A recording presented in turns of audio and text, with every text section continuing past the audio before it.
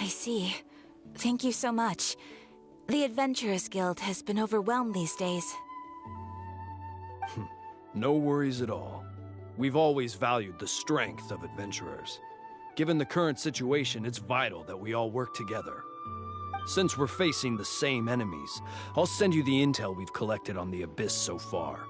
Then we can take a look at how to coordinate our efforts. All right. Thank you so much. Hi, Catherine! It's us! Got any new commissions? Ah, you two have come just in. Finished assembling her forces and stationed them all across Natlan. Given how the Abyss has ramped up its activities lately, we can no longer an invasion.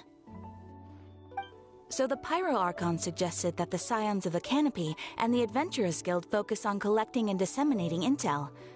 That way, we can stay informed of everything that's happening across the land. Once we receive word of enemy activity, we can notify the nearest camp and the stationed forces can take immediate action. Yes, precisely.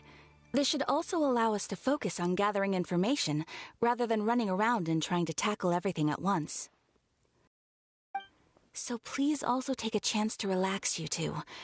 You've been working hard these days, and this will be a good opportunity for some well-deserved rest.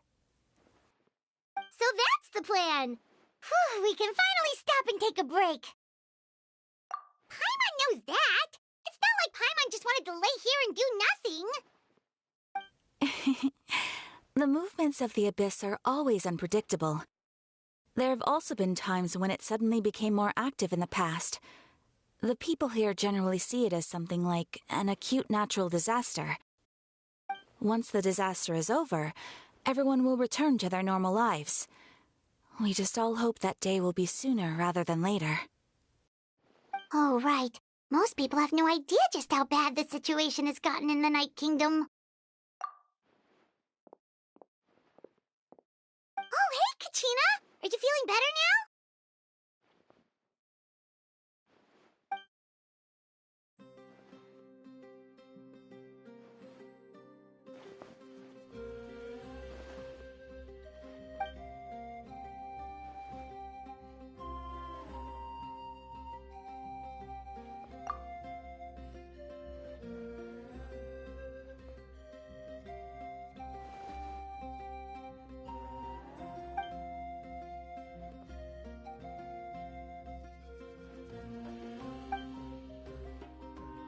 Wow! So we'll finally get to meet Shilonen, the legendary forger of ancient names!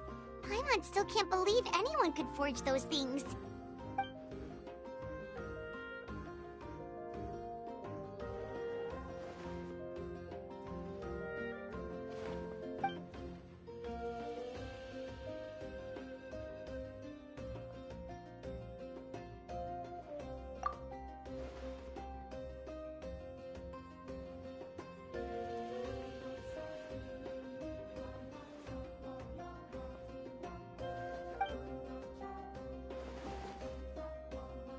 Hey, have some confidence in yourself, Kachina.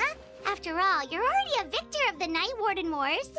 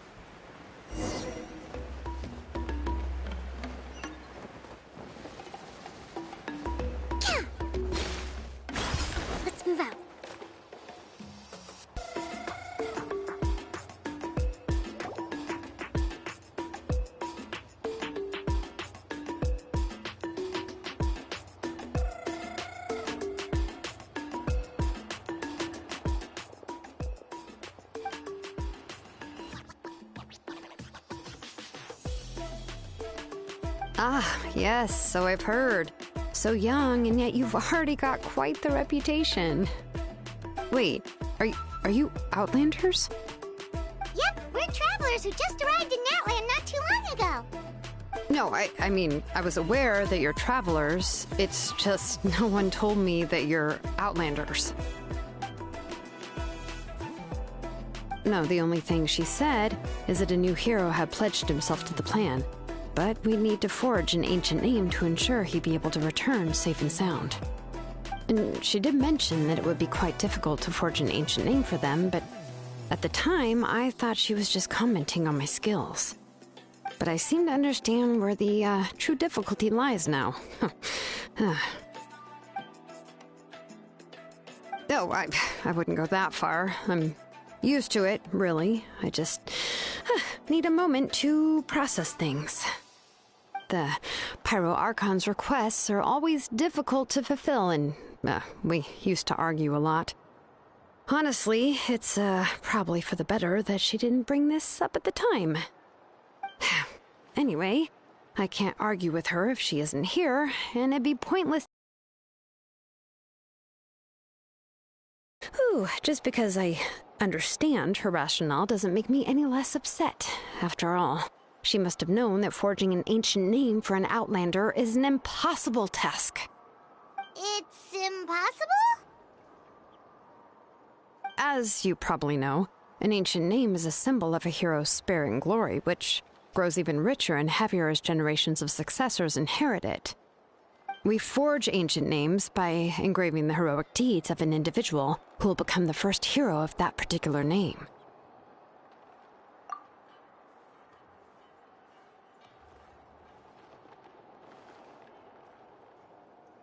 That's right. Then those deeds haven't been recorded by the Night Kingdom. To take it one step further, even if you had performed heroic deeds in Natlan, as an Outlander, your actions still wouldn't have been recorded by our lands.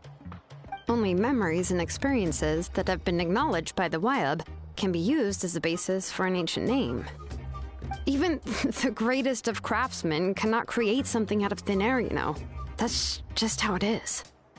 Seems the Wyab don't want just anyone to get a name, huh? Mawika, of all people, should know better than anyone, yet she's still entrusted the task of forging the ancient name to me. Oh, Paimon gets it. Nobody's happy being asked to do the impossible.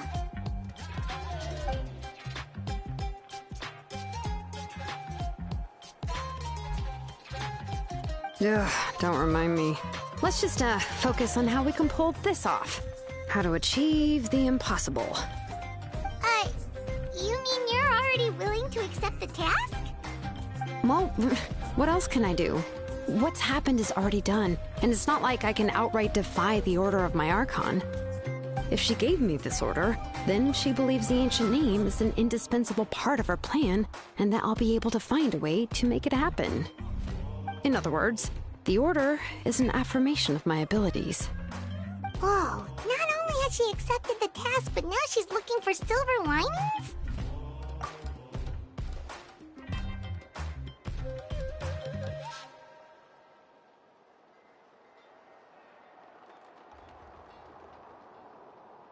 The key is getting the Wyab to somehow acknowledge the traveler's existence and record his heroic deeds.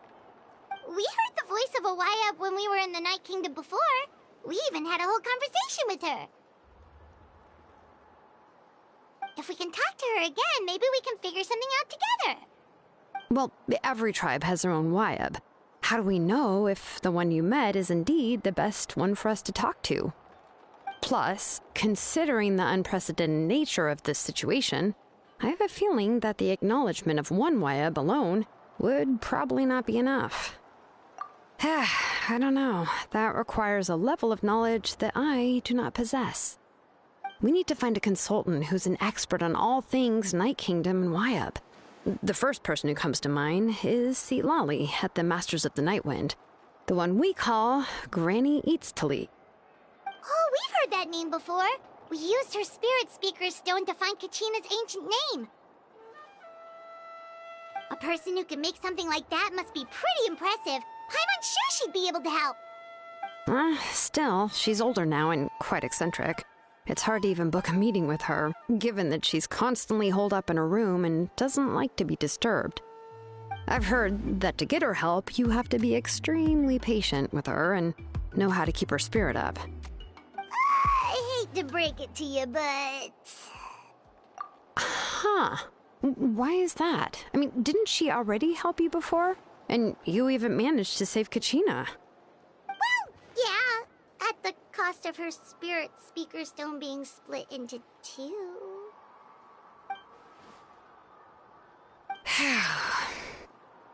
Great going, Moeka. We're already off to a rocky start here. In that case, I guess your only option is to try to emphasize that this is an important order from the Pyro Archon. Hopefully, Seat Lolly would still want to show respect to the Archon. I'll also write you a letter on your behalf. If you can find someone to deliver it and mention some good things about you, then that should help too.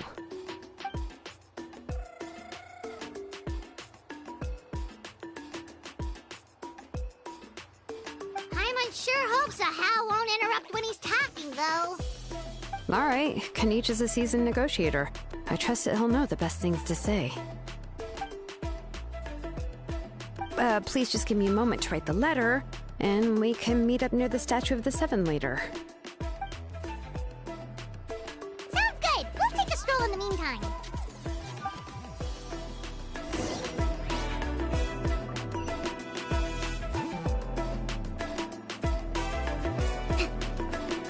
Let's move up.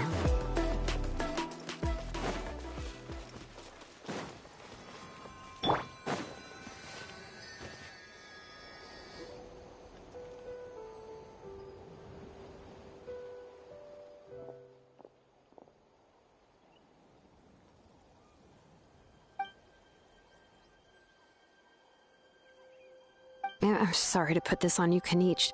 It's just that you're probably the only person who knows how to deal with her.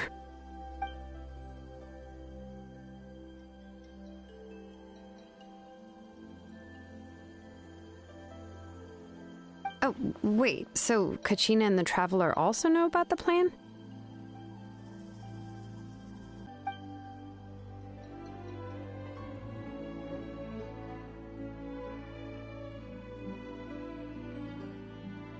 Right. She mentioned there are 6 heroes and that Shilonen is one of 4 that have already been acknowledged.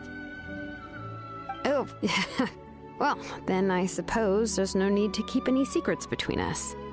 Having companions walk by your side is perhaps the best solace when facing such a bleak reality.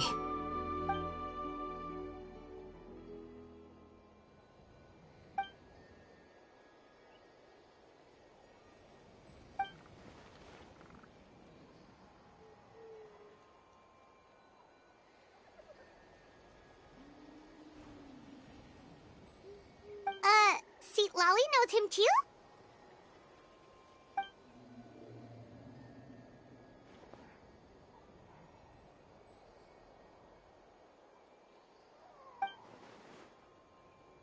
Given how the Masters of the Nightwind love to babble about dreams and revelations, they're already a pretty strange bunch to most. I've never met Auroran, but if they consider him the odd one, he's got to be pretty far out there.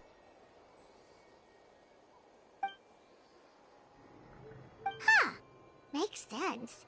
But Paimon wonders how Seat Lolly could be the first one to notice Auroran's disappearance if she spends the whole day in her room.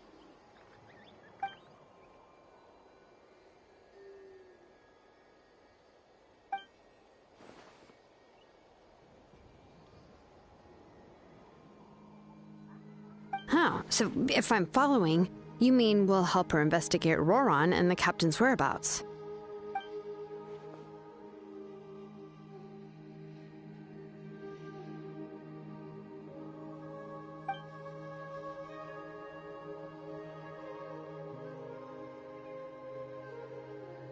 Yeah!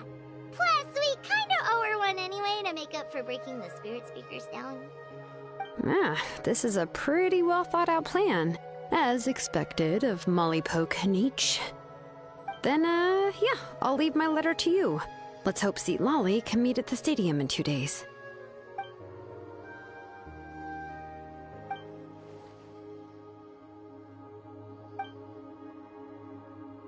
Okay, then let's part ways for now. I'll see you in a couple of days.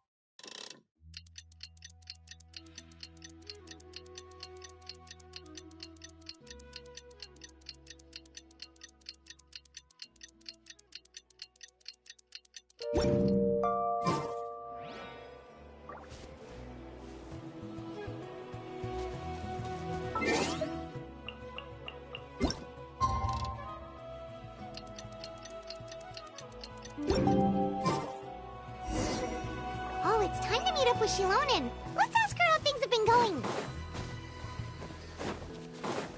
10 points for agility.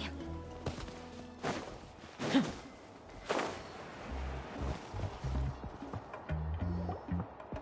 Shilonen, how's everything going? Oh, hi, Traveler and Paimon. I have bad news. Lolly did not reply to our request, although I suppose I'm not too surprised. Huh?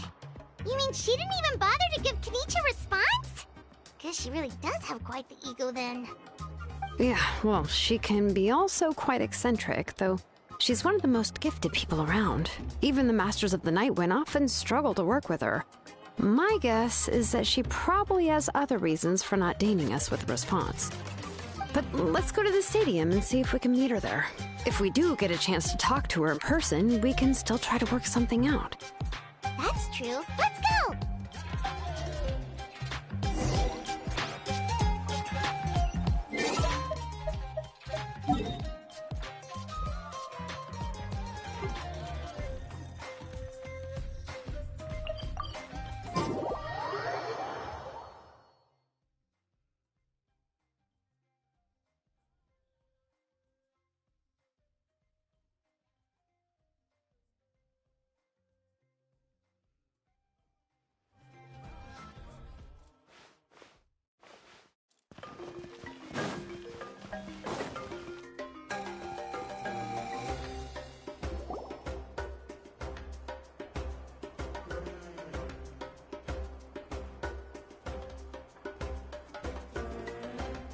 Doesn't see anybody.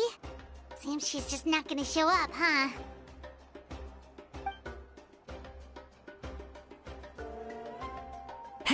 Well, we tried to be as considerate as we could, but she's under no obligation to help. That might be true, but this is still a request from the Pyro Archon, right? Shouldn't a subject always answer the call of their Archon?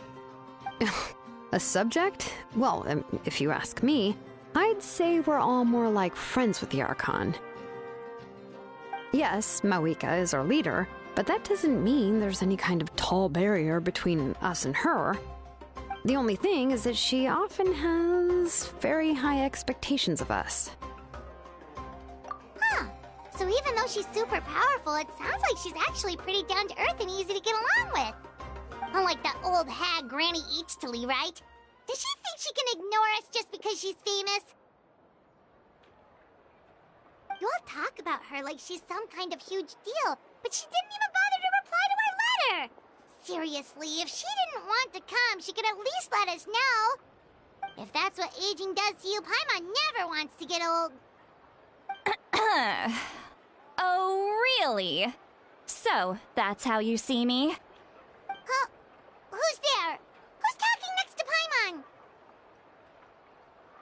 Oh, don't mind me. I'm just a disgruntled old hag, right? Come on, relax. I'm sure my bark's worse than my bite. Huh? Lolly. Wait, you're Lolly? You're Granny Eastly? Yes, Granny Eatsley. but emphasis on Eatsley, not Granny. Ah, you must know this trope from light novels, surely. They use it all the time. The young man who's actually the oldest person in the room. The girl next door who turns out to be a seasoned veteran. The wise sage who looks like a little kid. Oh, wipe that look off your face! You've seriously never seen an older lady that doesn't look her age? Okay, well, don't go thinking it's a trick either. See? I'm barely wearing any makeup. Did I forget to mention, she's called Granny, but she's actually pretty young. It was an honest mistake. I guess we've just gotten used to it. I'm sorry. So, how old are you actually? What? How dare you? Don't you know it's rude to ask a lady her age? Paimon really didn't mean to offend you, it's just that your case seems really unique. Oh, Paimon just wanted to apologize, but now she's putting more and more of her foot in her mouth. Really, Paimon just got a little mad since we thought, well, you were gonna leave us out to dry. It was my idea to invite you here, Seat Lolly. So if you're upset, you can just take it out on me. All right. I was only joking. I didn't mean to chastise anyone. There's really no need to take all that in this meeting. Since I had already decided to come, I figured there was no need to draft a reply that simply said, "Understood." Besides, just showing up is the most important part, no? But, of course, it's also natural for people to get held up by one thing or another as they're trying to leave the house. It certainly was a bit awkward to see that everyone else had arrived before me. At first, I was thinking of quietly sneaking over, but since you were already here waiting for me, I started to think about how I should phrase my apology, only to hear you all talking smack about me. Anyway, that's the whole story. Honestly, it's not like I owed you an explanation anyway.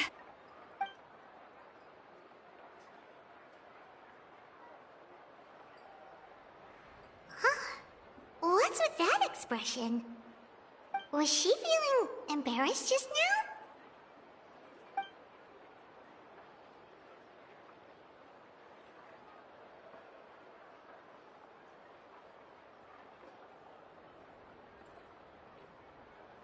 When the Masters of the Night Wind say they struggle dealing with her, I wonder if the feeling is mutual. She seems to be pretty awkward herself. Everything she does and says seems a little forced. Anyway, Shilonen, I heard that you require my help in crafting an ancient name. Correct. The situation isn't like anything we've handled before. Let me explain.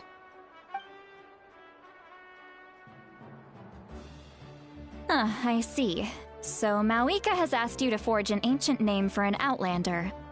Well, that would be a first. And you've also heard all about Auroron. I must say, he's always been a good kid. I can't see him joining the Fatui of his own volition. He must have been coerced somehow. Yeah, that's what we came here to ask you. We'll help bring Auroron back if you help us solve the problems of forging the ancient name. What do you think? I suppose I'll just call you Traveler for now. Traveler, come here.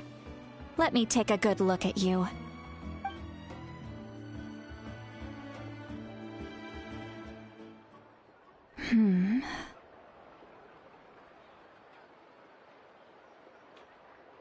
Wealth leads to unending conflicts between people. Yet you alone transcend the value of gold. Baleful thunder and wrathful waves bring terror to mortal hearts. Yet again and again, you've braved them to find new worlds. O weary yet free soul, even the most verdant leaf in the forest will pray for your happiness and safe passage. Those are all the things that I could see in you. You've experienced far more than even most mortals could dream of. You possess the heart of a sincere hero, along with the conviction to lift a torch above your head and walk headlong into the night. Huh? Don't move. There's something here. Huh? What thing? Don't scare Paimon. Is the traveler gonna be okay? Ah, shoo! That should do it. You've just returned from the Night Kingdom, so some fragments of souls were still stuck to your body.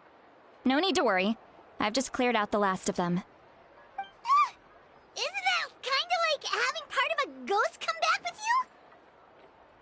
It's nothing as serious as that. If left unattended, the most it could do is stir up some chaos in your mind, and generally worsen your mood. Well, in that case, better to get rid of them. It was nothing. Shilonen, let's follow your proposal. Once you've brought Auroran back, I'll take you to see the Lord of the Night. The Lord of the Night? But don't we need to talk to the Wyab of the tribes? Something this important is beyond their jurisdiction. Only the Lord of the Night can decide whether we can grant an ancient name to one who does not hail from our lands. The Lord of the Night is an ancient entity that rules over the entire Night Kingdom, constantly borrowing the power of the sacred flame to combat corrosion from the abyss. Oh, so you're basically saying it's even more powerful than the Wyab of the tribes. Well, that sort of makes sense, being the lord of the entire Night Kingdom and all. Not exactly. It's not so much that one's more powerful than the other. But never mind. That's not important. It would take too much time to explain. Just listen carefully to what I'm about to tell you. The Lord of the Night is currently in a deep slumber, and we can only communicate with its consciousness while in a trance. In other words, in a dream. But I will need to prepare a few more things if we are to hold a ceremony to achieve the state of the trance. I'll make a list. Can any of you get everything for me? I can go. It'll probably be a long list, so better leave it to someone who knows all the local vendors. Sounds good. Then we'll go with St. Lally to track down Auroran. Phew, the Fatui are nothing to scoff at, so please, be careful during your investigation. If you need any help, just come find me. Yep, we'll be sure to play it safe.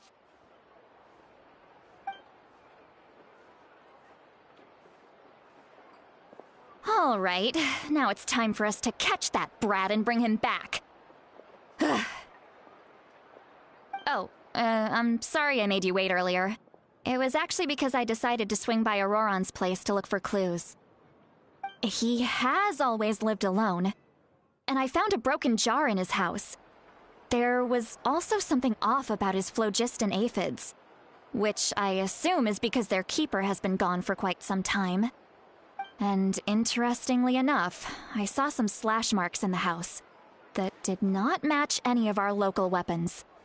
My guess is they were left by Snezhnayan arms. Oh, sounds like the Fatui broke into his house and took him hostage. But why would they kidnap a kid who just spends his days living in the country and raising aphids? He's only in his 20s. What would they want with him? That's not to say that I believe he's totally innocent, of course. Since he's the only one who was kidnapped out of everyone in Natlan, he must have done something to attract their attention. In any case, we'll get to the bottom of this once we manage to get him back here. I'm truly sorry to put you two through all this trouble with me. But please help me get him back. You can count on us! All right, then let's start by heading to where Auroran was seen last.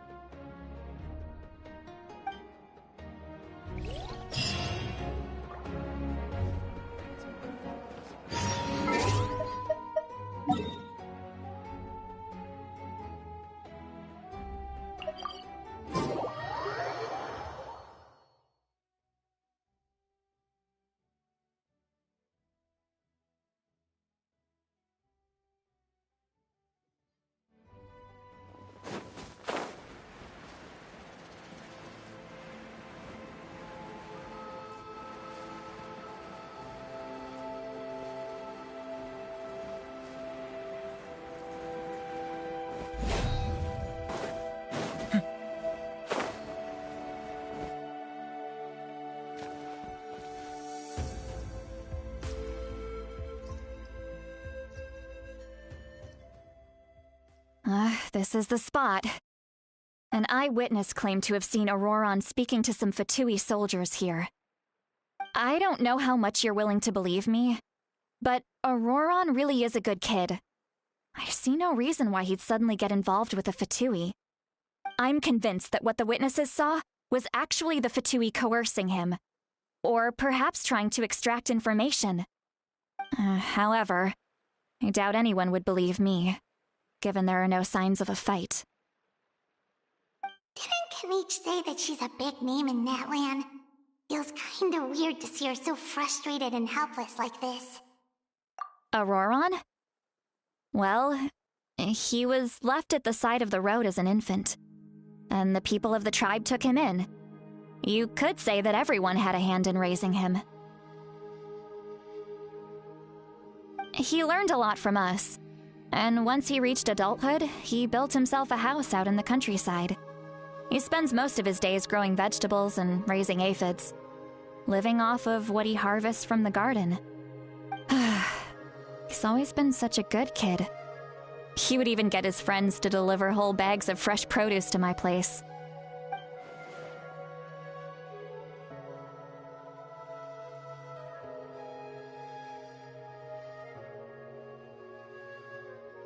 Oh well, let's keep looking.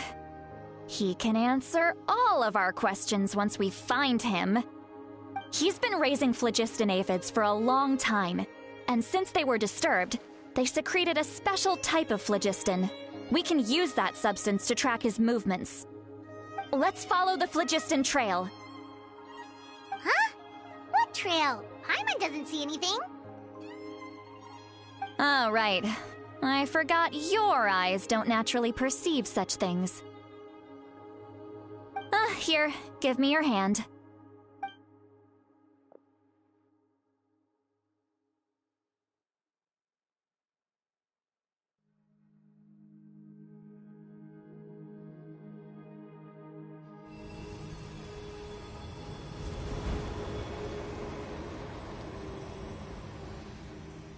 Huh? How about now? What do you see?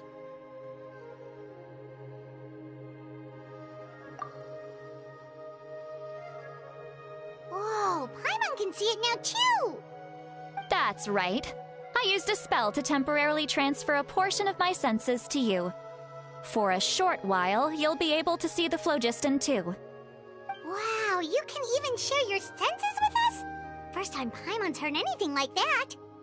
It requires a very rare spell that most people aren't adept at. But don't worry, it's a cinch for me. Between the two of you, it seems the Traveler's senses are a bit stronger than Paimon's. When I held your hand just now, I could sense that you've got a great affinity for phlogiston. You're extraordinarily gifted. Anyway, we'll need to use our vision now to track down Auroron. Good luck, you two. Over here, this way! Sweet Lolly might say a lot of deep and confusing stuff, but this spell of hers is really something. What? What does she mean by deep and confusing? As far as elderly shamans go, I'd say that I'm already pretty easy to talk to. Is there any other old hag who's as fluent in the language of the youth as me? But is my way of speaking still not trendy enough? I've already tried my best to match their speech patterns. But given the looks on their faces just now... Or perhaps I'm still not fashionable enough? But that can't be, right? Don't tell me they're still getting the impression that I'm super old-fashioned. Huh?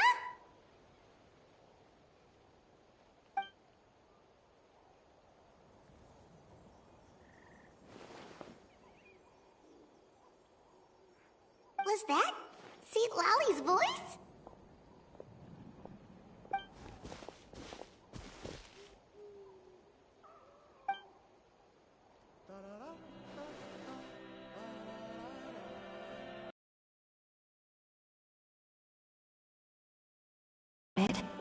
It's a good thing I found some helpers this time. Some things are best done with the help of friends.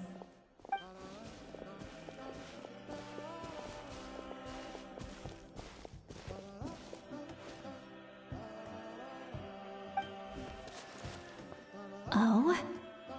They appear to be feeling quite confident. Looks like our work will go smoothly.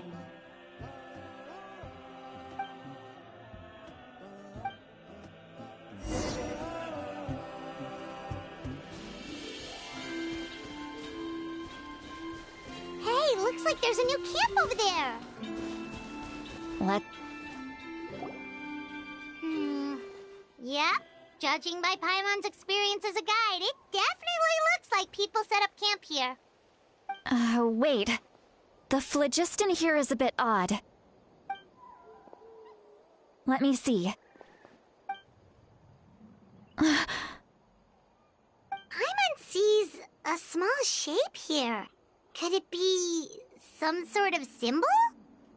This is a distress signal for the Masters of the Night Wind. Only someone from our tribe would recognize it. So Auroron was indeed being threatened. We've got to find him. Fast. Leaving such a subtle mark implies that he was trying to be discreet. In other words, he was probably under the Fatui's watch. If they notice us, we can just charge in and fight them to the death.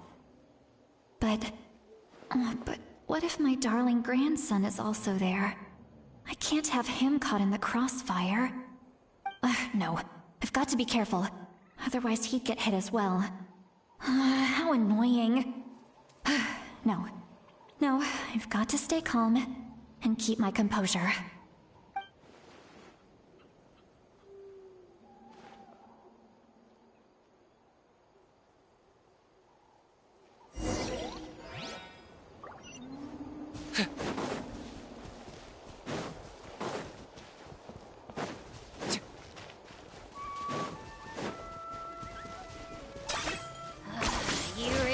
A one-trick pony, you know.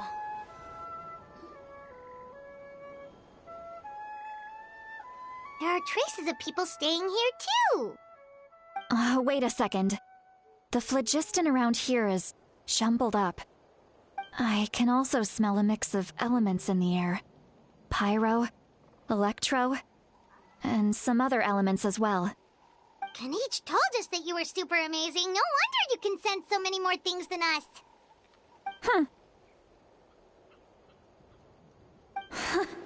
It's about time that little brat said something nice about me. There are signs of a struggle here. Judging from what's left on the scene, there must have been a fight. But after that, the factions seem to have gone their separate ways. Both the phlogiston and the elemental traces in the air support that. Do you still remember the little mark we found before? Paimon's thinking, what if Auroron wanted to leave another distress signal, but was caught by the Fatui?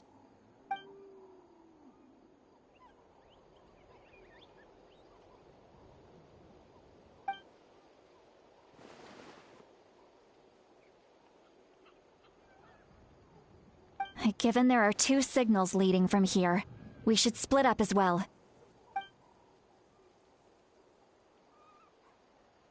I'll take this direction, and leave the other one to you. Let's meet up again later.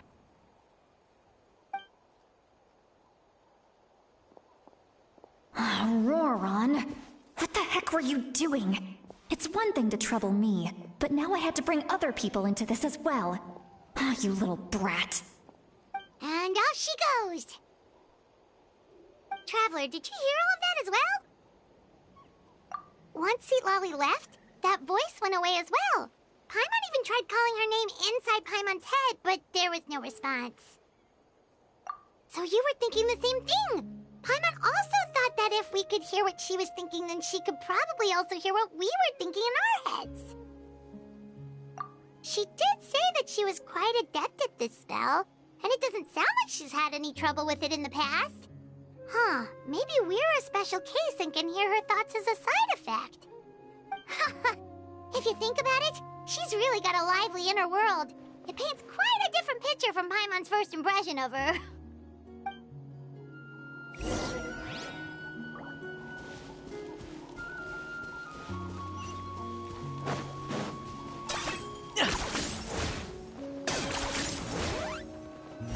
see some traces here.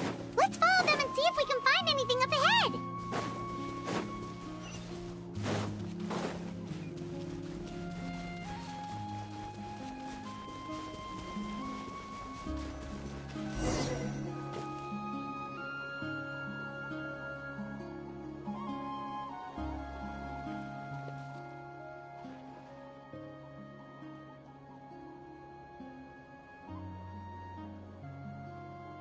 Did you find something? Huh. So we can't tell where Auroron might have gone from here. That's weird. The phlogiston trail suddenly stops. We can't make anything of these footprints either. But he can't have just evaporated into thin air, right? We know he wasn't alone. He had all those Fatui with him.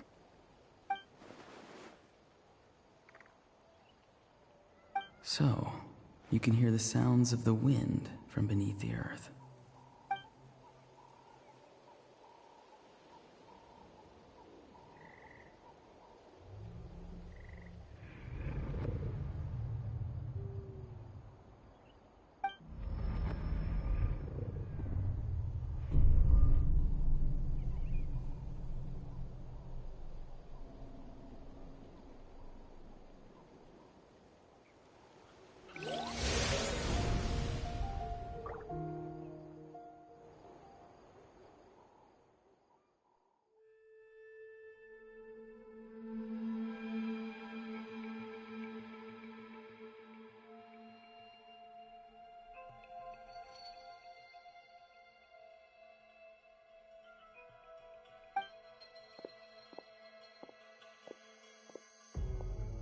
I'm very sorry, but please do not move. I have no desire to hurt you. I apologize that our first meeting has to take place like this. It's just that you're much like one of those animals with ears that perk up as soon as it senses danger in their environment. And given your combat proficiency, I would not have been able to gain an advantage over you if you were anywhere else in the world. However, you're now in the Night Kingdom, a familiar domain to the Masters of the Night Wind. Hello, traveler. I'm Auroron, the one you've been searching for. Ah, the Fatui's custody. I see. So even Granny has told you that I was coerced by the Fatui. I'm afraid you've been brought here by a lie, like a false omen in the lingering smoke.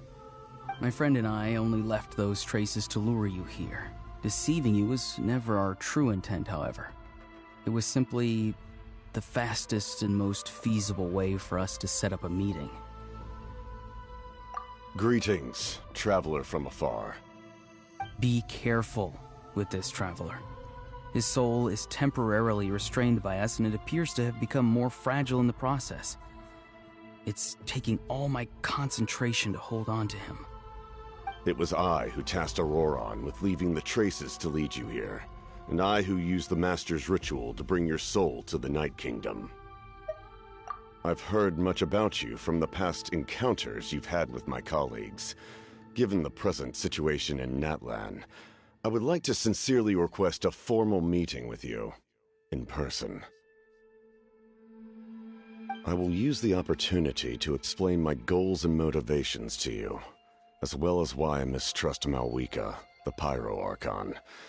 I believe there is little reason for you to blindly follow her plan. If you would like to hear our intel, then find us to the east of the stadium. But remember, not a word of this to anyone. I would like to avoid any further conflict. You will see me again once you return to reality.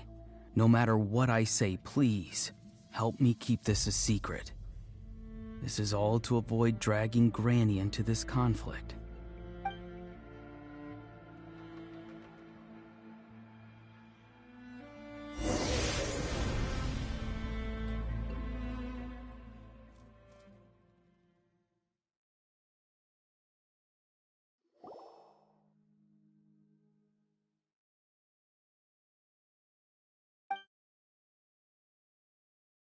Hey, what happened just now?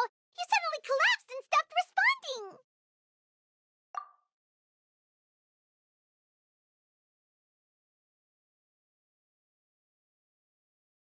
Hey, why are you sitting on the ground? Are you okay? See, Lolly! He froze for a moment and then just collapsed to the ground! Could it have been those leftover remnants from the Night Kingdom? Do you have any itches or pain anywhere? Don't worry. We can take a short break. Sorry, I know I asked for your help. But had I known you were feeling unwell, I wouldn't have taken you on this trip with me.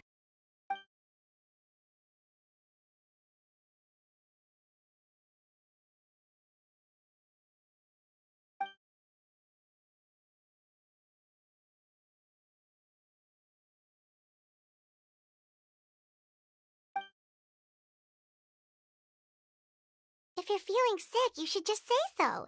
See, Lolly should be able to, exorcise any ghosts or weird stuff that you picked up in the Night Kingdom. A seasoned traveler must know the importance of not pushing yourself beyond your limit. If you need anything from me, just say the word. In any case, let's take a bit more time to rest now.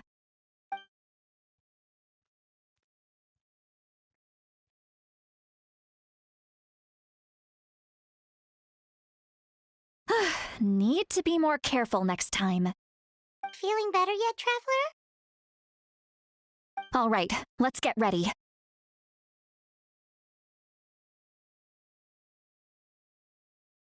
I followed my phlogiston trail earlier to a stronghold guarded by soldiers.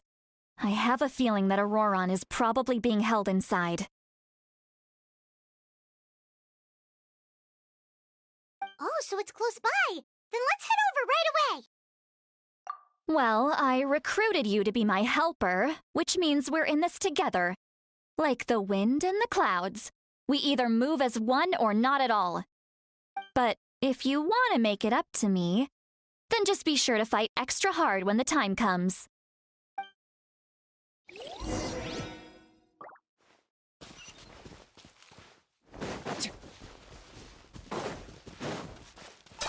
Are you running away?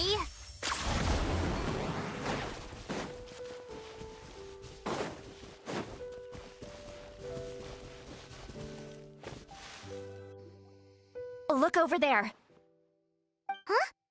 I don't think she sees someone in the middle of the camp. That's Auroron. So he really was taken by the Fatui.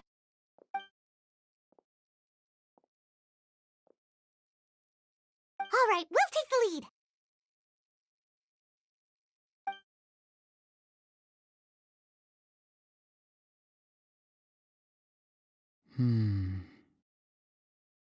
Hey, quit daydreaming. Don't you have work to do? I cannot see the sun. What? Without the sun, I cannot see the truth. You are currently blocking the light, so I must beseech you to move aside. Huh? Okay, Mr. Philosopher. That's enough mumbo-jumbo. Wow. I'm going to rip that guy's head right off. See, Lolly's struggling to control her temper now. Are you ready? Let's go kick their butts. On my count. 3, 2, 1! Still trying to resist? You've got no idea who you're up against. Incinerate! Inadmissible evidence!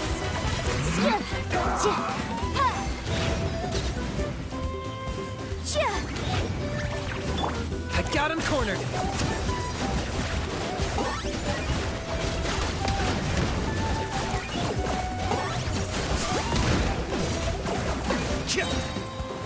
Claim these souls! Everything has a price. I'm not breaking a sweat! Echoing song! Yoo-hoo! Torrent, bring her up here! Hold the line!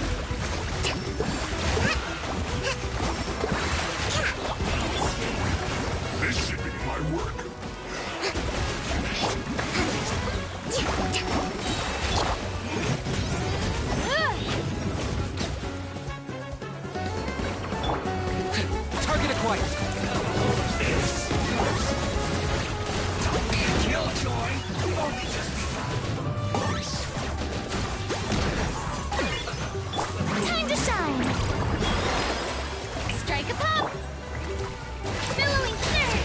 You can't run!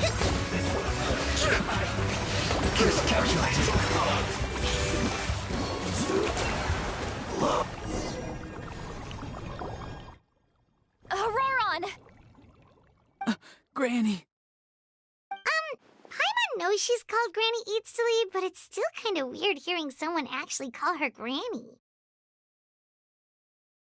And greetings to you too, Gramps. What did you just call him? Gramps? Is that not right? You're Granny's friend, are you not? You seem to be approximately the same age as her, so I figured you've got to be Gramps. How many times have I told you? It doesn't work like that. There are a lot of people who look about the same age as me. You can't go around calling everyone Gramps or Granny. Oh, wait. He's not a child, is he? Don't tell Paimon he's one of those people who look like an adult but are actually only 8 or 9 years old. Oh, your words have pierced my heart like a thorned vine. Given how hard those thorns are to remove, I may just need to find a pair of tweezers. Why are you so upset? You can just say yes or no. Of course I'm not a child. It's just Granny always taught me to show gratitude where it's due. And since the Masters of the Night Wind raised me collectively, I basically see everyone above a certain age as an elder I should look up to.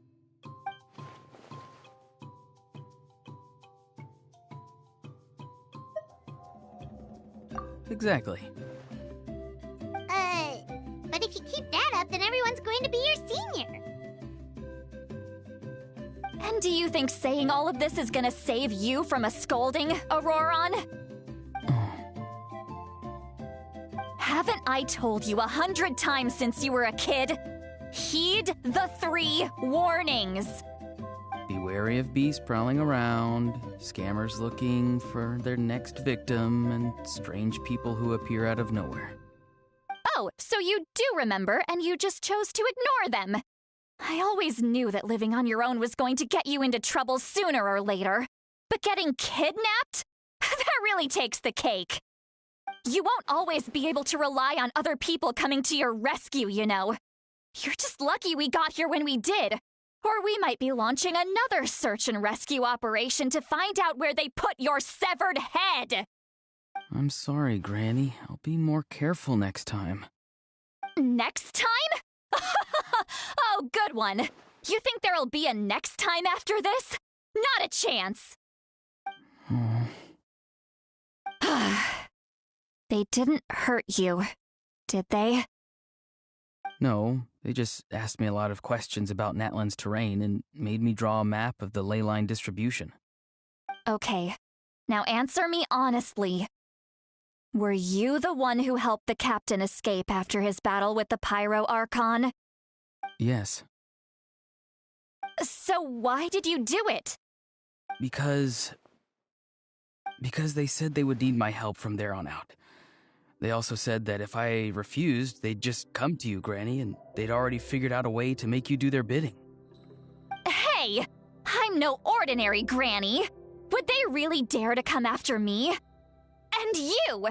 Did the gods give you a brain just for you to not use it? Did you really believe everything they said at face value, and not stop to think? Thankfully, the Pyro Archon only asked that we find the mysterious individual from the Masters of the Night Wind, and didn't slap your name on a wanted poster. Don't think for a second that she doesn't know what's happening. Even if the truth that you see will soon manifest into reality, there is still no need to preemptively panic. Have you forgotten the words that I've taught you? I'm sorry. Forget it. We can submit the details of this camp and the defeated Fatui as evidence of your innocence. Let's clean this place up and get back to the city.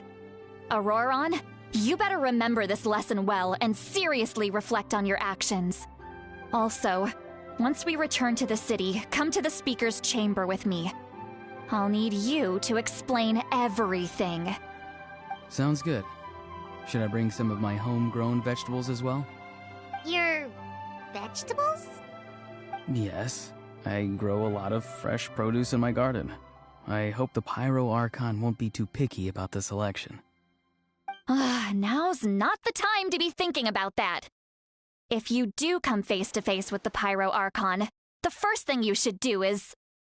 Recite the 3 warnings. Huh? No! You should emphasize that you were not in cahoots with the Fatui! How exactly did the Masters raise this guy? Oh, right.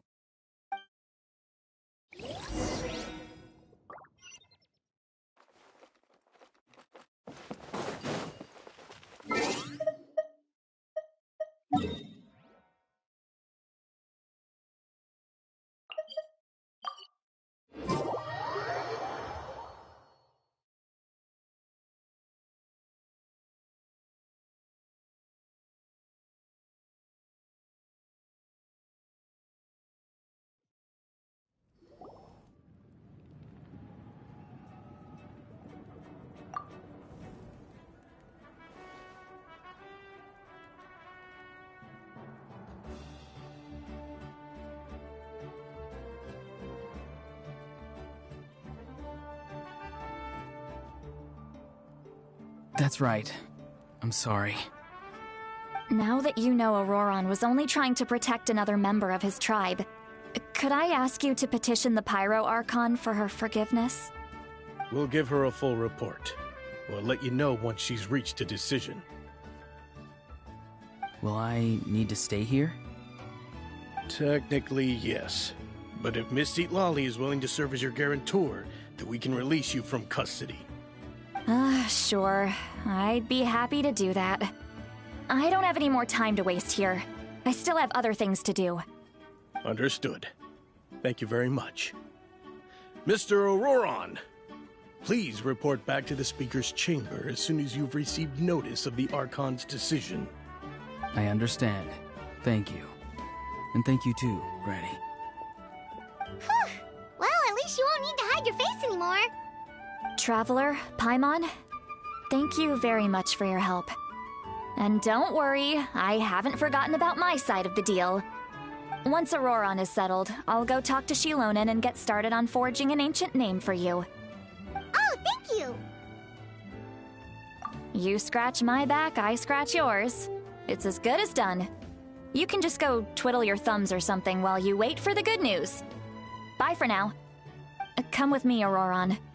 We've got to find you a place to stay for the night. Goodbye, Gramps.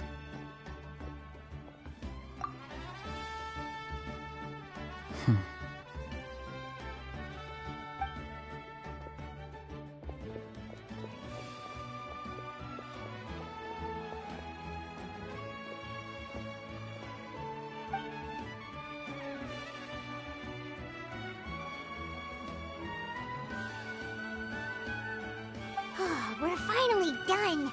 Alright, it's time to find some grub. Huh? What is it, Traveler?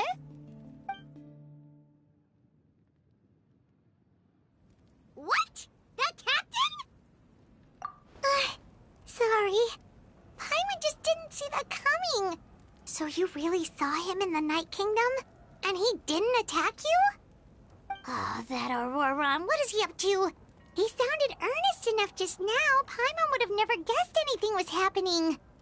All that stuff about protecting Seat Lally and being forced to help the Fatui when he's actually been a willing accomplice all along. Yeah, you're right. Still, Paimon appreciates you telling her about this. Paimon will support your choice no matter what, so if you want to go, we can go together.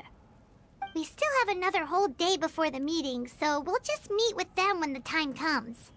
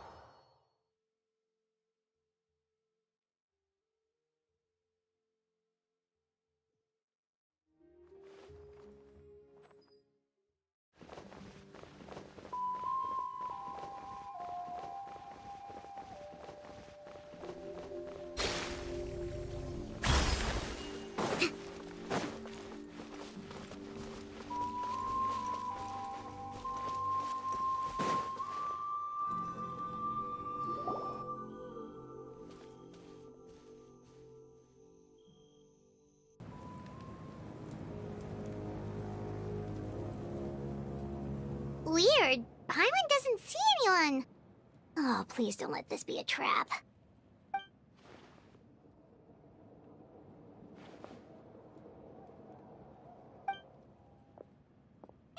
What was that? Good evening. Nice to see you again.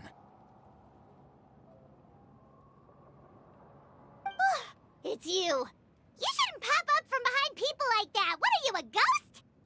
I'm terribly sorry. It's just a force of habit. And what's with you apologizing all the time? You sound so polite and honest, but you're actually doing shady stuff behind people's backs. You're right. Granny tells me that too. Huh. Come to think of it, you remind me of her. Sometimes you two sound really similar, you know. Oh, so you're gonna call Paimon Granny too now? Well, I could.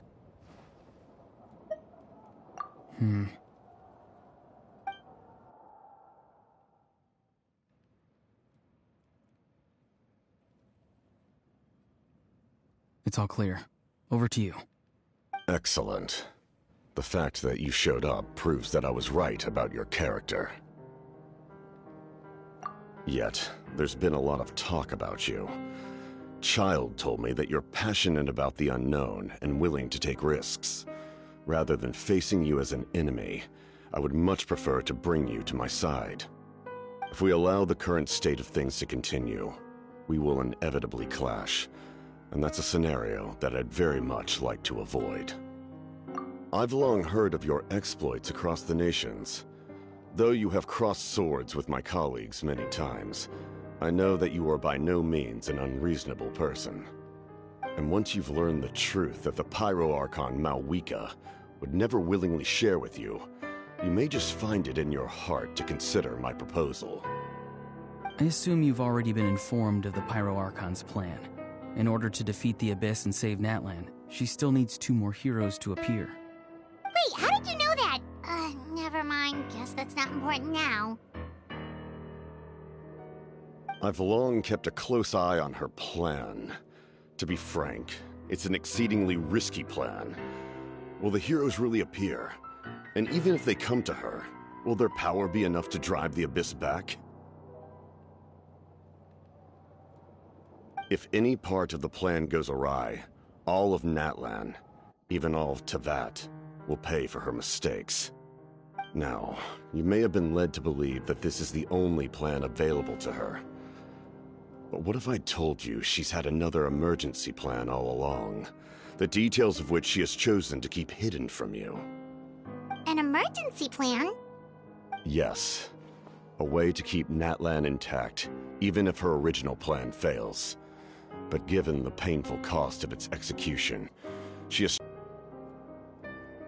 Whether this stems from hesitation, fear, or even naivete, I cannot say. But Natlan cannot afford to wait until she comes to her senses.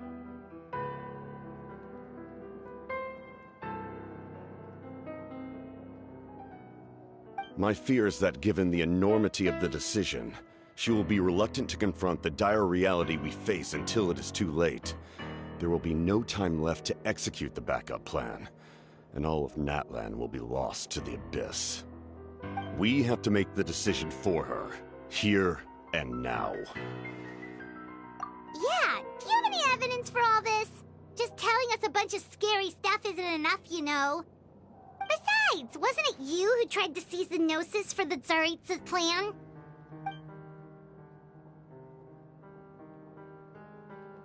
I knew you'd be clever enough to see. That's right. I did not seek the Gnosis for the Tsaritsa. Since I was defeated in battle, I must put to rest my thoughts about the Gnosis. But even so, my desire to save Natlan remains unchanged. And now, I have found a new way to solve the crisis. We can implement it immediately if we reach an agreement. Someone's here. Huh? The captain disappeared!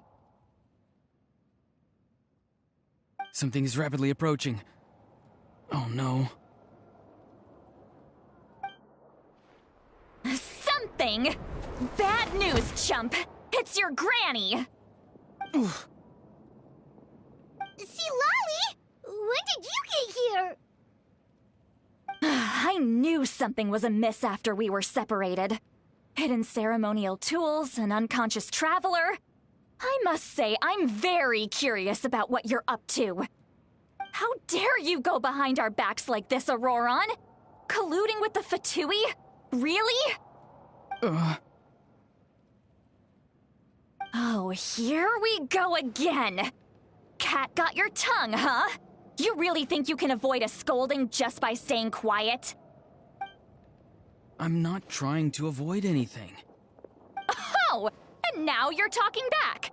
Well, go on then. Explain yourself. What the heck are you up to? I'm sorry, Granny. I feel so guilty. You! That's it! Where are my tools? I swear if I don't teach you a lesson right here and now, I'll... Wait, see, Lolly! Please, calm down. We, still learned a lot of info, didn't we?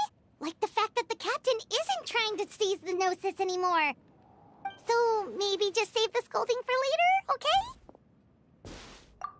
Listen well, Auroron. You're only getting out of this now because of the Traveler's plea. This isn't over. You hear me? You're right, Traveler.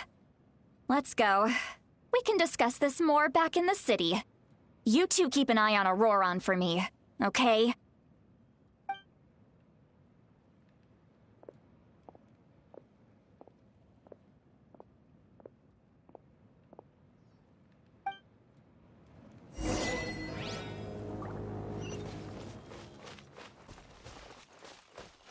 Rest and rebuild!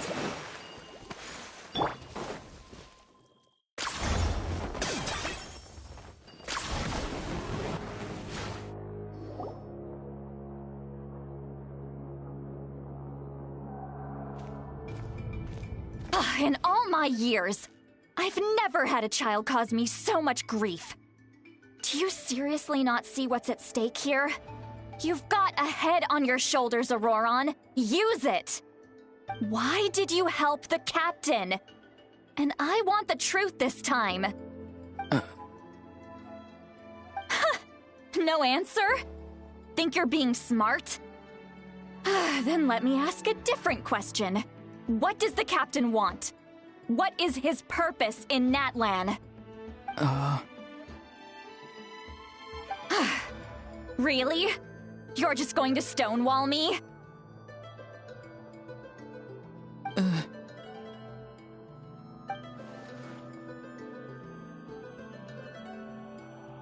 Just use your brain for a second.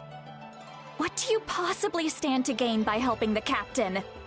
Only endless trouble awaits you and everyone in the tribe. You've always been a good kid. Why would you throw that all away now? If you're worried about something, just talk to me. Granny would much rather we had a conversation instead of constantly clashing like this. Why is he staring at us all of a sudden? I'm sorry that you have to hear all this. You're very kind. Most people would have fled by now. Not everyone can handle Granny's scolding. Oh? You dare gossip between yourselves instead of listening to me? You... Sorry, Granny. Sorry, Granny. Sorry, Granny. You know what? Fine. I'm perfectly aware that everything I say goes in one ear and out the other. You're all grown up now, so why would you listen to an old hag like me? You say all the right things, but then you go and completely ignore me! Well, if that's how you're going to treat me, you can stop sending Aoife over to my place to deliver your stupid vegetables! I don't need anything from you! Who's Aoife? A delivery person? That's irrelevant. The point is, he hangs out with this kid, so he must be no good. You kids get to a certain age and suddenly act like you know it all. There's nothing I can say to get through to you. Auroron, If you're still thinking about that so-called duty, then please, just forget about it. The ley lines did not fall to this state because of you. And we've long closed the book on that incident. Seems they've started talking about some kind of tribal history. I'm starting to get lost. That's not it, Granny.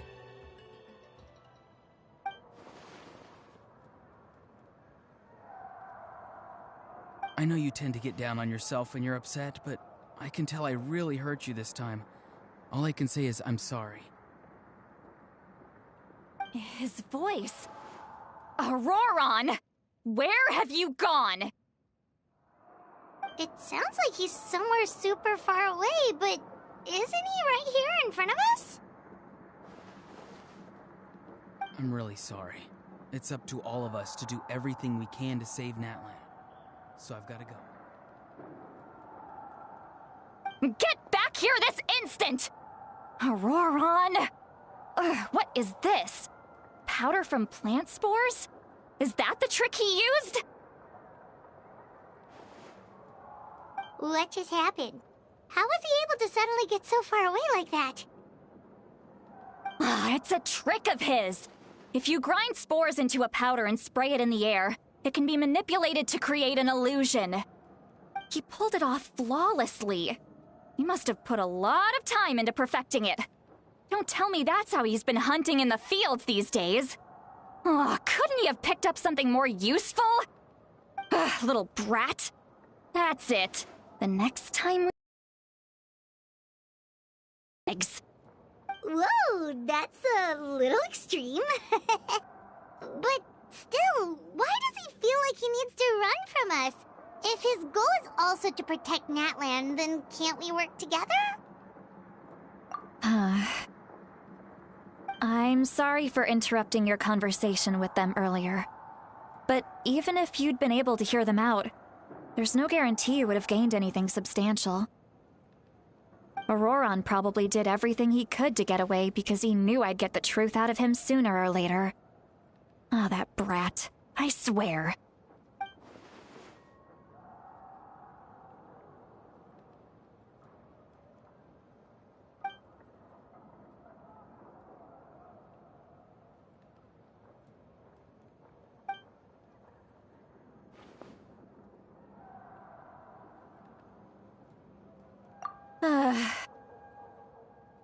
We've got quite a long walk back to the city. Let's take our time. It'll give me a moment to figure out how to explain all this.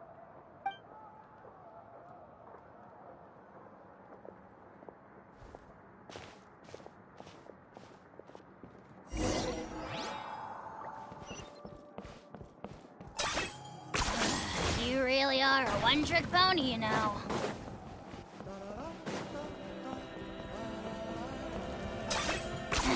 10 points for agility.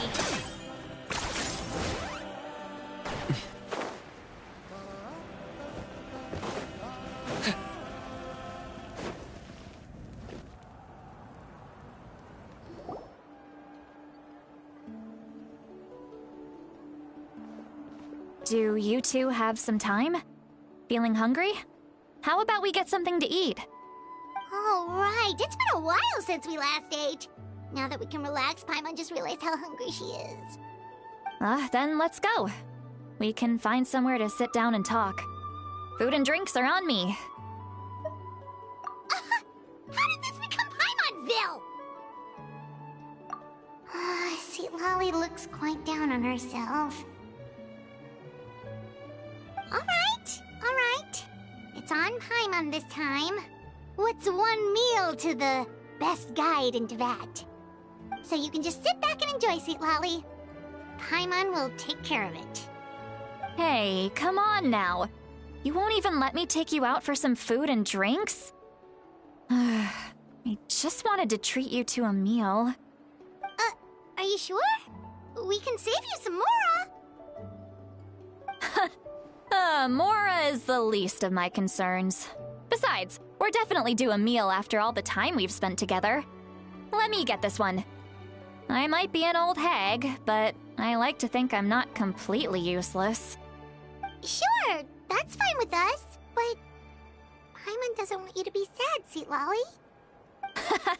Don't worry. I'm sure a juicy grilled steak will work wonders.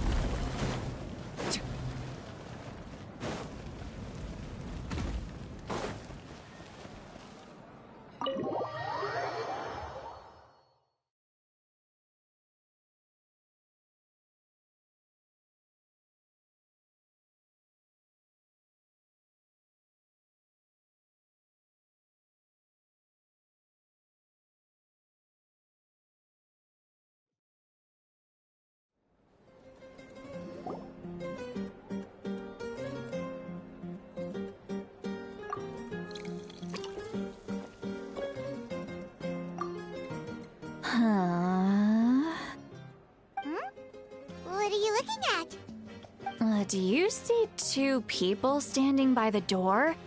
They look like spitting images of each other. Are they twins?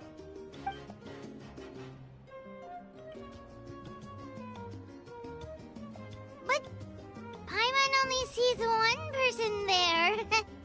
Huh? How could that be? I guess my mind isn't as sharp as it used to be. Give me another bottle, boss! Do you think she's drunk? There you go, miss. Oh my, it's not every day you get to see Granny Itzley here with some friends. Not to mention ones who've made a huge name for themselves recently. Oh, so you've heard of us? Of course I have. Aren't you the ones who saved Kachina and brought her back? No wonder you hit it off with Granny Seedlolly. She wouldn't spend time with just anybody, you know.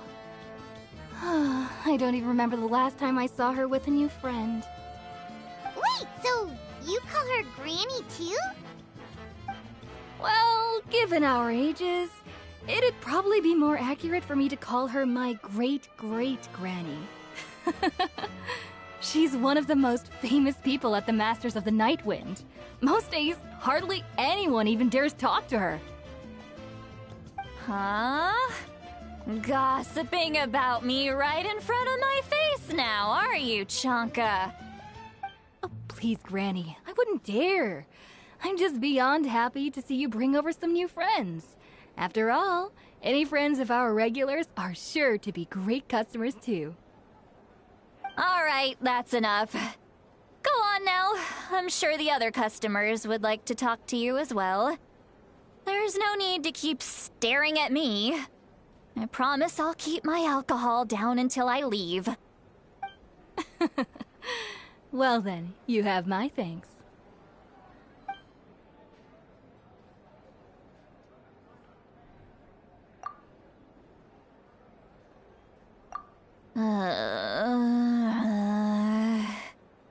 Seat Lolly?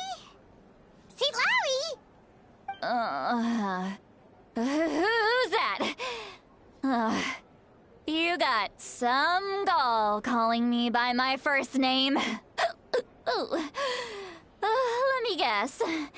You want to test your skills against Granny Eatsley, don't ya? Are you still with us, Seat Lolly? You're kinda talking to no one. You chumps come around here, picking fights with me? Well, you know what happens next. You lose, and then run off home to tell everyone about how I'm this big scary bully. It's always the same story. You brats start it, I finish it, and then I end up with the reputation of being some kind of terrible monster among the shamans. I mean, come on. Monster? Me? Really? What did I do to deserve that? Granny Seat Lolly, you're not a monster at all. Exactly. And while we're at it, I'm not some lazy slacker either. Between meditation, advising the chief, and speaking with the Wyab, I actually have a pretty packed schedule, you know. Oh yeah. And I have to mentor all the new kids. Hey, new kid. Yeah, you. Don't play dumb. Didn't I teach you how to find phlogiston? You see? I know my stuff. I'm a good teacher. You tell him. That's more like it. About dang time someone showed me a little respect. Yeah, Granny's a hard worker, all right. You can always rely on old Granny.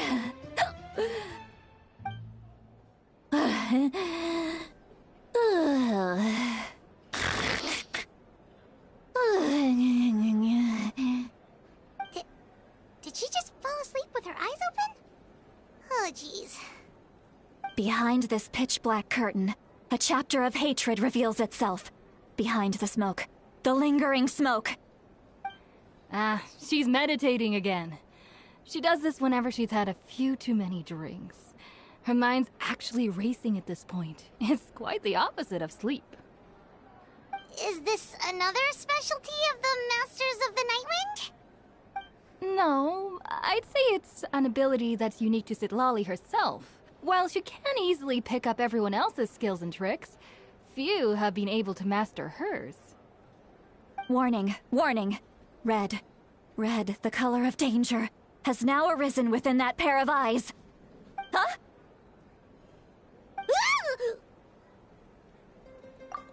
Traveler? Paimon?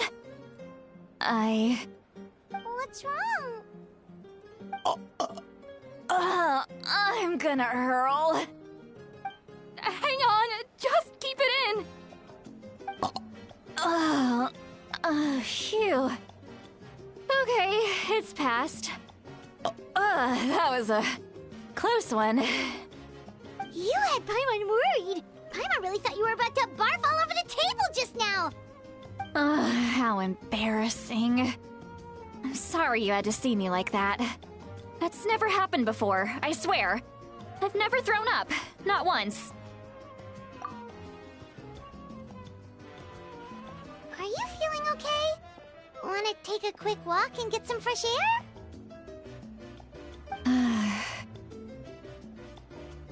There's so much that I want to say, but I can't. Why not? Of course you can. Just say whatever's on your mind. Please, Paimon. It's not as simple as you think. We've only known each other for a few days, right? What would you think of me if I were to start dumping all of my complaints on you after we've only just met? Oh, Paimon gets it. You're hoping that we wouldn't think less of you no matter what you're about to say. No, that wasn't my point at all! Seriously, don't you youngsters know anything about shame? I'm talking about shame! I've lived all these years and still can't get rid of it! Surely, you know the feeling too? Actually, about that. Huh? Tell me what? Yeah, this is as good a time as any.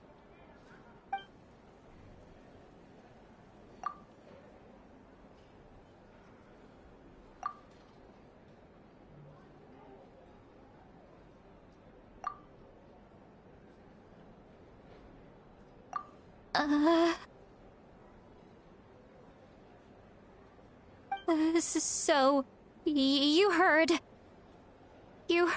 my... It's okay, Sweet Lolly. You had every right to complain about those things. I can't take it anymore! Why do these things happen to me? Hearing me mumble under my breath is one thing, but hearing what I mumble in my own head? That's too much! It's just like when you're rolling on the floor in your pajamas, but you forget to lock the door, and someone bursts in to deliver cabbages and sees the whole thing! So that, happens to you a lot. It happens to people in general, okay? Doesn't matter if you're 200 years old or 1,000 years old. Everyone rolls around in their pajamas sometimes! I was just picking something generic! Take a walk with me. I have things to share with you. Looks like she's completely given up. Like those criminals who just confess everything and accept their fate.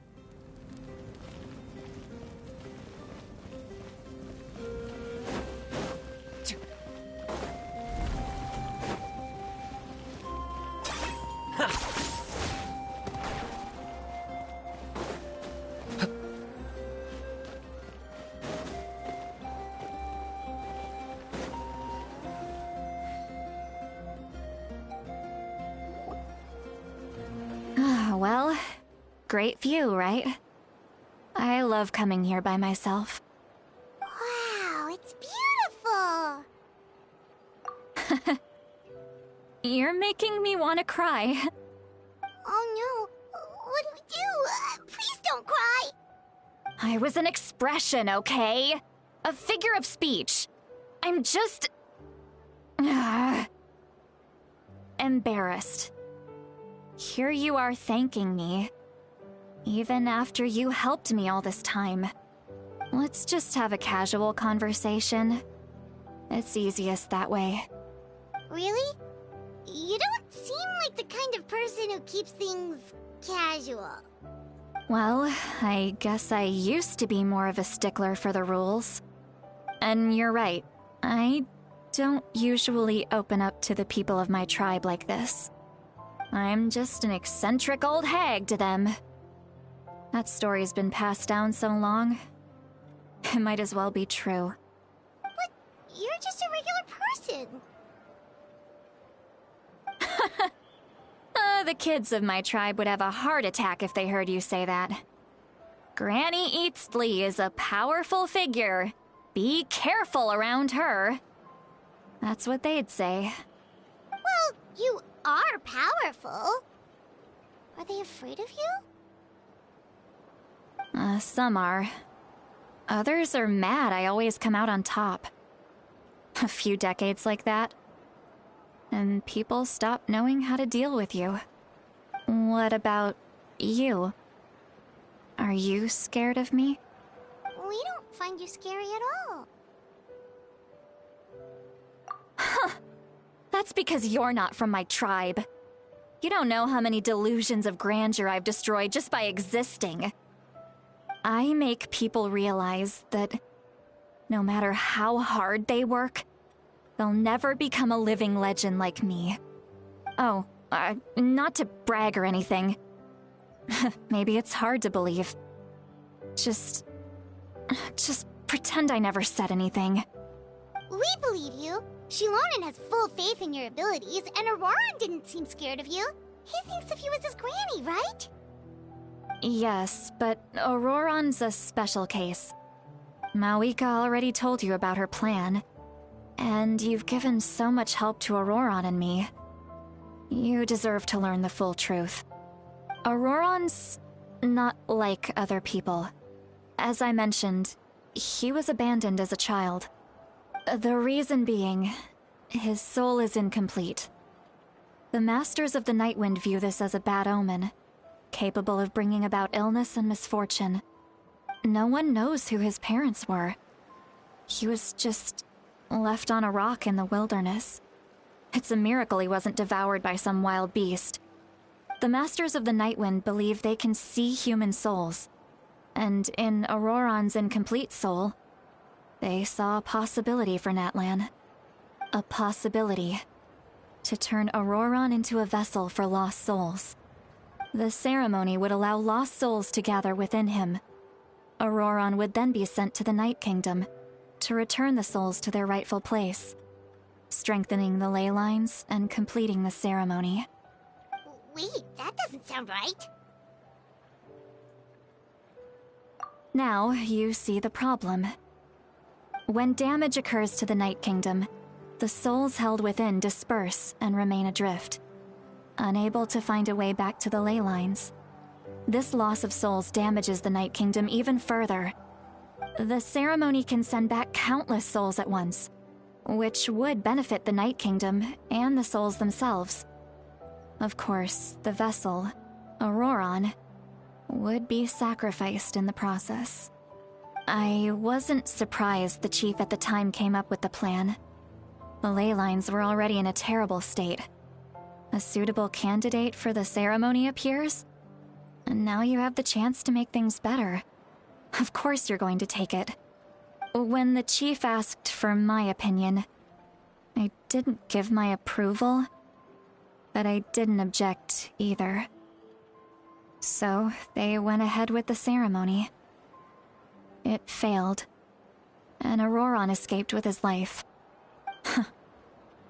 Pathetic, isn't it? By not objecting, I basically gave them the go-ahead.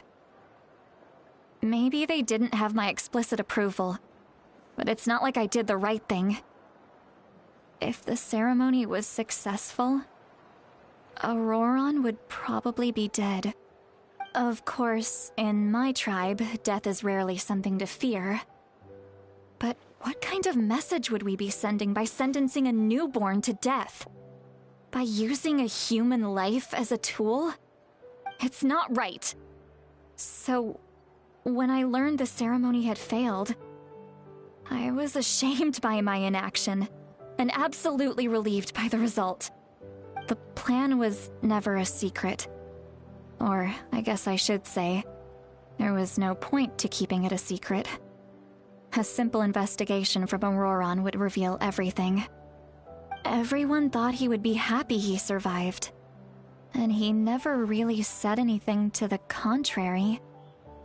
But just as I was about to put all of it behind me, he asks this question. Would Natlan have been saved if the ceremony succeeded? He knows that, but he still feels guilty. Auroron has a strong ability to perceive souls, more than any of us.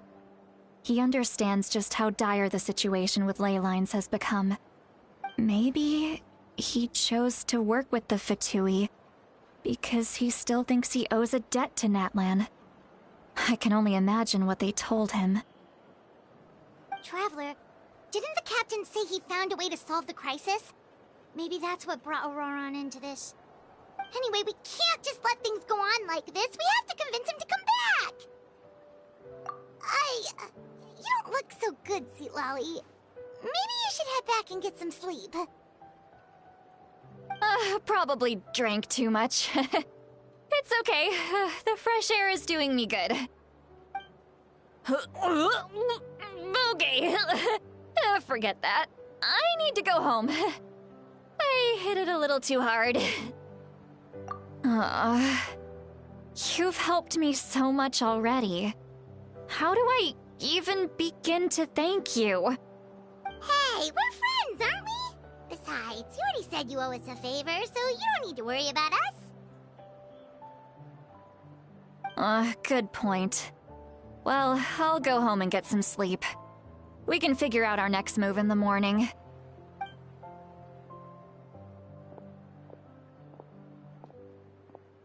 Friends. I like the sound of that. Auroron's probably back with the captain, don't you think? You mean about the backup plan? Do you really believe what the captain told us? Yeah, you're right. We should just go to her directly. But she's probably asleep. We can find her first thing in the morning. For now, let's... go to bed.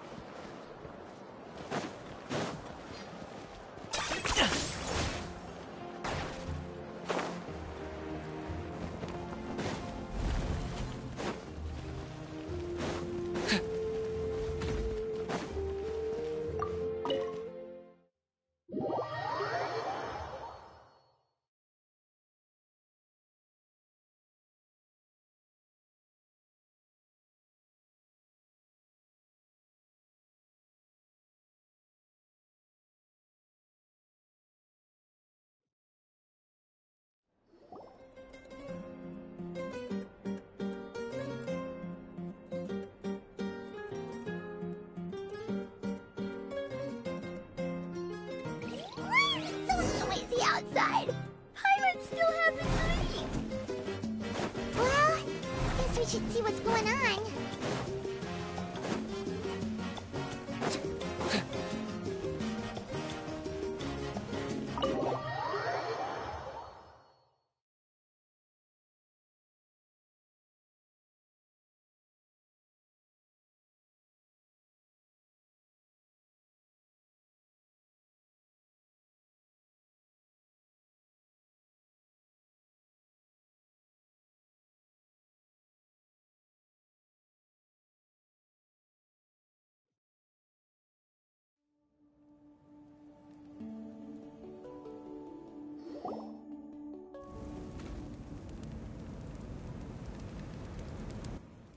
You're already here. I was just about to come get you. Wow, you're up early. That's impressive, especially after all the drinking last night. Let's not bring up last night. I'm embarrassed about the whole thing. Anyway, I was also woken up by the commotion. Looks like all the warriors from the stadium are on the move. I heard many areas have been attacked by the Abyss, including the Masters of the Nightwind. I need to head back right away. The Abyss attacked again? Are you sure you can handle it on your own? Do you need our help? I'll be fine. We also have the support of the warriors stationed at the various outposts. Given the quick response, things shouldn't get too serious. The stadium could always use more manpower, so you should join the forces here. I'm done making excuses for him. He's not a child anymore. He needs to take responsibility for his actions. I was the one who vouched for him, so I need to report back to the Speaker's Chamber.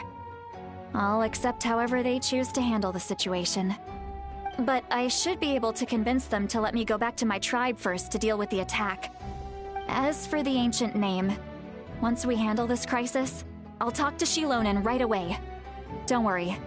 I never forget a promise to a friend. Thank you. All right, I need to start heading back. She left in a hurry. The situation must be really serious. Oh, looks like a lot of people are heading to the stadium. Let's see what's going on.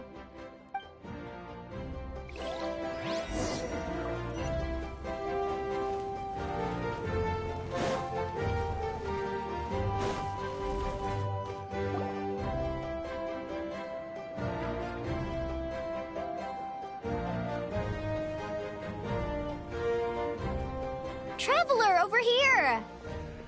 Perfect. Our star Outlander has appeared. Oh, you're all here! But, what's with the whole Star Outlander thing? Just my way of saying how awesome you are. We've got a real emergency on our hands, so this is the perfect time for you to show off your skills. Alright, but can we get a quick rundown of the situation first? The Abyss suddenly attacked the Collective of Plenty, the Masters of the Nightwind, the Children of Echoes, and a number of our camps and outposts in the wild.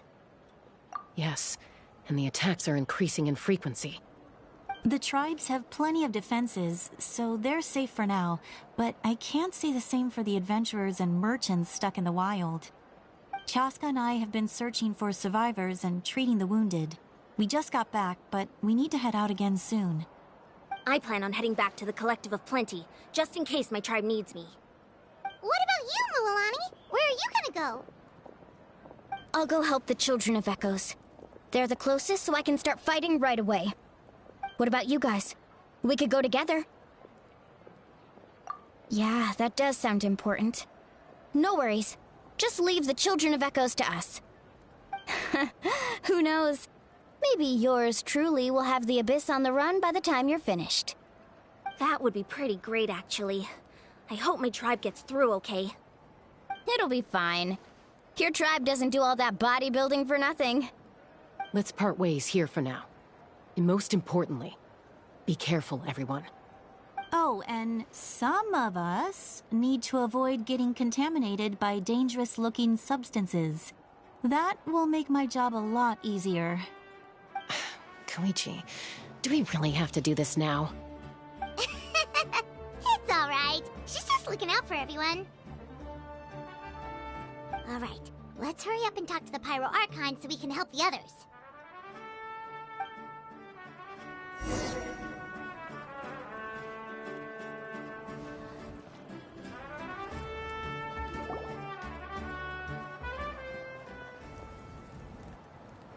Oh, it's you two. As you can see, things are not looking good right now. People across Natlan are in danger. Look, I'm very interested in your recent adventures, but this is not a good time. So we'll have to keep our conversation short. That's all right. We're also in a hurry. We're gonna go help the Children of Echoes after this. What?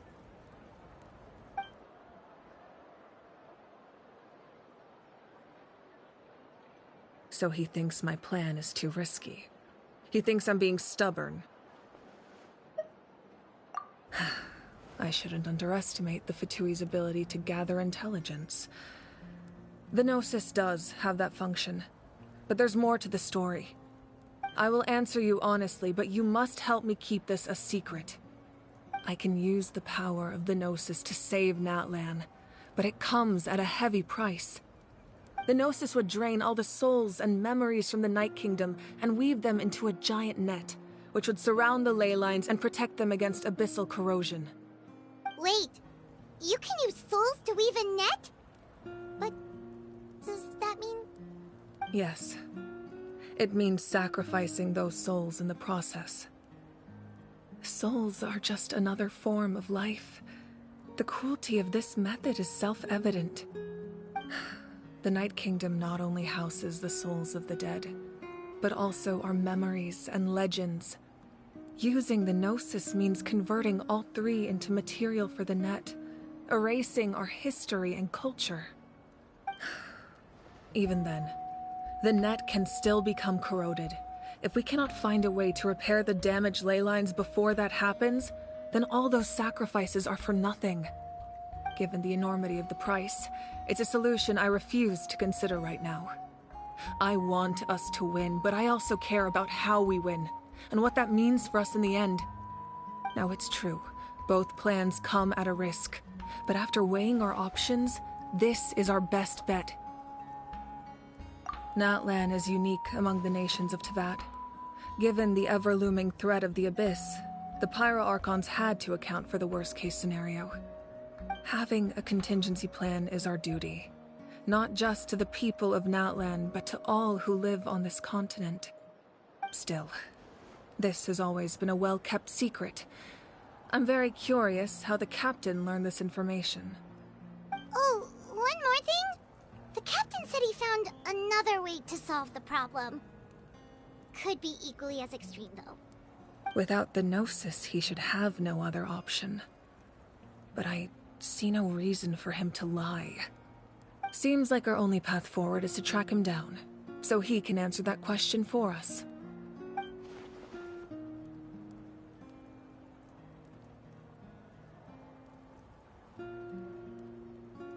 Judging by your expression, you must have doubted me, even if just for a second.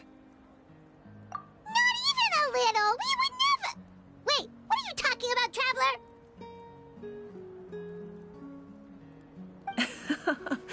Just as expected. I appreciate your sincerity. Maybe it was out of caution, anxiety, or simple curiosity, but know this. No matter what, our goal remains the same. We both want to save the people of this land. So now that you have your answer, do you still doubt me? You scared, Paimon. You've really got a lot of guts, Traveler. That's a good thing. Oh, and feel free to call me Mawika. It's what all my friends call me, and I like it that way. As for the captain, the intelligence officers we assigned to the Fatui should be back soon. We'll get our answer then. That's great! Sounds like we just have to wait a little longer. Not just yet. Even though the Abyss is attacking several locations at once, I'm confident the warriors stationed in those areas can handle it. Don't worry. I just need to finish coordinating our available manpower, then I'll take a small team to handle the difficult locations. Wait, you're going to fight in person? Didn't you give up your power? That's true. I'm far less powerful than a god in my current state. But don't forget, I was an experienced and powerful warrior before I ever became the Pyro Archon. No matter how you look at it, my duty is on the front lines. I just think there's strength in numbers. If the people feel emboldened, that's just a bonus. Anyway, even if we respond to these threats in time, it's not a permanent solution in the long run. I've considered moving my people to other nations, but given their close connection to the Night Kingdom, a forced evacuation would have devastating consequences. I've told the chiefs of each tribe to strengthen their defenses and advise people against leaving their settlements. Now, I just need to find the right time to disclose the true nature of the crisis to the people of Natlan. Paimon's a little worried about how people will react. Yes, but that won't be the only response. In any case, that's for me to worry about. I'll let you know when we have more information on the captain. Alright, we should head out. Maybe we can join up with Moani. She can't be too far ahead.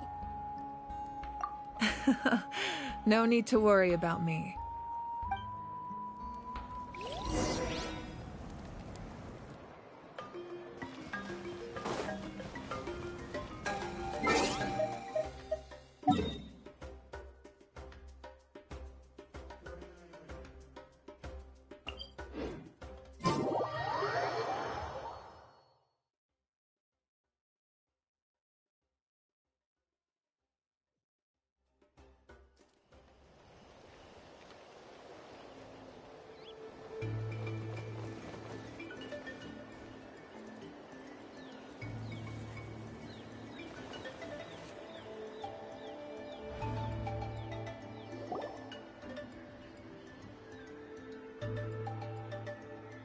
Quick, over here! To safety!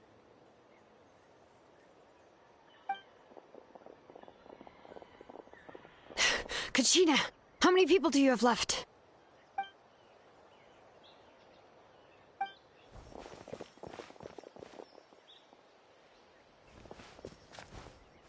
What's the situation? There's a trapped caravan that needs our help. We need to rescue them as soon as possible. We'll go together.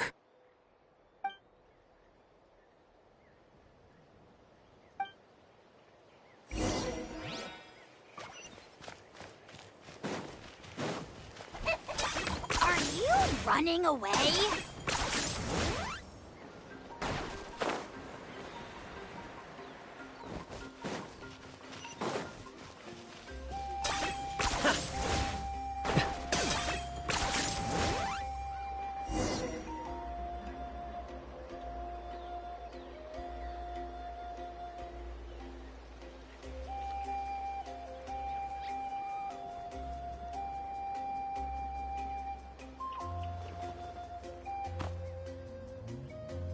Stay safe. We've got this. Hear the echoes of the valley! Bring it!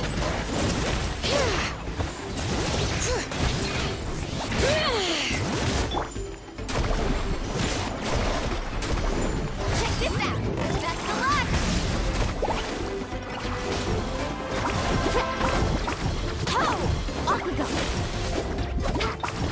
Carving waves!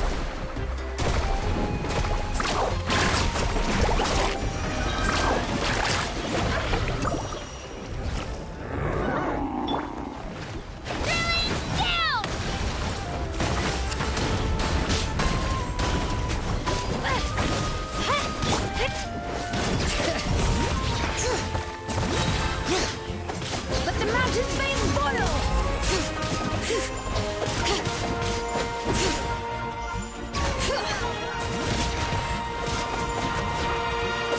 Let's ride! Need a surfboard? Catching at the flames! Woo! Off we go.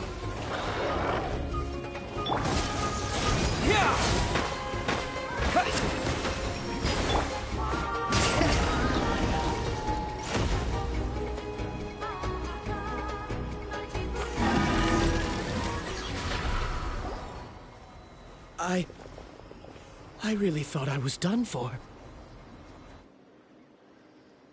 I can't thank you enough. Don't worry about it. We're just glad you're okay. Let's see. Your goods look fine too. Guess the Abyss isn't after Mora. That should be the last abyssal pylon near the Children of Echoes.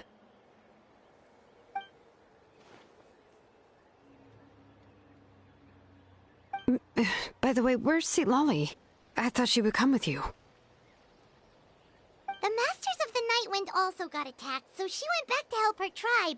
She said we can deal with the ancient name later. That makes sense. The attacks are more urgent. Alright, this isn't a good place to talk. Let's head back to the tribe.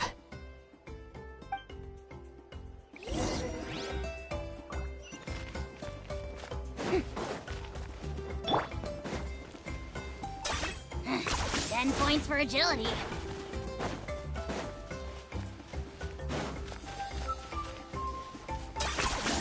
You really are a one-trick pony, you know.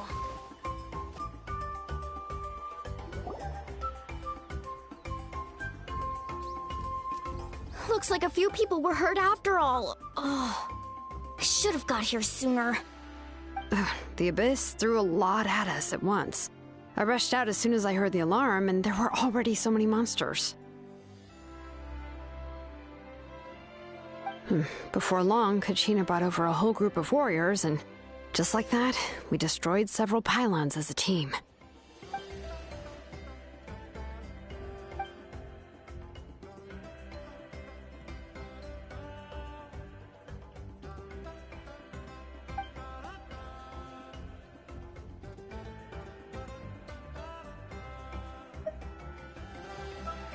You mean the situation in the Night Kingdom, right?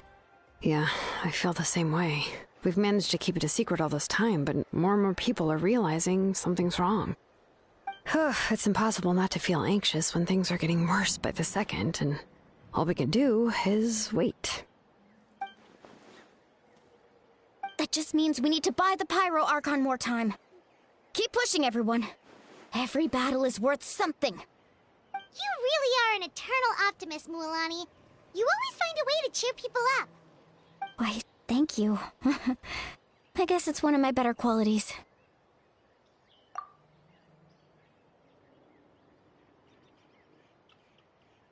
So, specifics aside, the Pyro Archon confirmed the Gnosis can resolve the crisis, but it comes at a huge price. And somehow the captain finds out about it, goes to fight the Pyro Archon, and calls her out for having a solution but refusing to use it. Honestly, if he has the same information as us, I can't really blame him.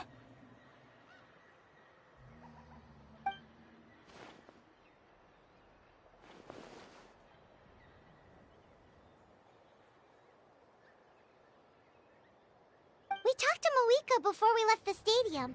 According to her, the cost of the captain's plan is too high. And, well, it makes sense. If that was truly the better choice, she would have picked it. Yeah, I trust the Pyro Archon. When I was upset about Kachina's disappearance, she was really sincere and patient with me. Plus, she burned down all those precious mementos for Kachina. She's already proven how much she values even a single person's life. When it comes to Natlan's survival, there's no way she would hold back. I agree. Maybe the captain weighed the costs and came to his own conclusion, but I'm sure we have different priorities. Life is important, but so are history and memory. As the Archon, she can't tell us everything, but it seemed like she wasn't holding anything back this time. The next question is, if the captain found a new way to save Natlan, how come the Pyro Archon has never heard of it?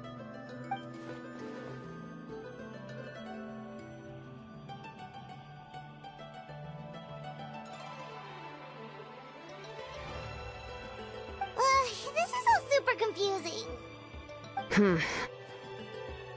We still don't have enough information. Once we figure out what the Fatui are doing, we'll have our answer. Let's head back then.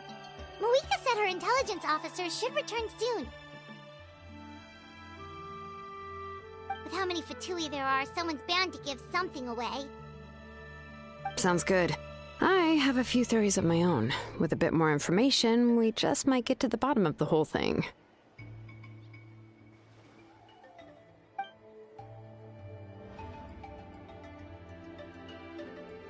I was just about to ask. Count me in.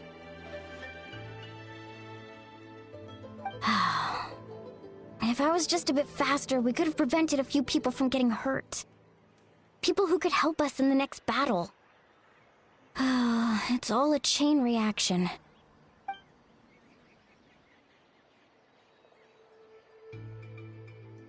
Register? Nah. I'll just follow you around. You know, go where you go, do what you do.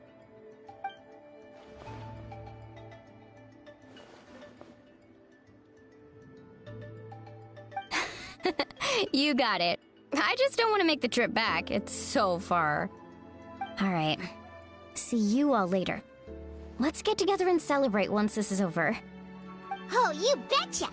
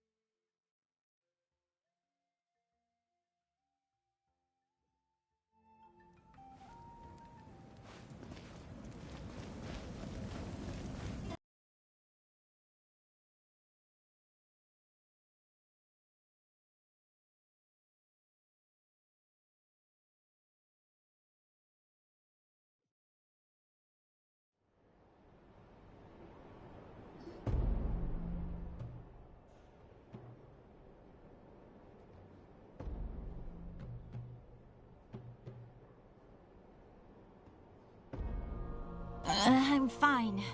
No need to worry. They ran into the Fatui while out on a mission and decided to follow them.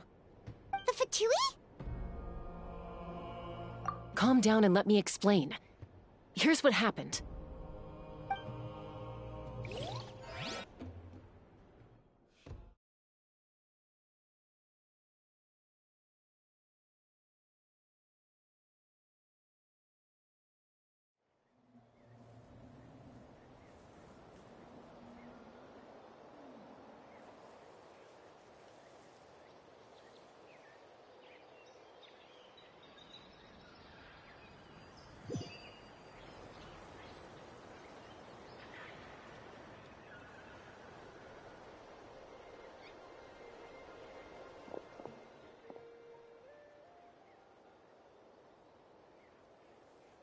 Were they attacked by the Abyss? Protecting a group of travelers. Over there. Do you see? You're right. That's a traveling group from Natlan. Could they be trading for something? Let's keep observing for now. We're glad you're okay. Given the appearance of abyss monsters all over Natlan, you should cancel your journey and seek shelter at the stadium or one of the tribes. Thank you so much. I wish there was something we could give you. We don't expect anything in return. We were out on a mission and saw you being attacked. It was our decision to help. If you truly wish to repay the favor, you can keep this a secret. If anyone asks, just say you were saved by warriors from Natlan. Oh, okay. We can do that. But... We're not asking you to cover up our activities. We haven't done anything illegal. Our captain simply wishes to remain undisturbed. Nonetheless, the decision remains yours. If we wanted to keep you quiet, we would have employed a harsher method. Got it. We'll get going now. Did you hear that? They mentioned a captain. Isn't that who the Pyro Archon is looking for? Exactly. We could be onto something big. Still, there was no trade. They were just helping people in need. I didn't sense an ulterior motive. I didn't believe the captain when he said he wanted to save Natlan. But based on what we just saw, it's possible he was telling the truth. Maybe we've been wrong about the Fatui this whole time. It's too early to say. Let's follow them and see what's really going on.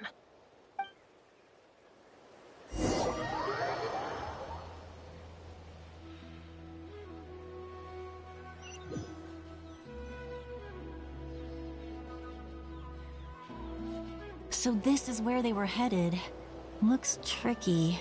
It's heavily guarded on all sides. Koichi, wait for me here. I'll go in and check it out. Oh, no you don't. How are you planning to get through all the guards? Look, I can use this terrain to my advantage.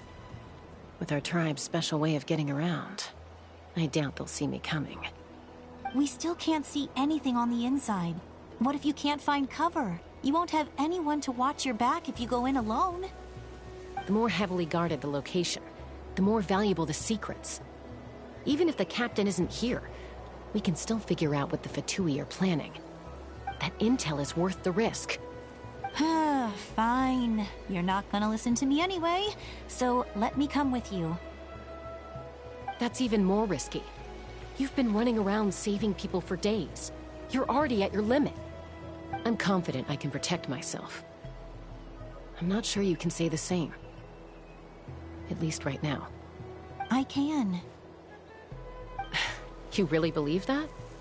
Fine, don't believe me. But you can't honestly tell me infiltrating a heavily guarded Fatui hideout all on your own sounds more reasonable. You know, growing up, even if I insisted on doing something, it never gave you any trouble. I'm not sure you can say the same. All right. If we start arguing, this will never end. We can't let this opportunity go to waste. Guess that means I win. Don't worry, you're not the only capable young person from our tribe. I can handle this. All right, same plan as usual. We split up, communicate with hand signals, make sure our blind spots are covered, and support each other once we strike. Got your ropes? Yeah, let's go.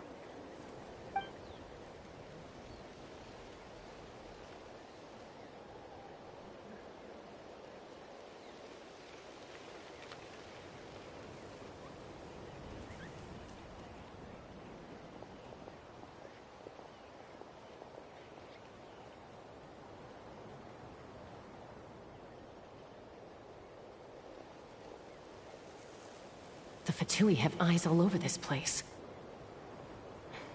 I should wait for Koichi's signal.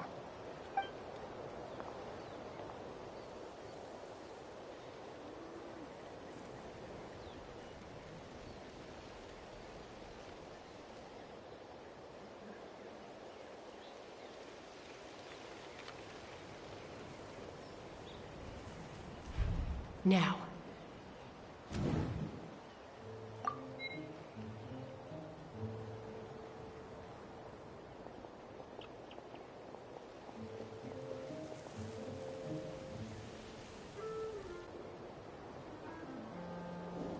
Not sure how many chances I'm gonna get. I need to act.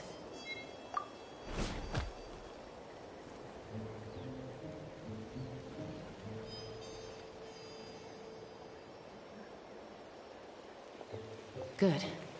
I made it without getting caught. I should get to that platform over there. But it's guarded by the Fatui. Koichi should have line of sight. I'll wait for her signal.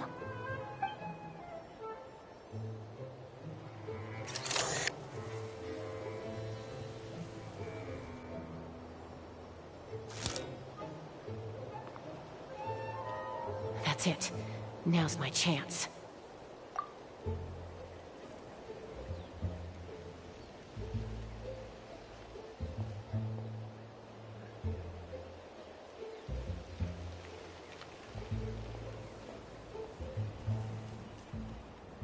It's no use staying in one place. I should keep moving. Looks like Chaska is helping me by keeping an eye on the Fatui movements. I'll wait for her signal.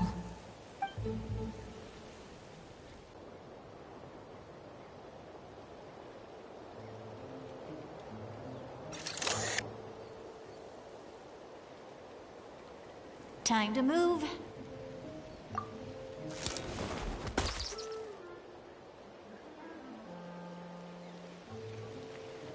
Whew! That was close. Almost got caught.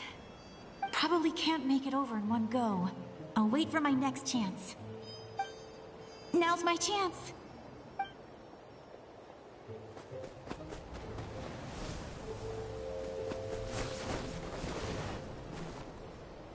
I made it! That'll show my sister. Let's see.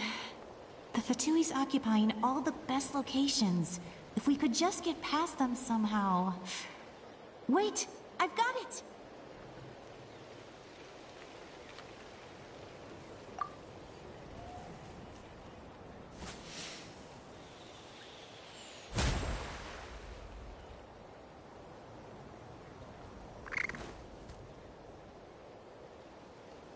Huh? What's that noise? Did something explode? Oh! It stings! What the heck is that? What do you think you're doing? I could ask you the same thing! Good, they're arguing. Looks like they just needed an excuse. They've probably had enough of this job already. The people on the hill over there left to help their comrades. This is our chance.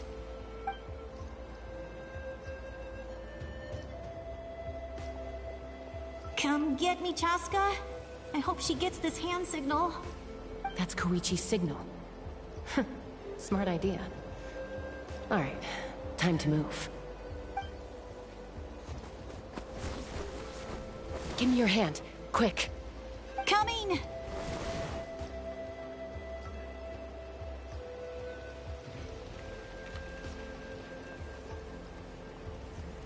I checked, and this way is completely clear. It should lead us to the deepest part of this place.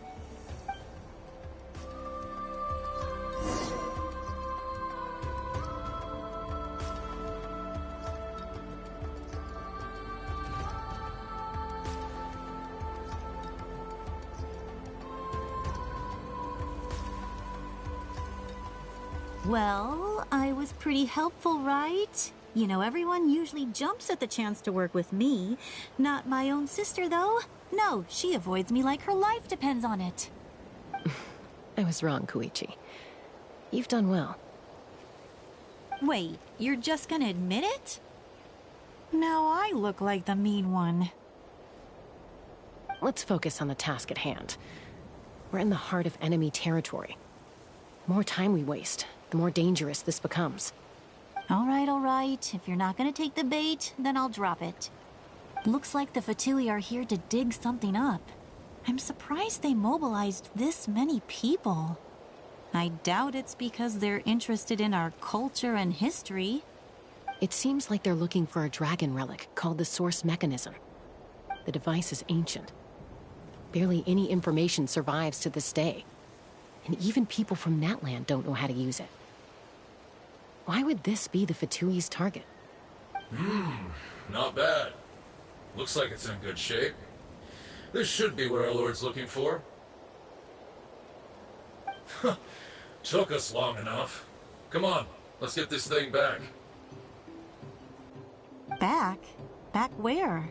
Should we keep following? You really want to keep going? Of course. We make a good team, don't you think? No reason to stop now. What was that sound?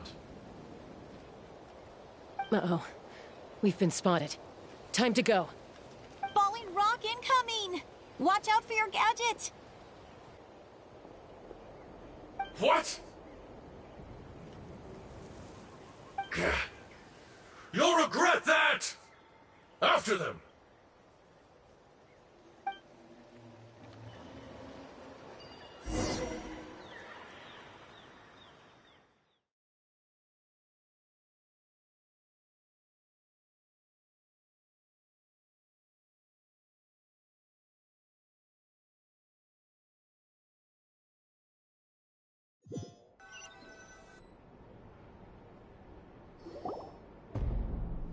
Once we got them off our tail, we went back to observe some more. They'd collected several identical pieces of something. It looked like they were waiting, though. So we decided to come back. So, Koichi got injured trying to get them off your tail? She pushed herself too hard and collapsed on the way back to the stadium. Well, I didn't cause you any trouble while we were fighting, right? So my perfect record remains. You've done very well. I could make a comment on knowing your limits, but it's not my place. I know. I'm already reflecting on my actions. So, our current intel suggests the Fatui is after the source mechanism. The device is a complete mystery, even to us. What does the captain want with it? I have no idea. But it's safe to assume the device could serve a similar purpose to the Gnosis. Shilonen, I need you to gather every scholar in Natlan familiar with the secret source. Yeah, I'll get right on it. Thank you both for your hard work. Koichi, it's time for you to get some rest. Oh, and there are gifts from your patients waiting at the speaker's chamber. I've prepared a small gift of my own as a token of gratitude. I'll send it to your home along with the others. My patients. That's so nice of them. Guess that means I'm doing something right. You don't need to give us anything, Archon. We were just doing our duty for Natlan. I should take Koichi home now. Well, if Koichi doesn't want her favorite Saurus crackers, then... I accept. Thank you, Archon. What am I gonna do with you? There's some for the rest of you as well. They're one of my favorites too, so don't be shy. I'll start investigating the source mechanism right away. If I learn anything, you'll be the first to know. Yummy snacks!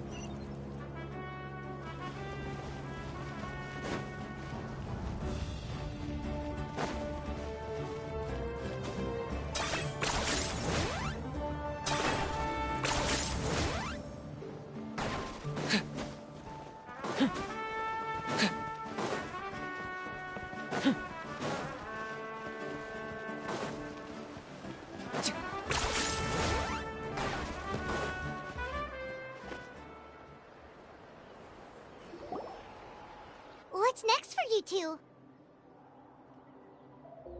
I'm taking Koichi home. With our parents there to keep an eye on her. I can make sure she actually rests. Hey, it's not like I'm some kind of prisoner. I'll be fine in a day or two. There's no need to go all the way home. That's what you always say. Everything's no big deal until you collapse. What if the Abyss attacks again? You're saying if I let you rest in a hotel, you're not gonna rush out the minute you hear the alarm? I won't. Triple promise I won't. Mm-hmm. Fine. On the off chance something like that were to happen, I might. But I'm a doctor. I have a duty to help people in need, no matter how hard or tiring the work gets. I guess you're right. But I don't have to like it. This reminds Paimon of when we first met. Except you were the one trying to stop Chaska from doing something dangerous. I'd do the same for anyone trying to put their life in danger. As a doctor, I don't want people to get hurt because of a rash decision. Then try to see things from my perspective. You clearly want to protect your patients. So can't you understand why your own sister would feel the same way about you? The two of you are the same, you know? I disagree. I understand the risks and costs of my decisions. Who wants to be like her? Overconfident, always making excuses when things go wrong. That's just not true. You think I don't have proof? Okay, don't get into another fight. Just pretend Paimon never said anything. Don't worry, Paimon. You didn't do anything wrong. Arguing is just how we communicate. Neither of us really takes it to heart. Plus, I guess we are similar in some ways. Maybe I rush into things without thinking, but I learned that from her. We're family. I can't help it if my older sister is a bad influence. Okay, you don't have to put it that way. So, you're all good now? Neither of us are really the type to back down, so we'll always have our differences. But still, we get along in our own way. Plus, I know you'll wake up one day and realize I was right all along. I just need to wait. Be my guest. Come on, let's get you home. See you later, Traveler and Paimon. I'll be back once everything's settled at home. There's no rush. At least grab a nice meal with your family. Bye, you two. Take care of yourselves out there.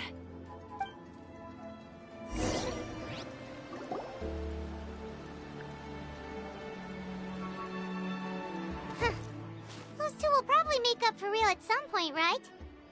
Well, we've learned a lot. Let's go over everything that we know so far.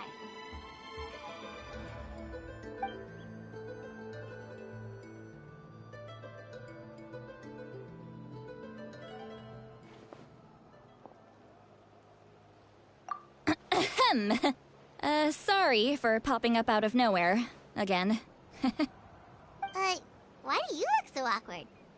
Oh, is there something you need from us? Okay, I won't beat around the bush. Oh, and I'm sorry for interrupting your rest.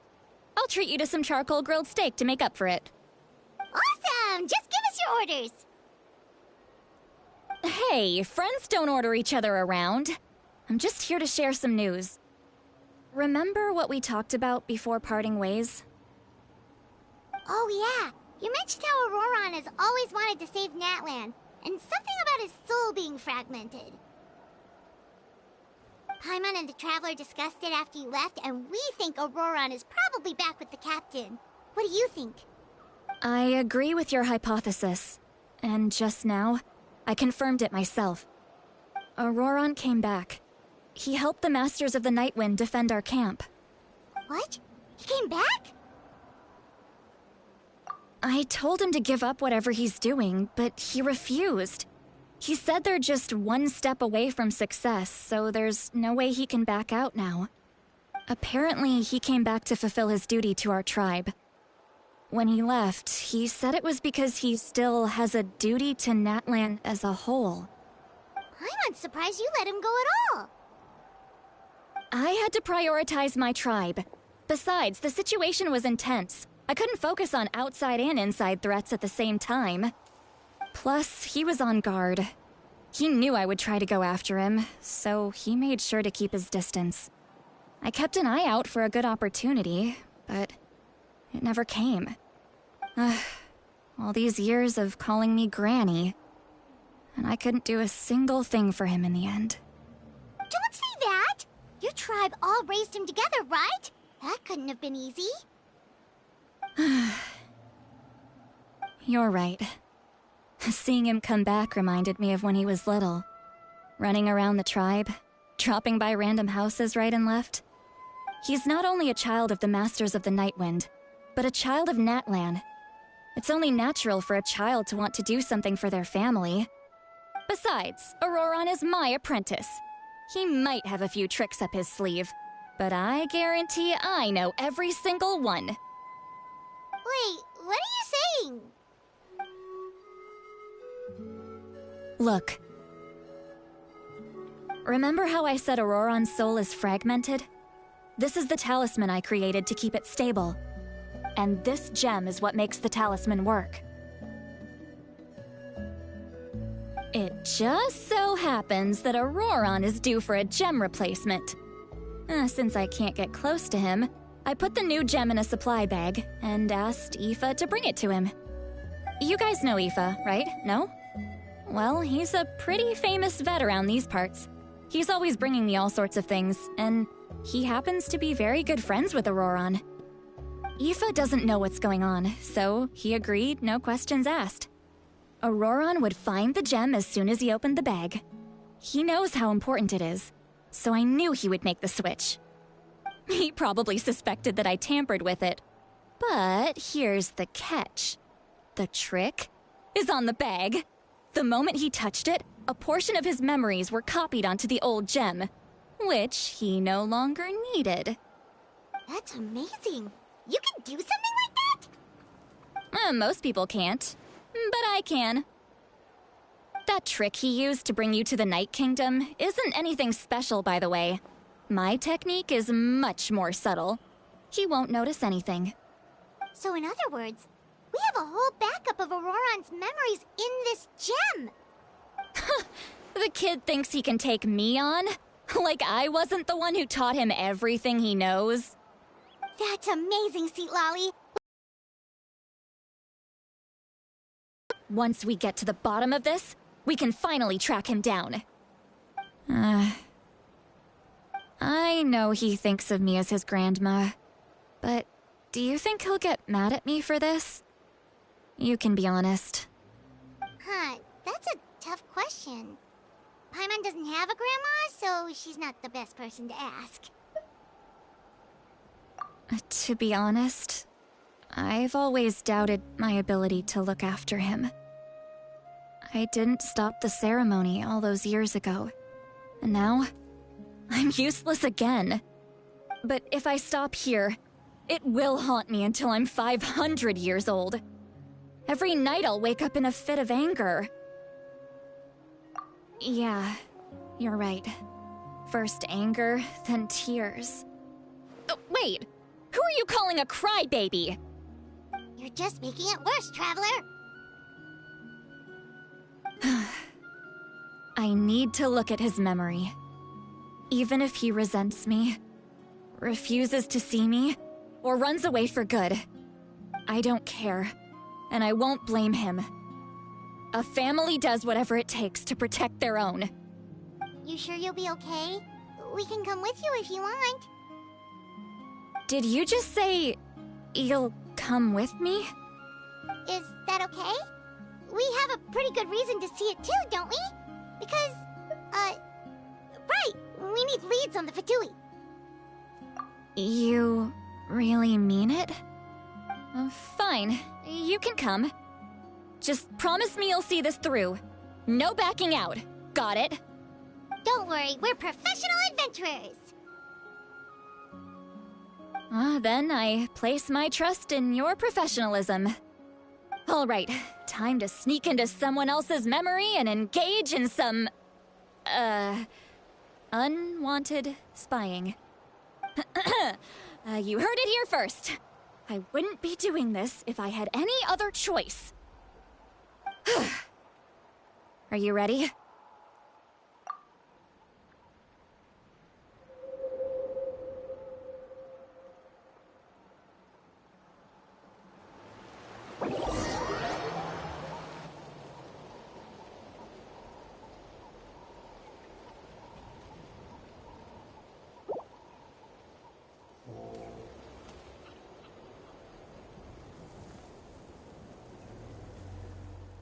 Look how good you're doing.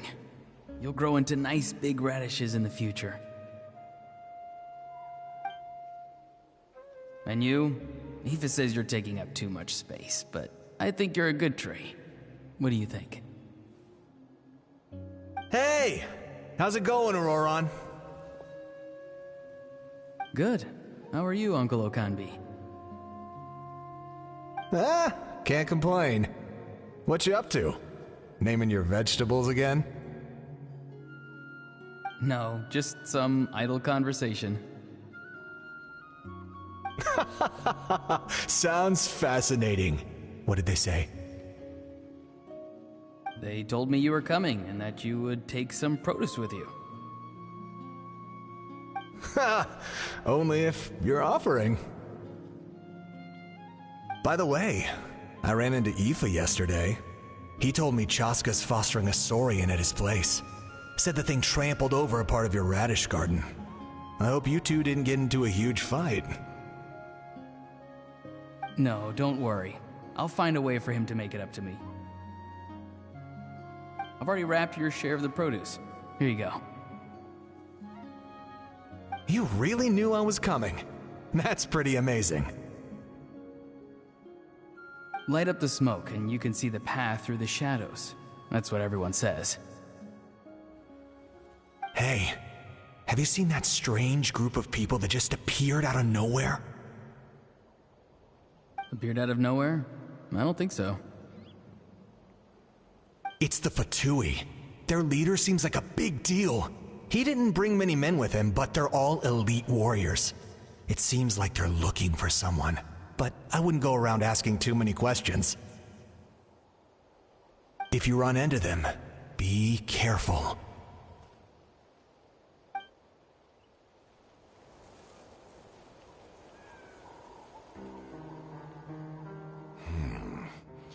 You're from the Masters of the Nightwind, are you not? Why do you live here alone? I enjoy living by myself out in the wild. I guess you're from the Fatui, the one everyone's calling a big deal. Not an inaccurate description. I'm looking for someone who may be known to you. Citlali is her name. Granny? What does an Outlander want with her? I've heard the name. You have business with her?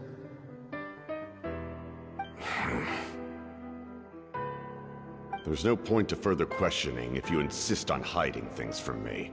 I shall seek answers elsewhere. Oh, he could tell I was lying and now he's leaving? He gave up just like that? Hey! At least tell me why you're looking for Citlali. It's none of your concern. I have my own means of tracking her down. Why are the Fatui looking for her? What does she have to do with them? I can't just let them go like this. I have to figure out what they're planning.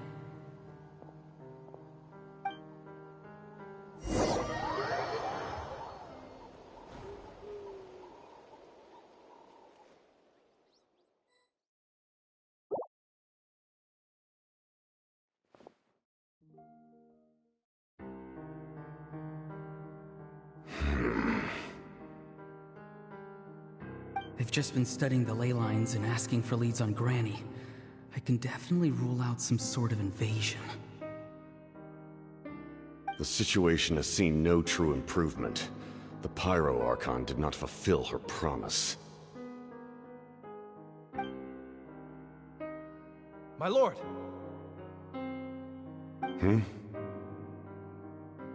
Ignore him. He is no threat. He knows I'm following him, but he doesn't seem to care. He's strong, I can tell.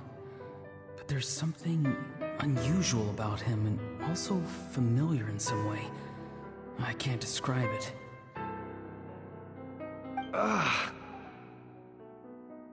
What is it? My lord, I feel dizzy. A ley line disturbance. Certain presences have been forced to wander outside their rightful realm.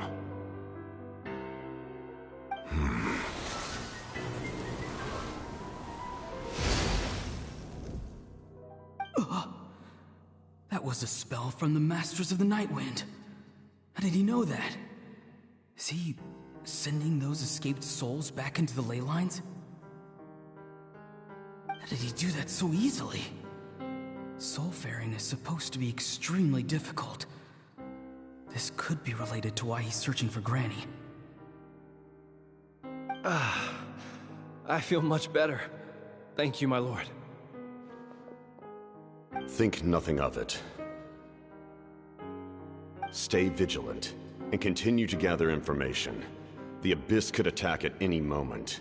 If you notice any irregularities, assume drill formation and be prepared to fight. However, there's no reason to over-engage. Information is our first priority. Yes, sir. Why are the Fatui fighting against the Abyss? Do they really mean us no harm?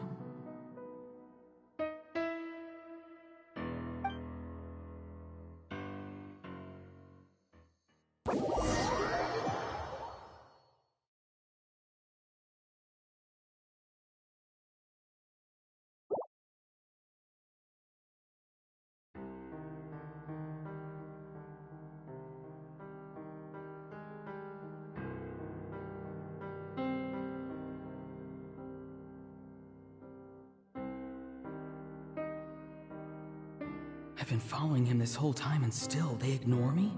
Do they really not care? It seems like his subordinates refer to him as the captain. Never heard of him before. And now he's headed to the stadium. That's unusual. Oh, what is he gonna do? You two, with me. Everyone else, wait here as instructed. Send word to the other teams to retreat immediately if this fails. Yes, sir. He's going inside? But the Pyro Archon is in there. What does he want with her? Forgive me, my lord. Allow me to check one more time. Do you truly wish to do this? The time for idle observation is over. It now falls on me to act. This nation is out of time. Yes, sir.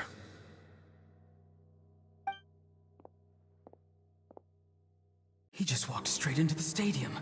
What is he gonna do?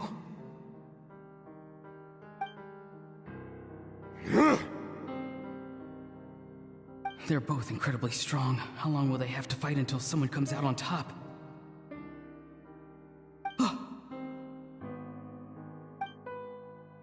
Wait, this feeling.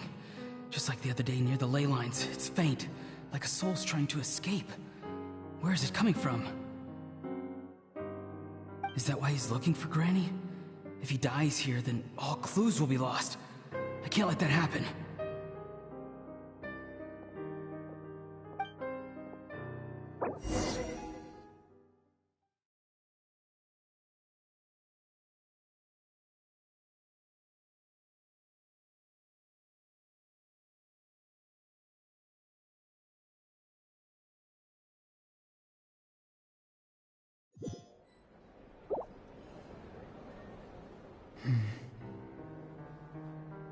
As for you, I must confess, I did not expect that little trick of yours to save the day. No matter how dense the fog, as long as the sun remains, we cannot turn day into night. She could have dispelled it. She simply chose not to. You don't have much time, and you're injured on top of that. What do you plan to do next? I'm beginning to see just how useful you may turn out to be. You heard something from here, didn't you?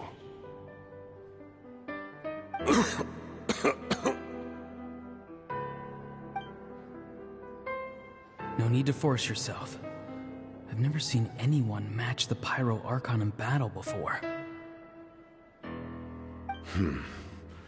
I didn't expect you to intervene at such a critical moment. You know I've been following you. Why didn't you stop me? When walking in the forest, it is only natural to encounter wild beasts. However, not every beast has the courage to come out and bite. And yet, one of those very beasts saved your life.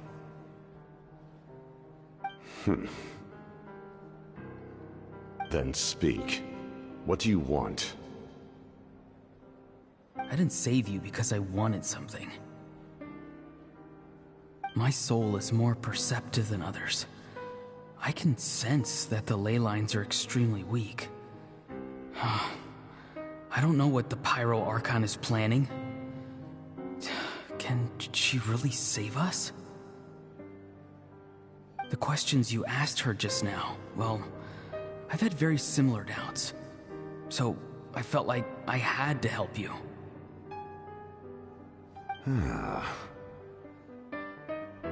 So, you can tell the truth. That was quite a reckless decision to make. I'm not sure you realize that. There's no turning back for me now. What I did back there is going to get me in a lot of trouble. You attacked the Pyro Archon in broad daylight, and I used my spell to save you. A single glance was likely all it took for her to recognize my tribe. So, we're in the same boat. Seem to care little for my thoughts on the matter. It's too late for that. Start from the beginning. Why are you looking for Citlali? Do you know her? Explain your relation to her first. I know you two are acquainted. It was obvious the moment I mentioned her name. Citlali is my elder and my teacher. She taught me everything I know. It's my duty to protect her. If you truly wish to protect her, you should have let me perish at the Pyro Archon's hand. Yet, you chose otherwise. Do I really need to tell you what that means?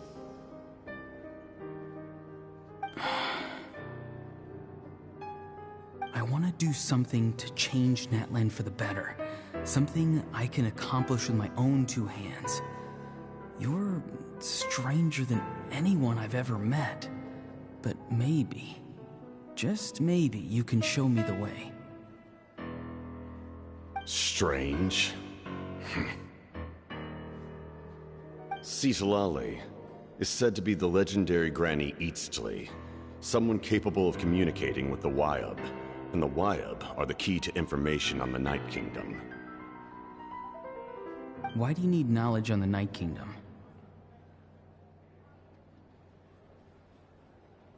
That is not something you need to know. Don't forget, I saved your life. Do you not believe the Fatui capable of betraying a debt? People can lie, but souls cannot. I can tell there's a weight to your soul, a sense of justice. You may not live among your tribe, but you certainly know their tricks. I apologize for my rash judgment. You are more capable than I imagined. Let's go. We'll see if you have what it takes to join my plan.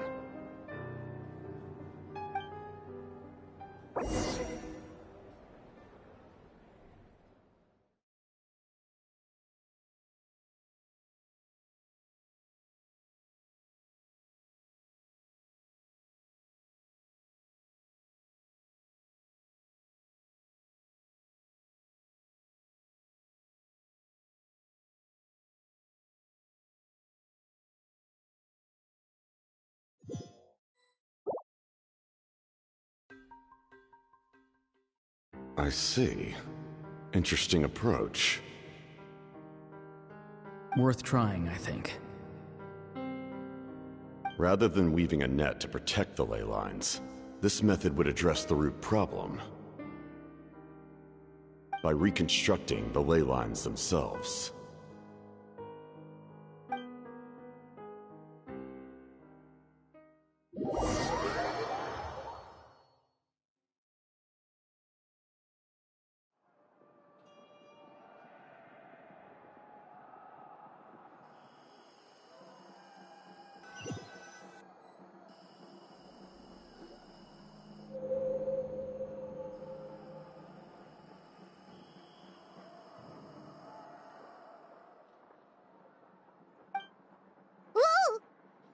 Traveler, Paimon.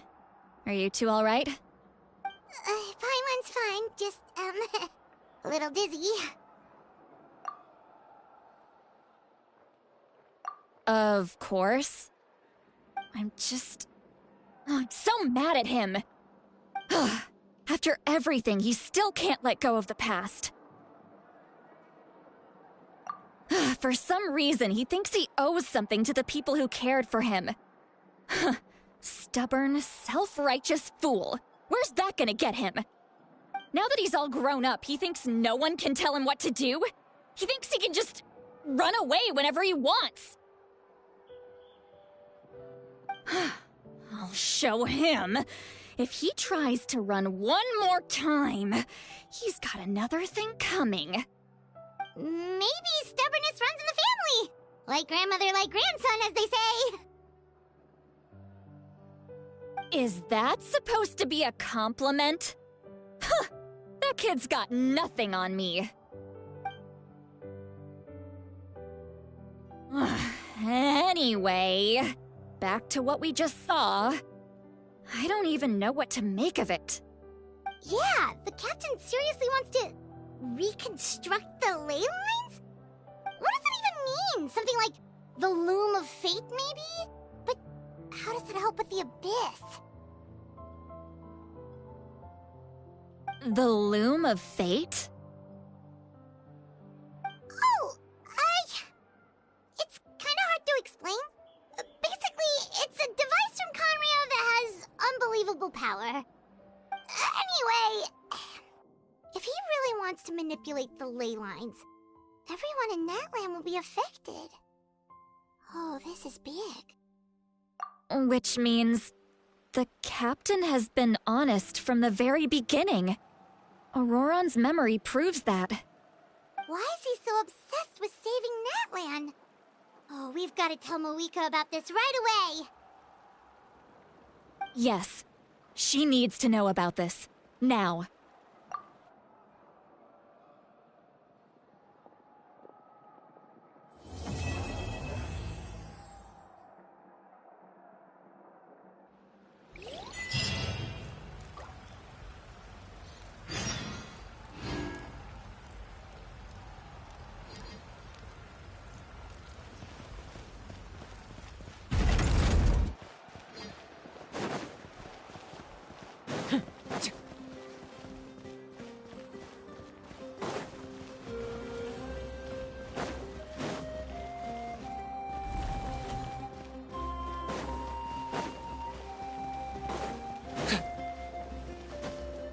Is this really necessary?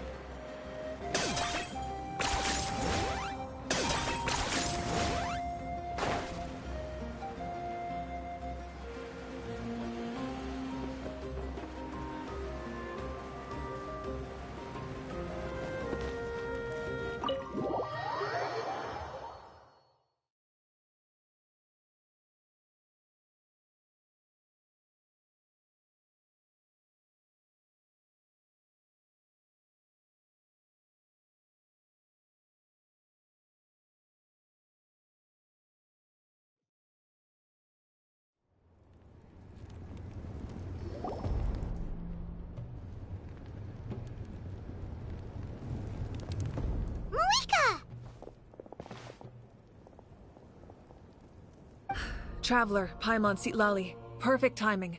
I've located the captain. Really? That's great! We also just took a peek at Auroran's memories and discovered something huge! Oh, all with his granny's permission, of course. Or no, actually it was... Calm down, Paimon. I'll take it from here.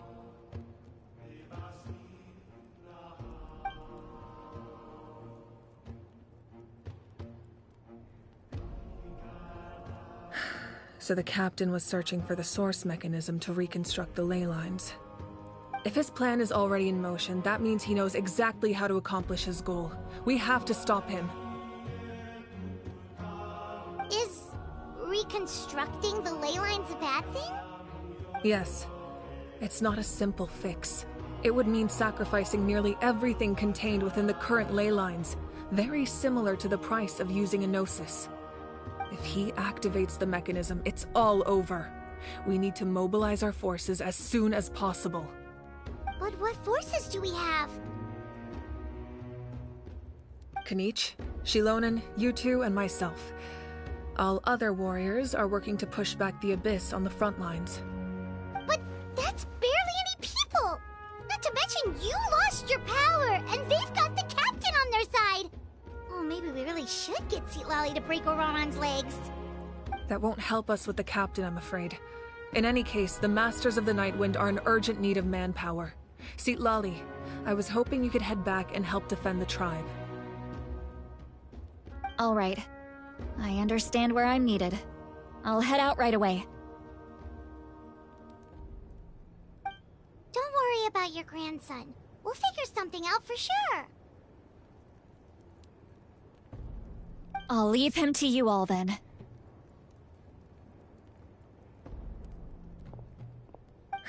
All right, back to the matter at hand. I don't believe defeating the captain needs to be our ultimate goal. Let me grab Shilonen and Kanich, then I'll tell you my idea.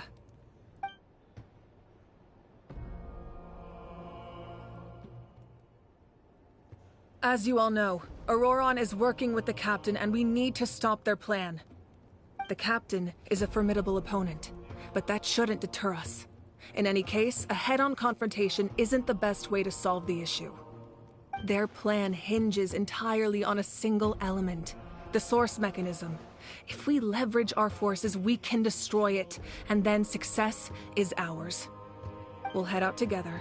In the event that a confrontation becomes inevitable, I'll stall the captain while you advance.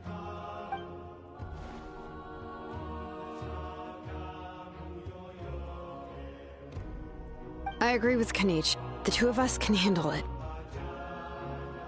Listen to my plan first.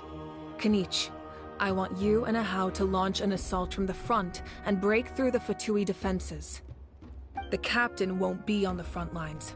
As a seasoned warrior, he'll be stationed in close proximity to the device to ensure its protection.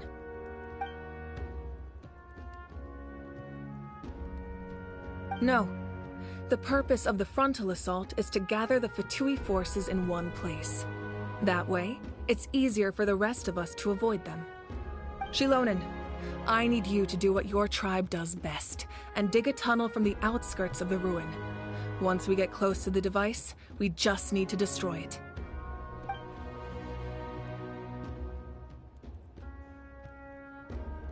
Exactly. The Traveler and I will join her as well. No one can create a distraction better than you, Kanich, not even myself. By combining our strengths, we just might manage to break through the captain's defenses. Understood. Then we should, head out now. Just promise us you won't do anything reckless. You cannot face the captain straight on unless you have no other choice. You mean everything to us. Losing you would be the worst possible outcome. Thank you, everyone. You have my word. I'll proceed with caution.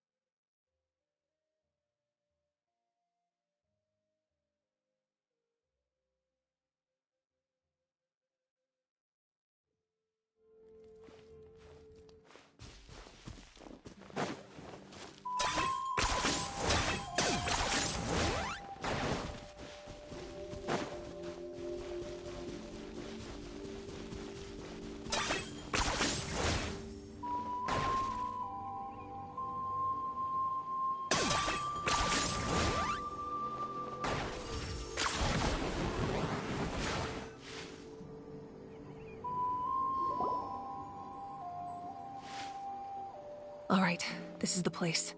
Their tunnel must be behind that gathering of Fatui guards. Any of the nearby mountains could be a good infiltration point, but if we want to stay under the radar, we should approach from the side. There are only a few Fatui stationed around the perimeter. We should take care of them first so they can't alert anyone.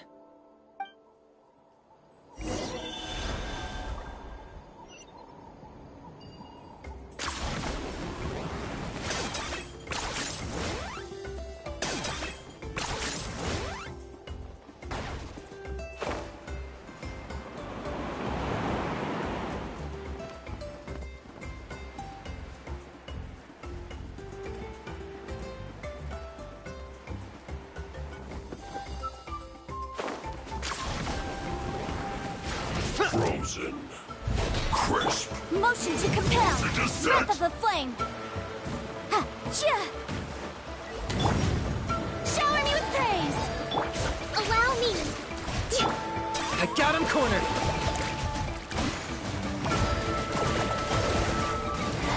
Oh, glory! Glory to which none can stand.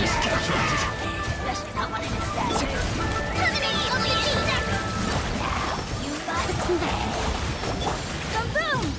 All right. What do you think, Shilonen? Is this a good spot? Yeah, looks good. We'll take it from here.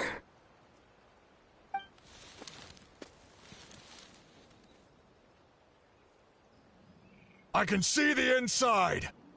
Perfect. We'll keep going. The rest of you should head back. Things are about to get dangerous. All right. Please, take care.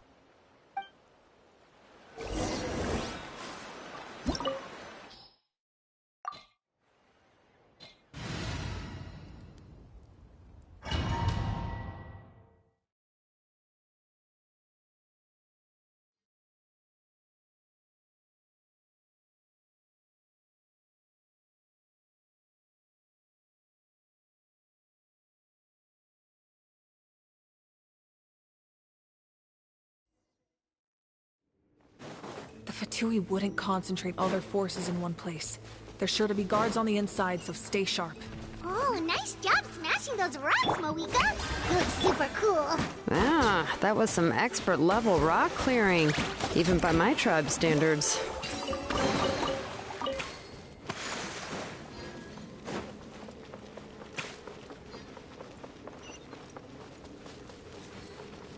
That must be the Fatui tunnel over there. We should steer clear and approach from the side.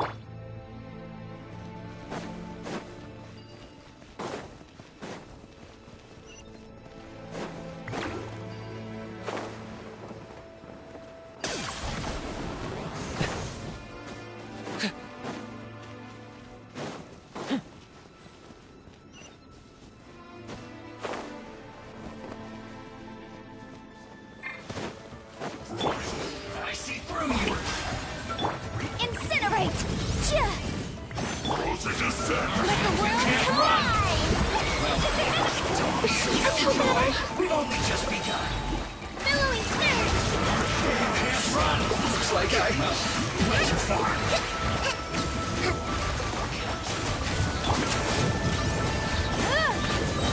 Time for your arraignment! Chia! Ha!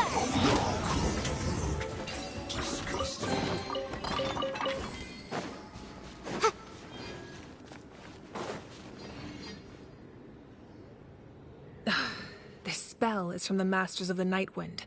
It's Auroron's doing. They're probably trying to buy time.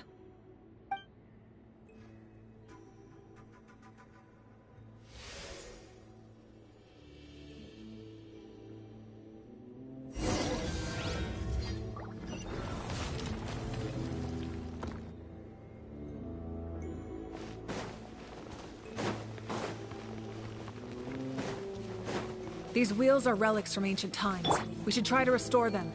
These mechanisms probably control that wheel, right? Let's give them a try.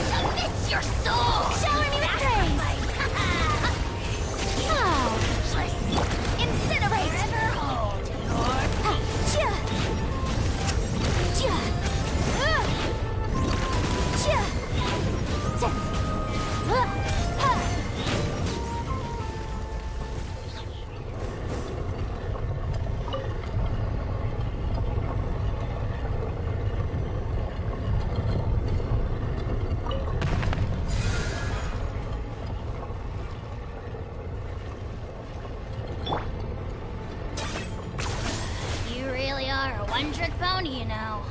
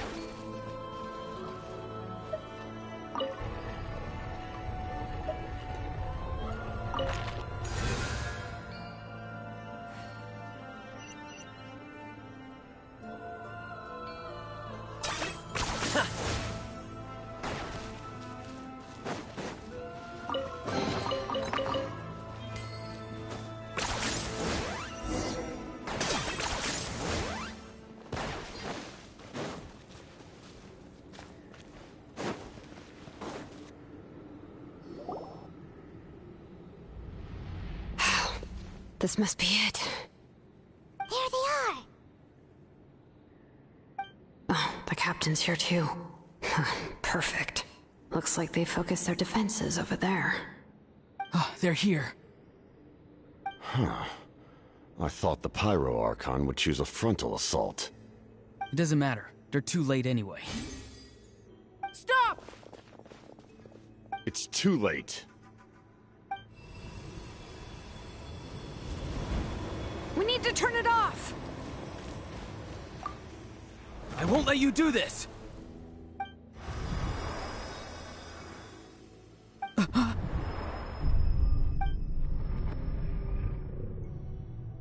The sound of... lament? What was that sound? It was like a piercing cry! Now's our chance to turn off the device.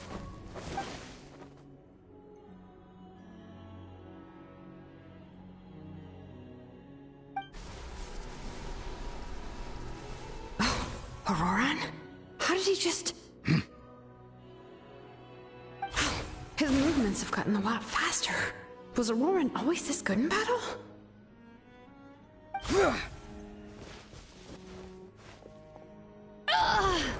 This ends now! Huh?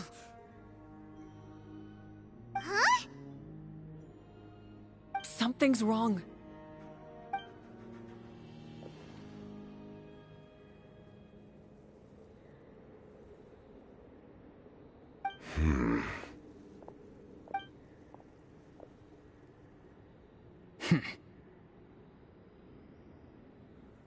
You are not Auroran. Who are you? What? Commander. You...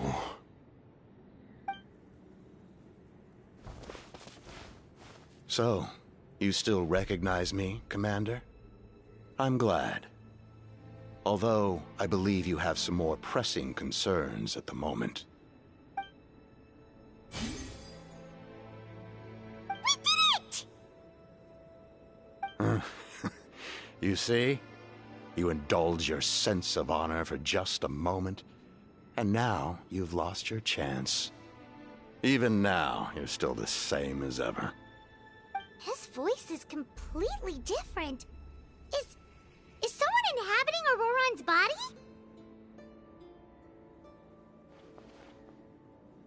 Stop worrying about other people's survival, about their losses and sacrifices. You just need to win. That must be why I've returned. For this moment. Please finish what you set out to do, Commander. I didn't expect to see you here, but I have to disagree. Abandoning one's comrades is not the way of a warrior. Why do you care about a doomed man? I know you can see it, He's already close to death. After all, his soul has been incomplete from the start.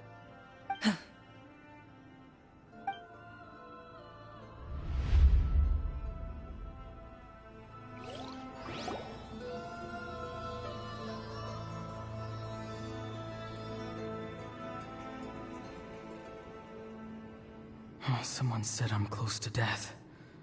Is it because of that noise just now? The piercing cry came from underground when I activated the device. What's down there? Natlan's ley lines must be hiding some kind of secret.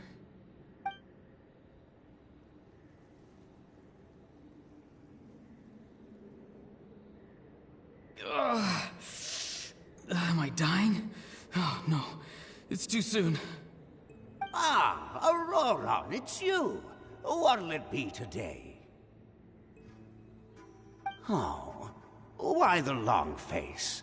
Don't tell me you still haven't let that go. I knew it was a bad idea to tell you. I heard everyone wanted me to be the savior. Savior? Ha! Sounds nice, doesn't it? But, does such a person truly exist?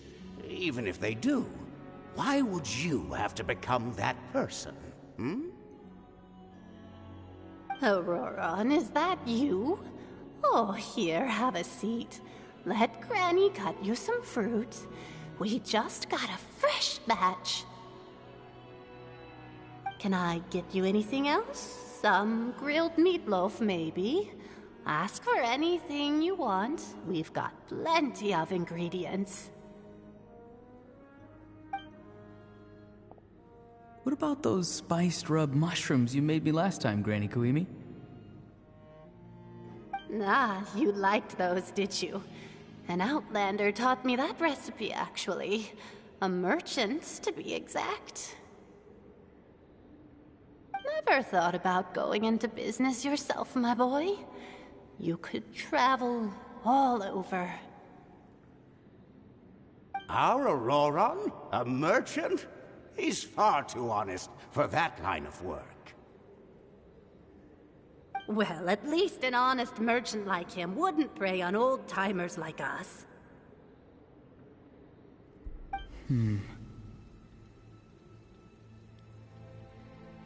Everyone said a true savior does not really exist, but then why did my birth open the door to the possibility? Why give people false hope? Maybe I don't need to sacrifice myself, but surely everyone is born for a purpose. So, what's mine? If I had succeeded back then, would the world have become a better place? What's the meaning of my existence? Done spacing out, Auroron? Did you finish your homework? Yes, Granny, it's just... Will learning all this really make me as strong as you? Of course not! I'm a special case. Other shamans study their whole lives without reaching a fraction of my abilities. Because you're a genius, right? You could say that. Or maybe I've just been alive longer than the rest of them, and picked up a few tricks that they didn't want to touch. It's rude to bring up a woman's age. Never do that again, no matter the circumstances. I wasn't the one who brought it up. Anyway, class is canceled tomorrow. Go have fun. What about my homework then? Do what you want. What use is it being as strong as me anyway? You've seen how the tribe treats me. They're all afraid. I try to go about my business, and they practically tremble in fear. Not the most fun way to go about living one's life, I'd say. Take it from me. The happiest people are the ones who do their own thing. So do what you want, Auroron. no matter what anyone else has to say. Granny didn't say it outright, but I think she was trying to comfort me. Don't force yourself. Don't beat yourself up over the past. That's what she always says. But I never forced myself. I never even got the chance to try before it was all over. Hey, you zoning out over here again? There's such a thing as overwatering the radishes, you know. I was just looking at the aphids. Something interesting about them today? I noticed some on the ground. Maybe it got too cold yesterday and they couldn't handle it. Bummer. Guess that means less honey this year. Aoife, do you think being a vet is fun? Fun? I'm not sure about that. Do you think planting vegetables is fun? Fun enough, I guess. I don't have anything else to do. Exactly. Most people live like that. No special purpose or calling. That's just how the world works. Oh, jeez. That troublemaker's at it again. Auroron, my man, come inside and give me a hand, would you? Why should I? I thought being a vet was no fun. Well, I guess there is a fun part. Trying to outsmart these rascals. Come on, give me a hand. Maybe Aoife was just too nice to tell me the truth. That attempting something above your capabilities will kill you.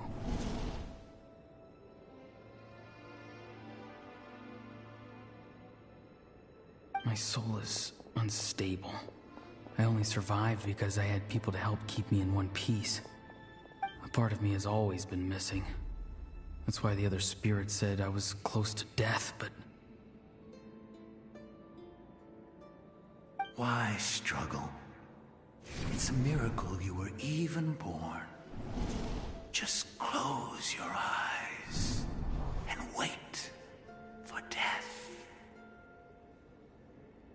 It was you, the thing that came out of nowhere. Thing? I'm a warrior, far stronger than a weakling like you.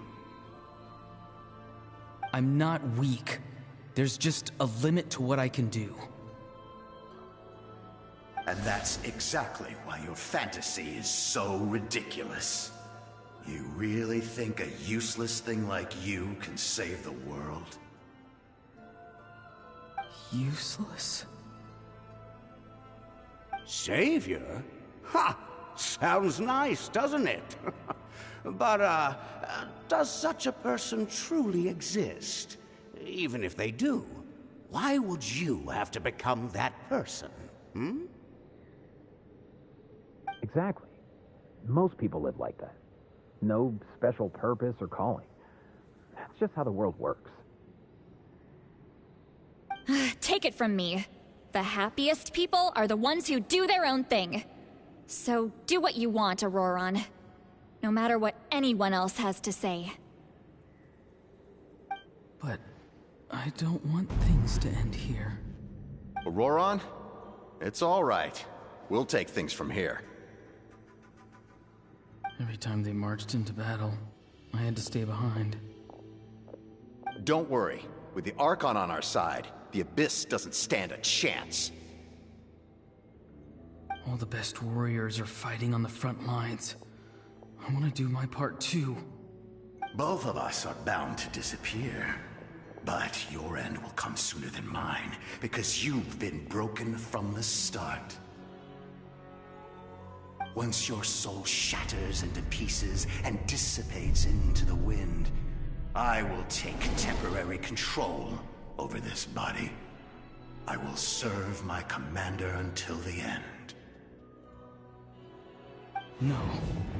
No, this isn't right. My life can't end like this. I still haven't done anything important with my life. My end will not come first, and I'm not giving up. I can't die here, no! I won't die here!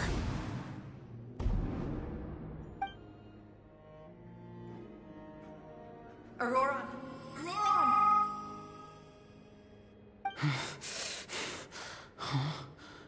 That voice. Control your mind. Feel the ground beneath your feet. This is not your end.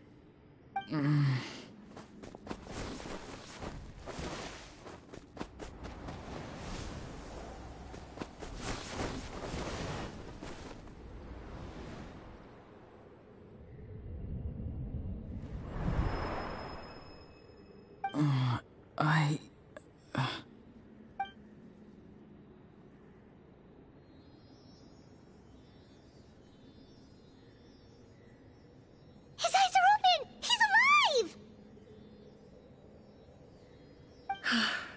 Well done.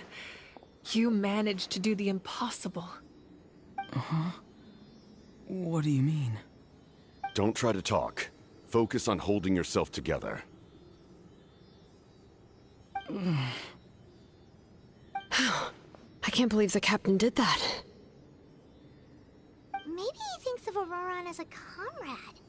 He was helping to rein him in all this time.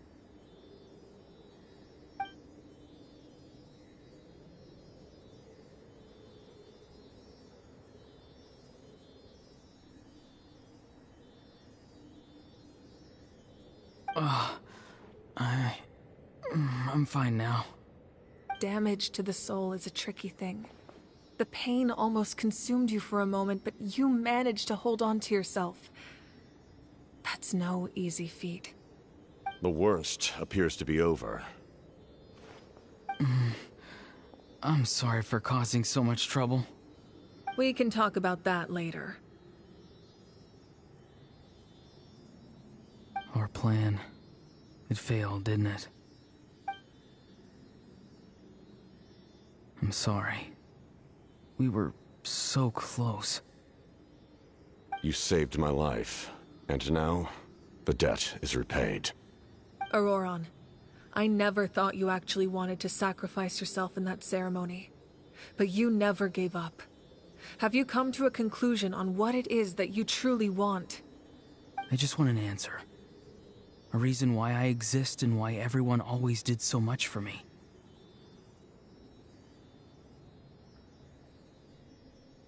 No one is born a hero, and no one should be treated like one from birth. I had a chance to do something important back then, but I failed. All I want is to find some more ways to make up for that. The answer you seek now lies before you.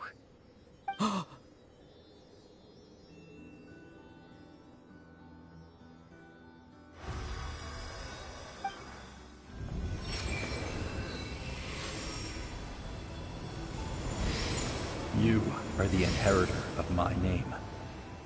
The hero from the Masters of the Nightwind, who shall fight for this generation. Fascinating. You're not the person that the others thought you were. And yet, you're also not the kind of person that you thought you were. It can take a lifetime to truly discover who we really are.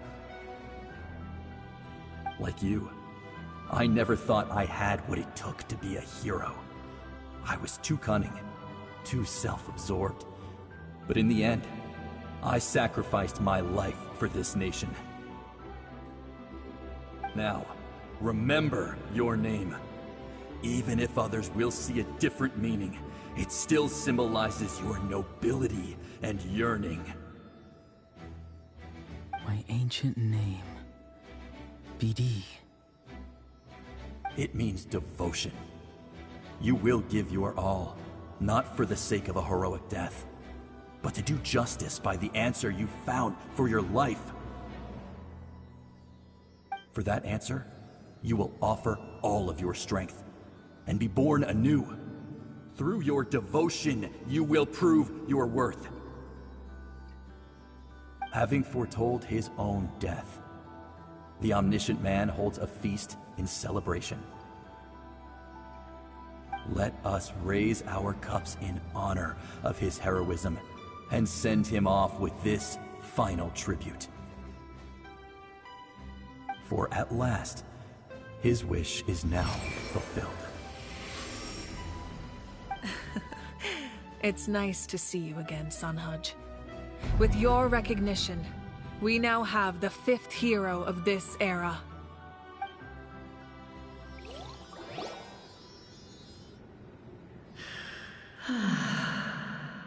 I am happy to see your plan advance one step further.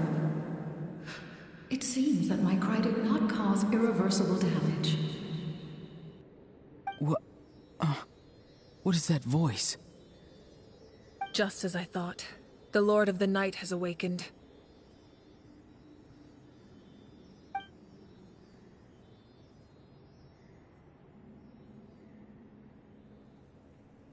Lord of the Night? As in the one who rules over the Night Kingdom? I preside over a realm of souls. Due to my limited power, sleep is the only way I can extend my existence. When you activated the device, I awoke and could not hold back my cry. It is a sound that agitates souls. Most of you are unaffected because your souls are intact. But with a damaged soul, the effect on your friend was heightened, and his soul almost shattered as a result. And yet, his soul remains in one piece. He managed to overcome this obstacle through sheer strength of will. A truly impressive feat for a human. So, was that what caused all his strange behavior earlier? No. An additional soul was affected. It tried to take refuge in the missing part of your friend's soul, but was ultimately expelled. However, this soul does not hail from Natlan or the Night Kingdom. Its origins remain a mystery to me. Activating the source mechanism was supposed to reconstruct the ley lines. Why did it awaken you instead? Because I was the one who originally constructed Natlan's ley lines, otherwise known as the Night Kingdom. The ancient battle between the Descender and the dragons destroyed the corner of the world, allowing the Abyss to invade. Natlan's ley lines took the worst of the damage. To aid the people of Natlan, the Lord of the Night used the fragments of the old ley lines to reconstruct a similar network. That's how the Night Kingdom was born. The first Pyro Archon, Xbalanque, strengthened that realm and established the rules that aid our fight against the Abyss. The Ode of Resurrection and the Pilgrimage, both of which are practices that survive to this day. Oh, right! You said before it all came from the power of the heavens. The ancient dragons tried to use this device to strengthen the ley lines by imbuing them with power. Back then, this method was rather ineffective. They lacked the skills to navigate the intricate structure of the ley lines. And now, the structure of the ley lines has also completely changed. I am the only possible vehicle for the power generated by the device. It was an incredibly crude and painful method, but I managed to absorb some of that power. Now, I can speak to you like this and provide you with aid, such as rebuilding the ley lines once more, at the cost of my own existence. But why would you make that kind of sacrifice?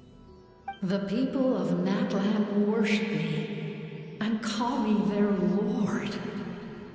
In the ancient past, before we died out, we were also known by a different name: angels. But adventurers like you are probably more familiar with our devolved form, Seelies. No wonder there are Seelies around here. A Seelie also helped us in the Night Kingdom. Few angels remain in Natlan, so the same is true of Seelies. Everyone rallied around me and offered their power to humanity to reconstruct the ley lines. Now, I have witnessed your determined pursuit for survival, and I have become your faith.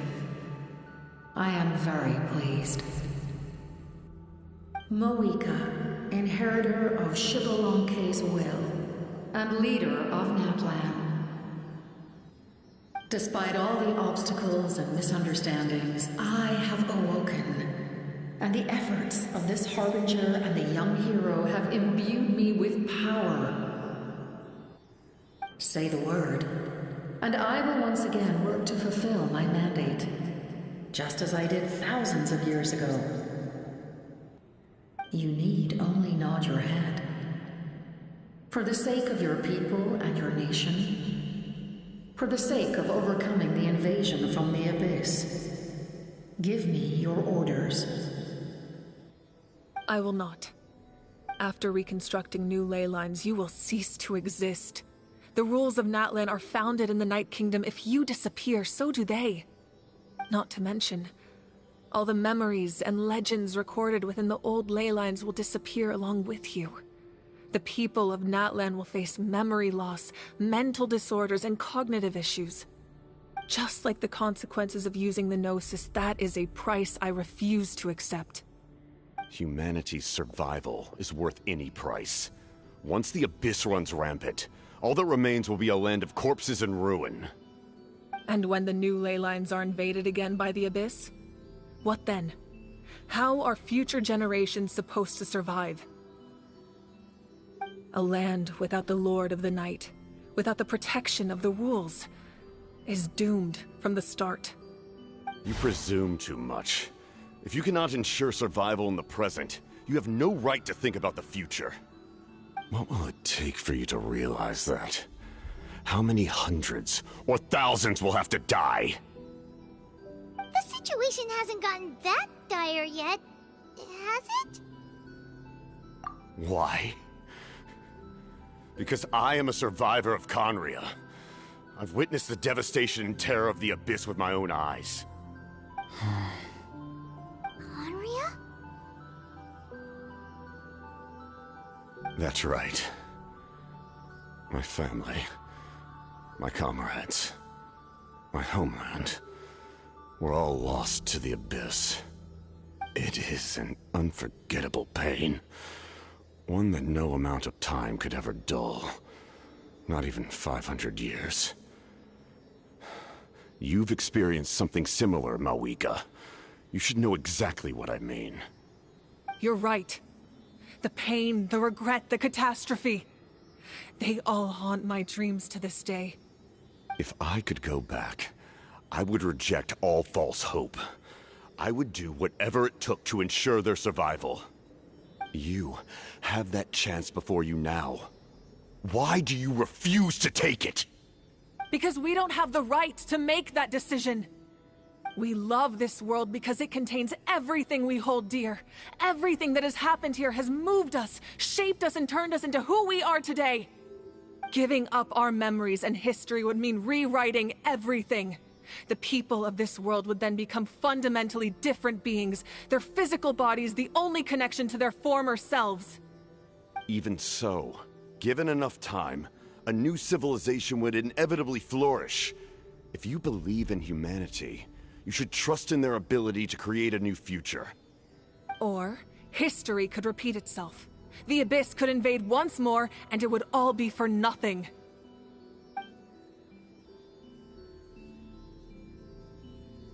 Can I say something? I once carried the hopes of many people, and I was also desperate to save our nation. In the captain's plan, I saw a chance to ensure our survival. But as I was on the brink of death, my wish for life and purpose was rekindled. I've been very fortunate to be well cared for by all the people in my life. I refuse to forget that. My feelings were so strong, they overrode my compulsion to sacrifice myself for their safety. No matter what path lies before us, we still have a destination. If we lose our way now, we will lose the meaning of our existence. That's right. Natlan's heroes gave their lives so we could have this chance against the Abyss. Their sacrifices are our blessings. Not only are their deeds and spirits exceptionally meaningful, they may also well be our path to victory. I don't want to give up just yet. Yeah, we're just one hero short. The power from the device will allow me to remain awake for some time. I stand at the ready should you change your mind. Even if you fail, you need only send someone my way. My offer still stands. Humanity is truly remarkable. Even the gods in the heavens hold you to be special. Even now, you stand before me, dazzling like the sun. You must have a profound connection to this land since you're so determined to save it. But what are you really trying to protect? The land or its people?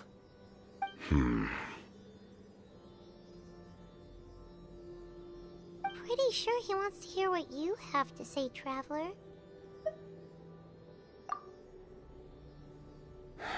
Fine. I suppose we can wait. Now that Auroron has inherited the memories of his forebear, there's only one hero left. Your plan does have the potential to generate the best outcome. In the meantime, you shall have the aid of all the Fatui under my command. Thank you. Having such a powerful harbinger on my side is a big advantage. I know we may never completely see eye to eye on what it means to protect life, but for now, I'm willing to fight by your side.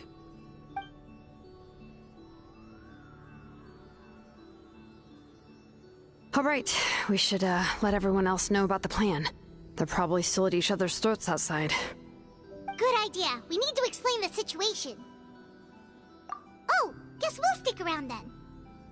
I'll update everyone outside. Let's meet back up at the stadium.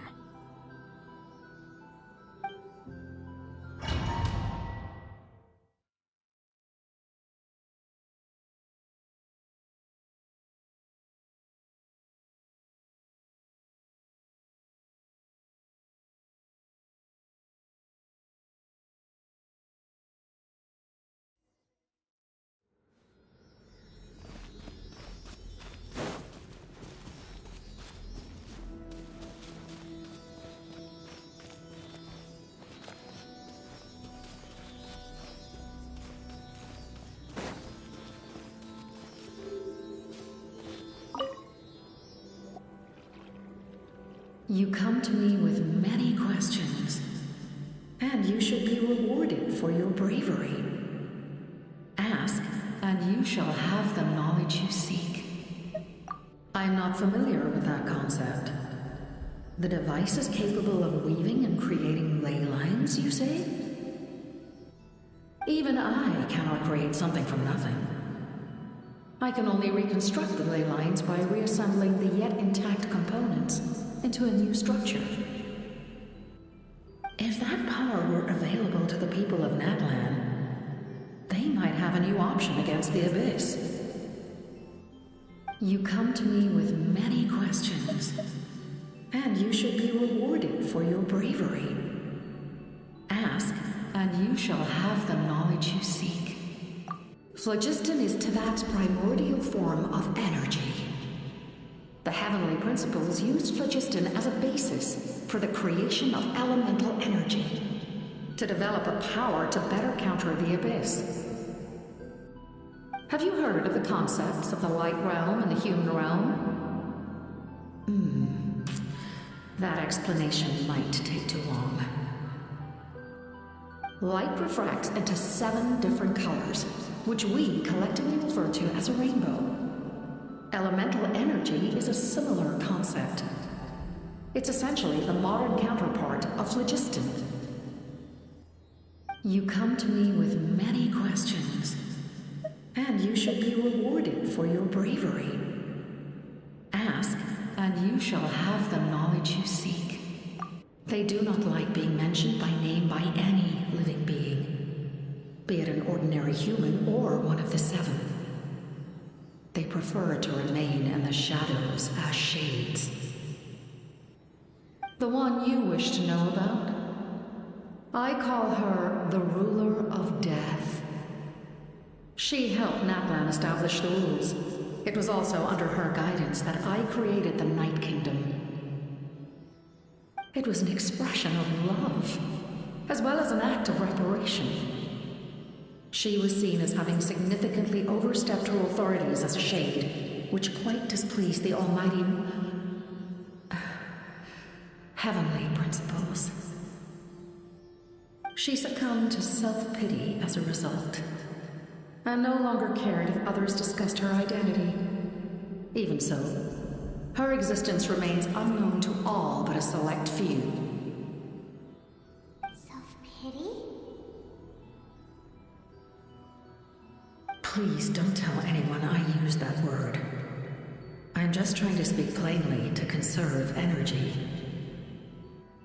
You come to me with many questions, and you should be rewarded for your bravery. Ask, and you shall have the knowledge you seek.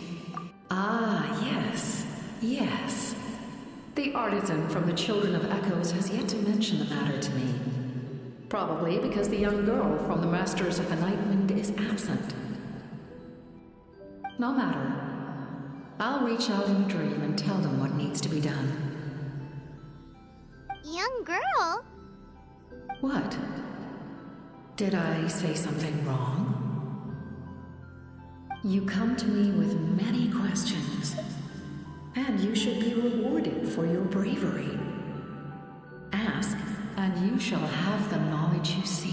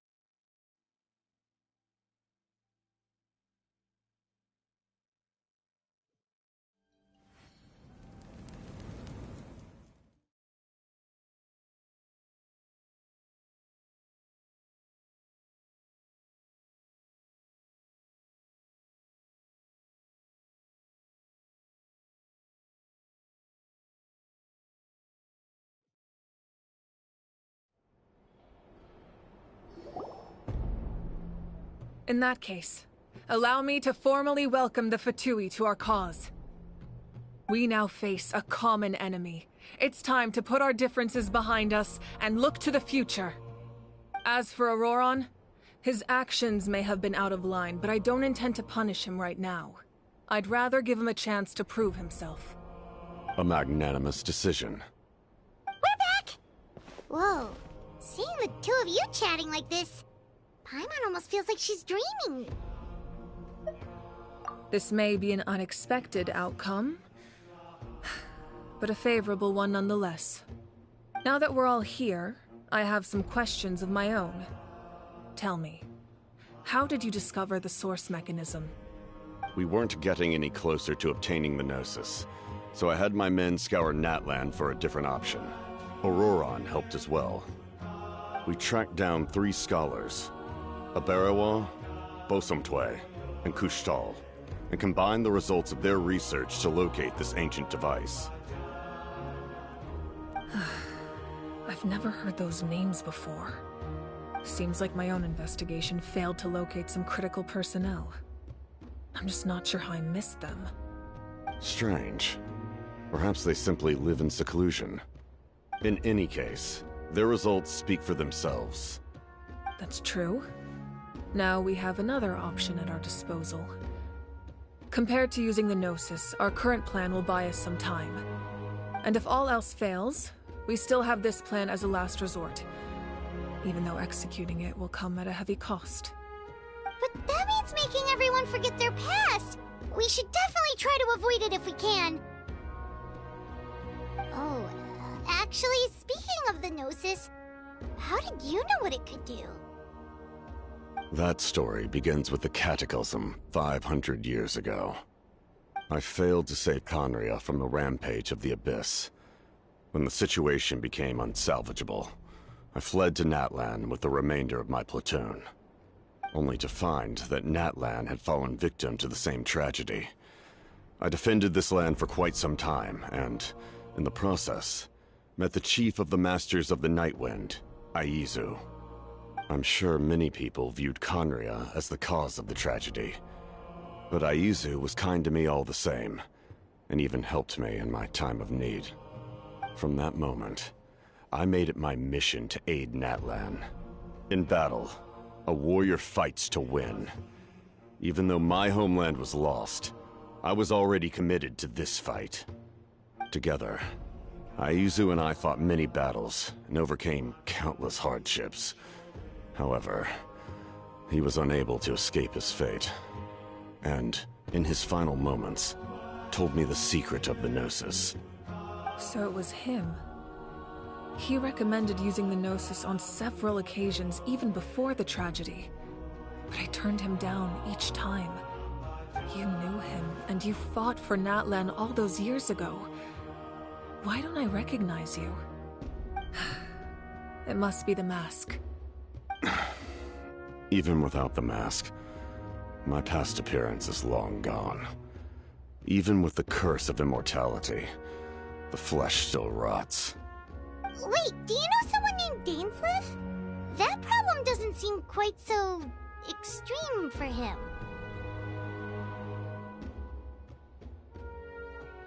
You've met him already? Yeah, a bunch of times. Sounds like you know him too.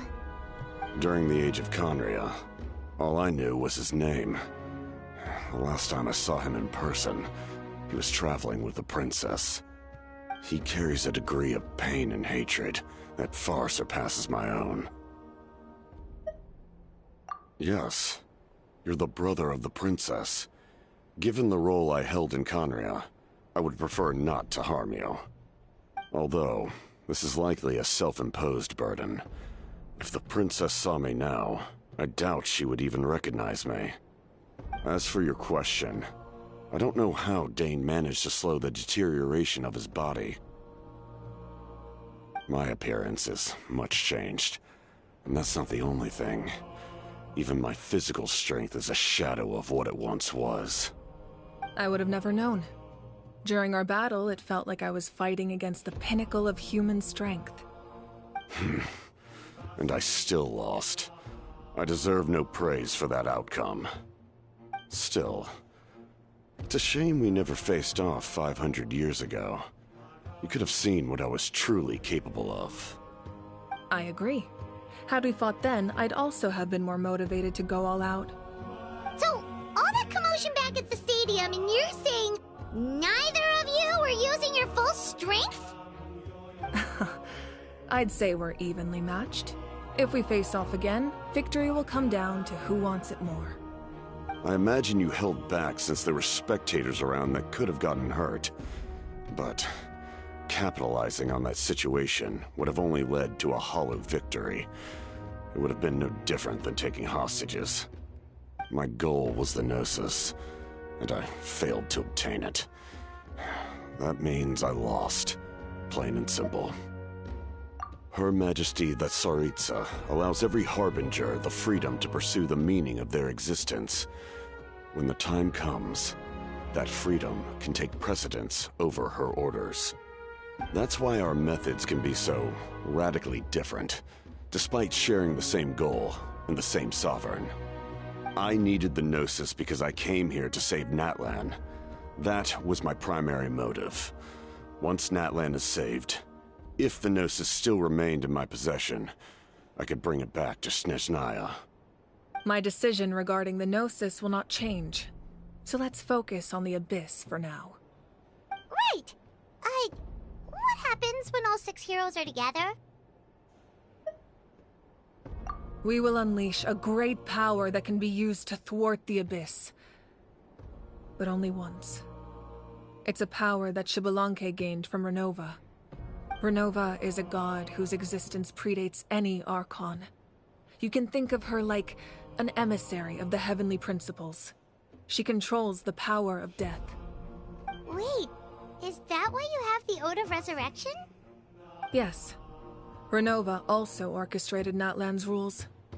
As for the Divine Throne, like I said before, when a human ascends to the Divine Throne, their inner flame will awaken. The size of the flame depends on the person's potential. The same principle applies to the Ruler of Death's power, with one notable distinction. The amount of power inherited will not change depending on your ability to tolerate it.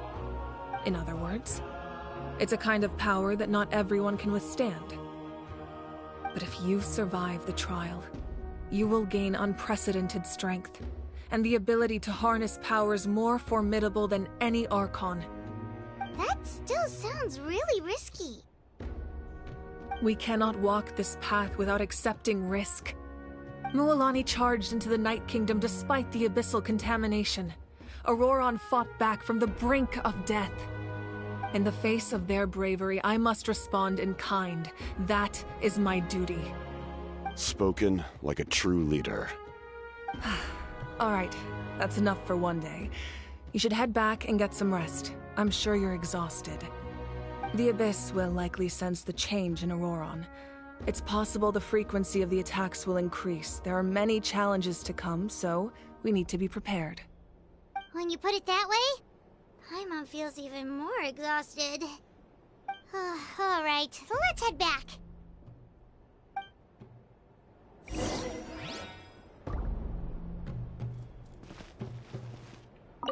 Now that we're working together, we'll need to coordinate our efforts.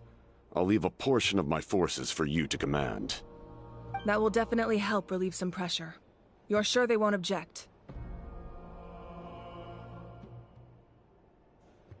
It's an order. I will make that clear. Excellent. I appreciate your trust.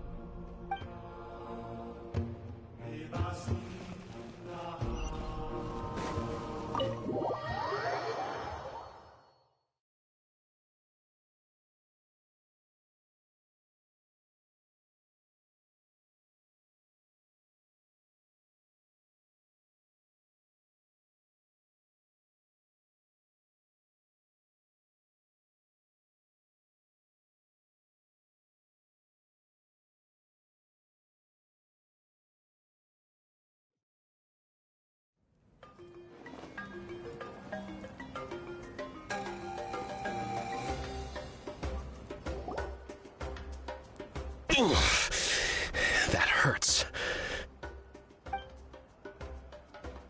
The monsters keep increasing in number. It's like something changed. It's definitely unusual, and we should all be careful. But don't worry too much. You have us by your side. If there's one thing the Abyss fears, it's strength.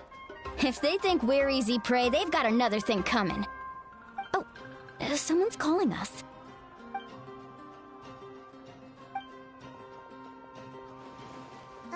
Something wrong, Traveler?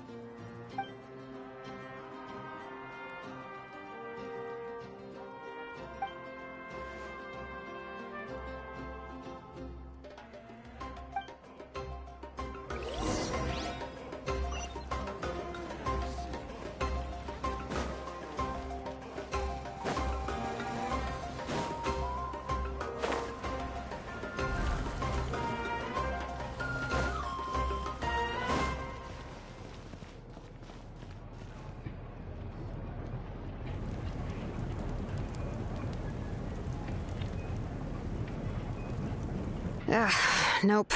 We can't give any of these to our soldiers. They were not tempered correctly at the forge. Well-made weapons and shields are vital for the survival of our people. I know we're under a lot of pressure, but we can't compromise on quality. Listen, I'm not blaming you. I know this isn't your usual standard of work. Why don't you all just take a break and I'll take care of the pieces.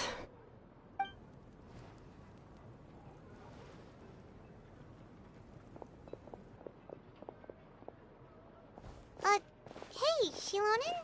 Is something wrong? Nothing I can handle. Just, some rushed defective goods, that's all. Even the most skilled craftsmen make mistakes under pressure, and if you two want to avoid the same fate, you should really get some rest. You must be exhausted too. Don't worry. I like it that way.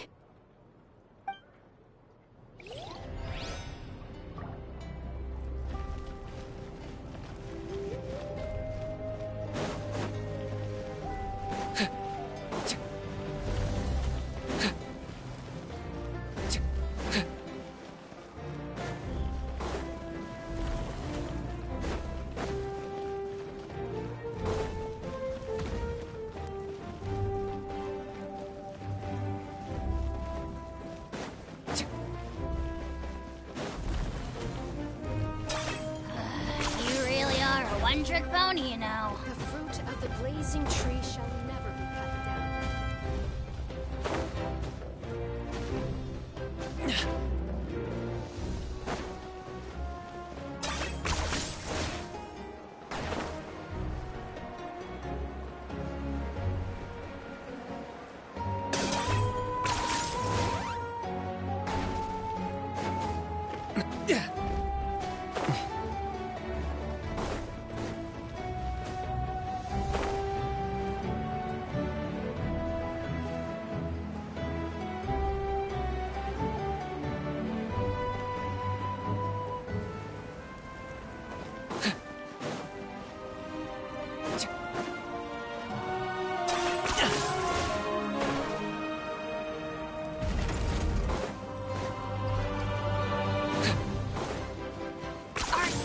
Running away?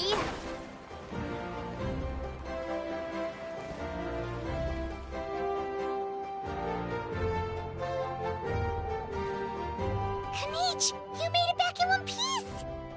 Oh, these must be friends of yours. Well, I'll head out then. See you later.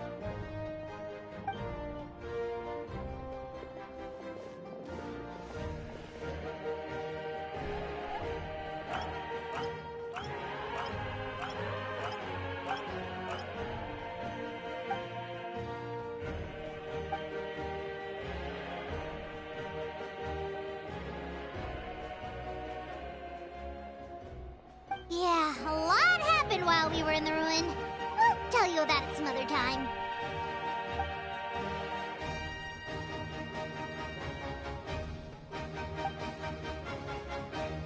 We won't keep you then. Let's talk later.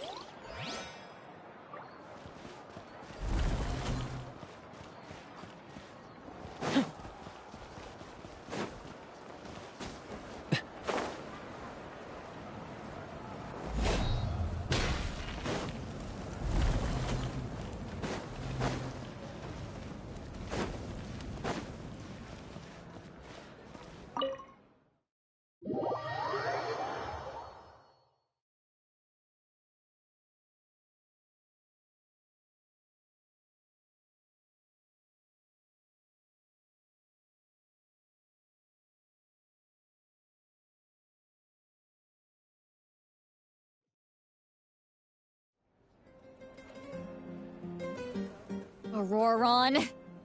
Granny? What's wrong, Granny?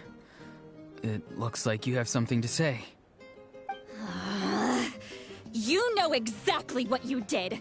You need some sense knocked into you, that's what I think. Now, where do I even begin? I'm sorry.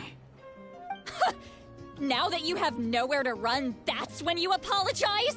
You couldn't wait to run off last time, and the time before that. pretty sure I apologized those times too. What exactly were you thinking? Being a wanted criminal is one thing, but then you also tried to pull off that whole thing in the ancient ruin. I'm not the one who needs an apology. Apologize to yourself for risking your life. Okay. I'm sorry. I don't have anything to say for myself, Granny. Yell at me all you want. I know I messed up. You better be sincere. This is an incredibly serious matter. I'm being sincere, I promise. I've seriously reflected on my actions. I know what I did was risky, and I know I made some bad choices. But I don't regret it. I just had to do something. Not because I thought I was special, but because I wanted to help Natlan as much as I can. Of course, in the end, I just ended up causing more trouble, so you're right. My apology doesn't mean much, but I don't know what else I can say. You even had Aoife bring me that gem. A simple thank you isn't enough, but still. Thank you, Granny. You're welcome.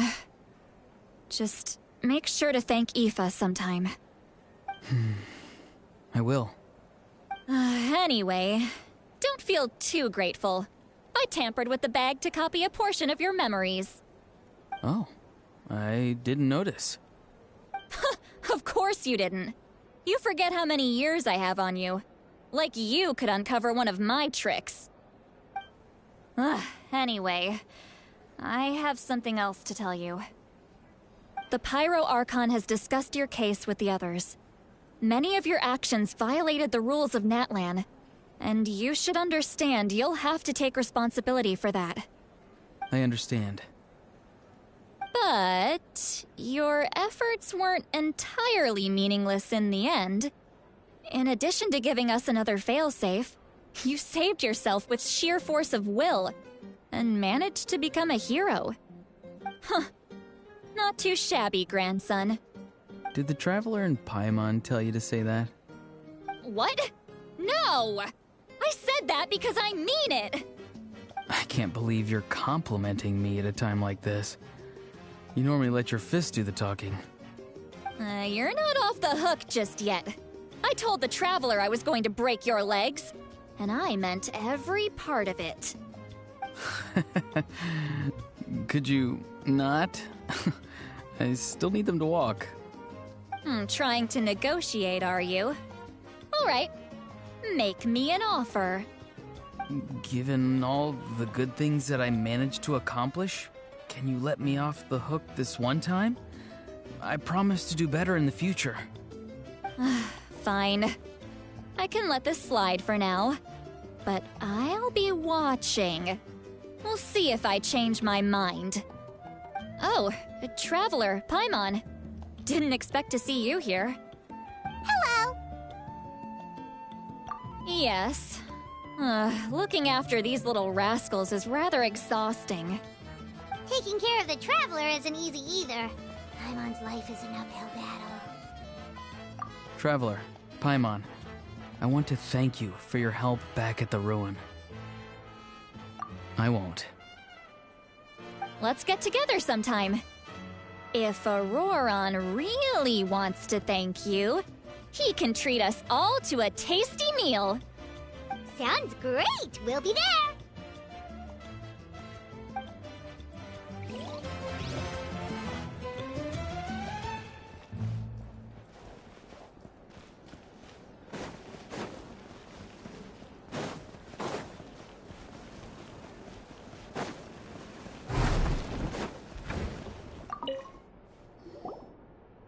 If you're done for the day, we should get some rest. Paimon has a feeling we'll need it for tomorrow.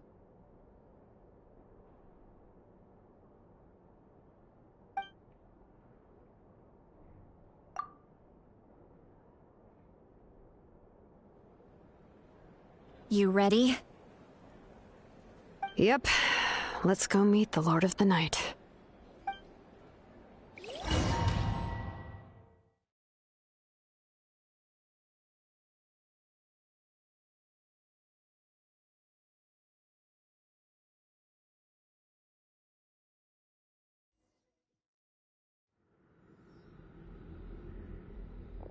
So, this is where you heard the Lord of the Night?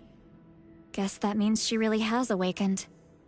Hopefully we made it before she falls asleep again. Fret not.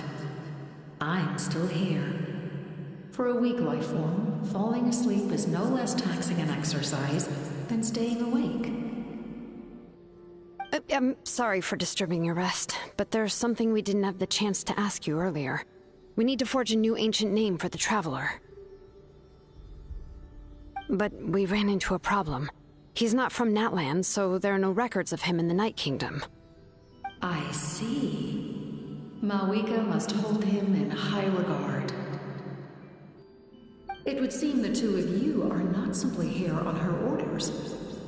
So, what say you? Do you believe this traveler to be deserving?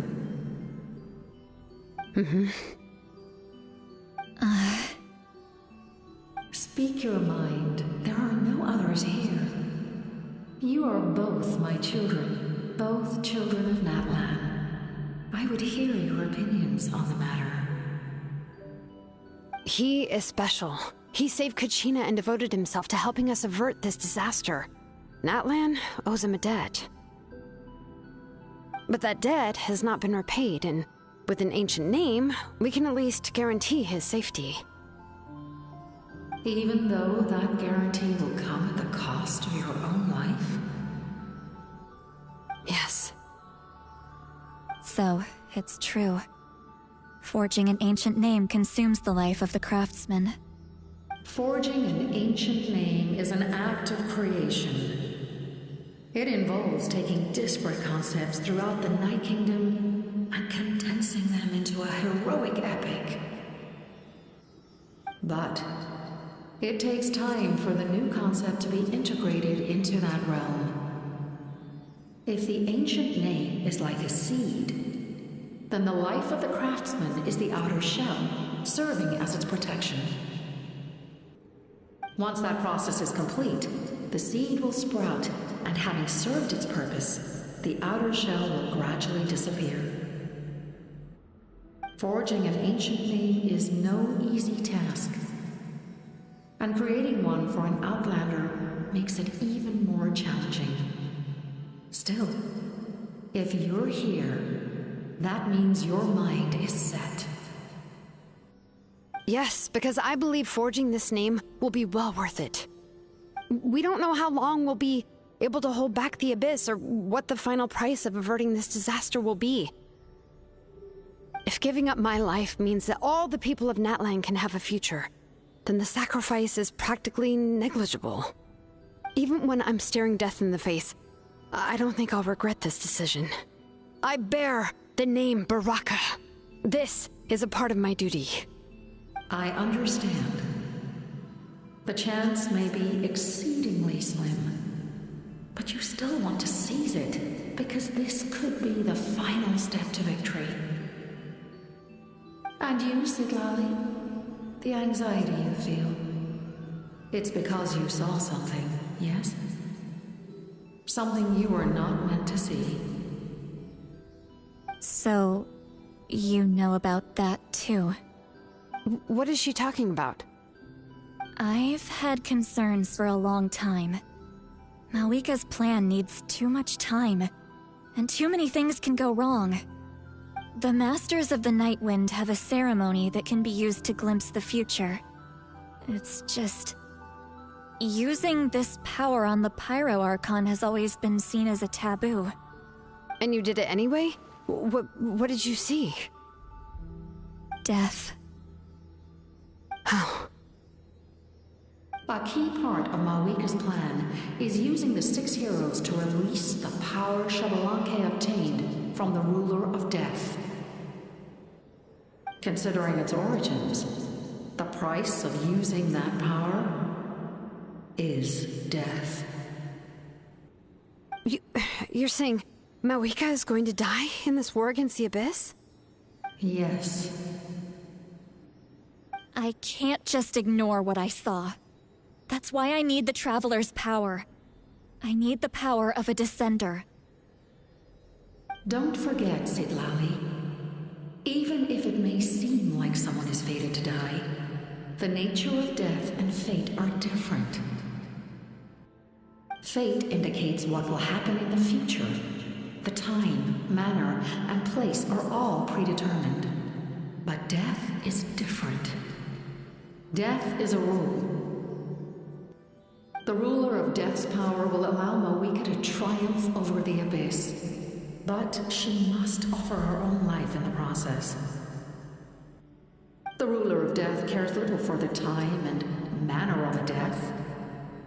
She simply guarantees that it will occur. Fate may be able to influence the timing, but that is all the Traveler can change. Wait, you're saying we might be able to change when she dies, but not the outcome? I cannot help you with this, I'm afraid. It's beyond my capabilities. Mawika knows about all this, doesn't she? Yes. I imagine she has long accepted this eventuality. Well, I can't. She's so strong. She never gives up, never rests until a problem is solved. She's not the type of person to just quietly accept her death. The Traveler shares that quality. That's why I think this gamble is worth it. Together, I know they can overcome the impossible. Be it fate or death. We shall have to wait and see, but I will curb my expectations. My time is running out. It is my honor to witness humanity in this moment of absolute determination. We won't forget your contributions. Once we deal with the Abyss, we'll find a way to keep you alive. Thank you for saying that, but there is nothing you can do. How many years of life are enough? 10? 100? 1,000? 10,000? The Night Kingdom will disappear. The humans will continue to fight against the Abyss, and in the end, all will cease to exist. When you consider all of that, extending my life is meaningless.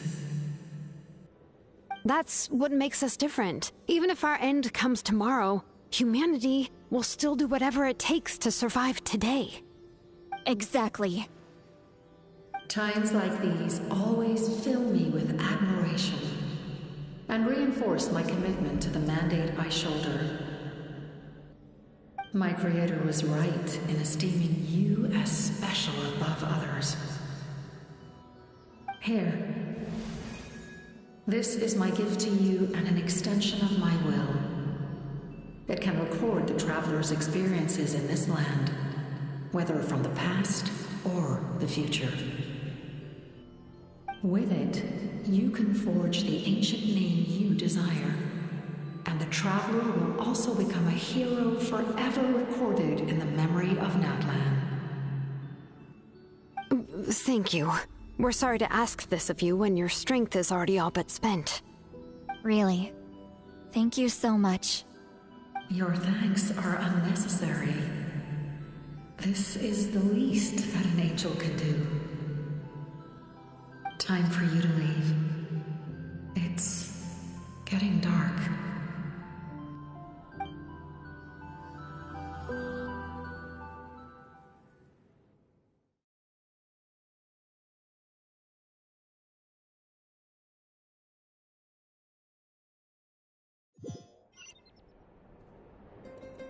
I can't sleep with all the noise outside! Forget it, let's go check it out.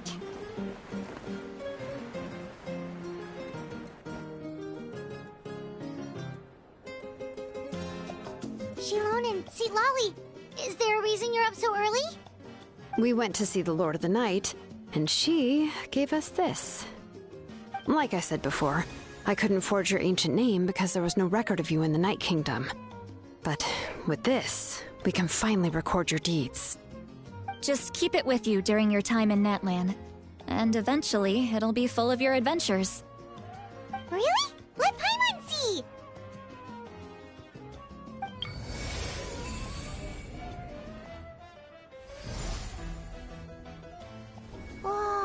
two of us! And a sun in the middle! Oh, and that must be... Kachina? It's not a concrete medium. It reflects the Lord of the Night's will, and shows what she wants you to see. Oh, in other words, don't worry about his form. When you want to check the contents, just take it out and have a look. Sounds convenient! It's also super light and doesn't take up too much space! This is a really awesome gift! Oh yeah, we'd feel bad accepting something like that! Oh, yeah, don't worry, you two. It's, like you saw yesterday, aiding humanity is the Lord of the Night's mandate. She would have willingly reconstructed Natlan's ley lines at the cost of her own existence. She wouldn't ask anything in return for this. Exactly. Just take it. Well, if you say so.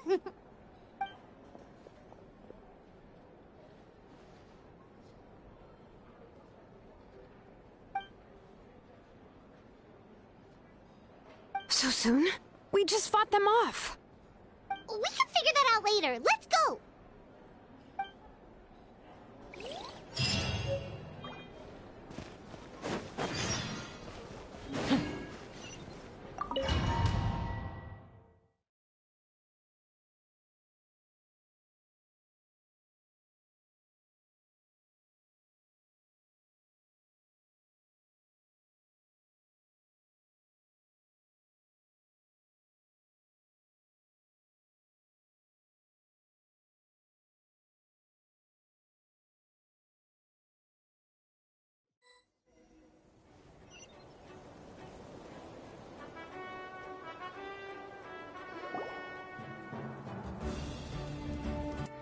This other one is too dangerous. I'll handle it myself. The remaining locations are remote with no inhabitants. Let's bring... Understood. I'll spread the word.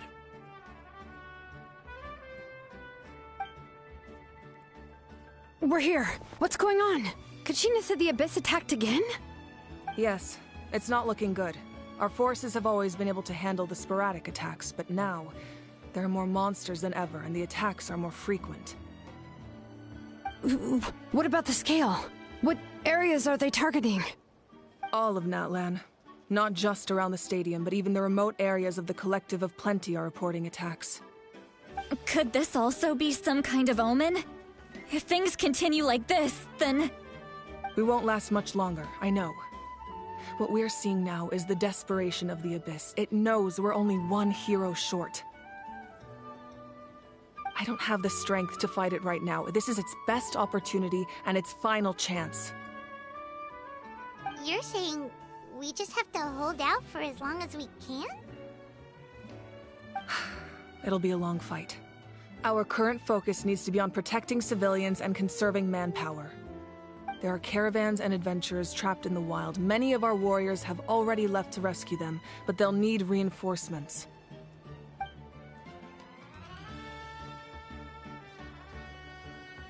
All right. Shilonen, Kachina, head to the camp near the Children of Echoes. Sitlali, you're needed in the Masters of the Nightwind. As an important figure in the plan, Auroron will stay here. Your tribe is too far from the stadium. Understood. I'll leave right away. I prepared a hot air balloon to take you where you're needed. Messengers from the Scions of the Canopy are traveling all around Natlan. Update them once you've completed your mission, and they'll compile the information into a battle report. As I receive intel from the various regions, I'll plan your next move. All right, no time to lose. Let's go!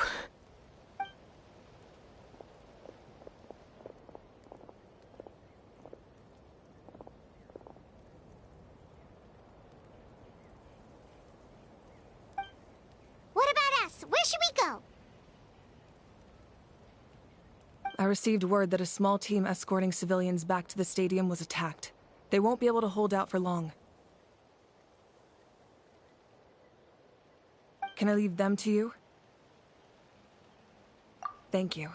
The hot air balloon is over there.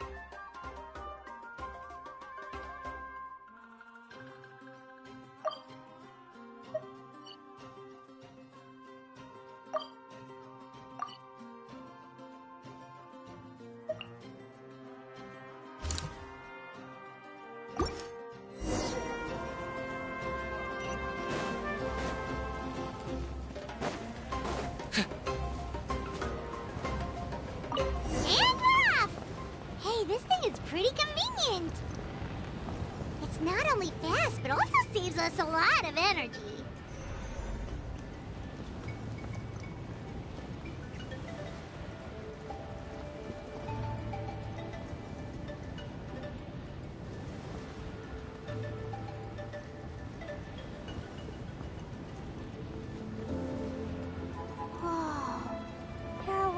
Fighting everywhere. Seems like chaos in the making. Good thing for those battle reports.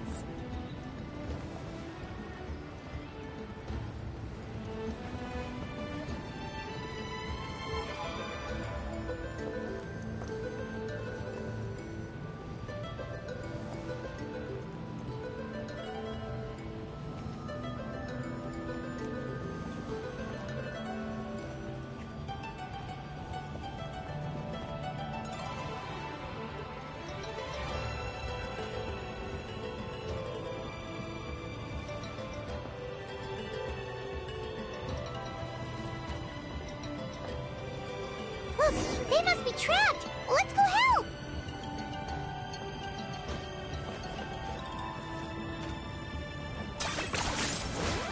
Reinforcements! Thank goodness!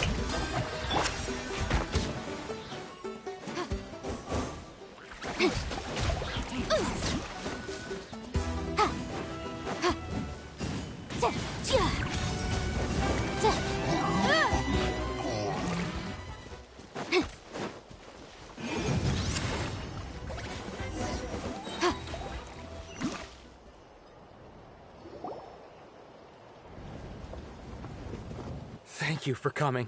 We were almost at the breaking point. There were just too many monsters. They just kept coming, wave after wave. I've never seen it this bad. At least we got here in time. You all should get going. I know, but it's not that easy. A lot of people were hurt in the battle just now. Our cart was also attacked, and now our supplies are scattered everywhere. That's not important right now. We need to focus on getting out of here alive. I know, but these were medical supplies. What if they need them back at the stadium? It's them! Over here!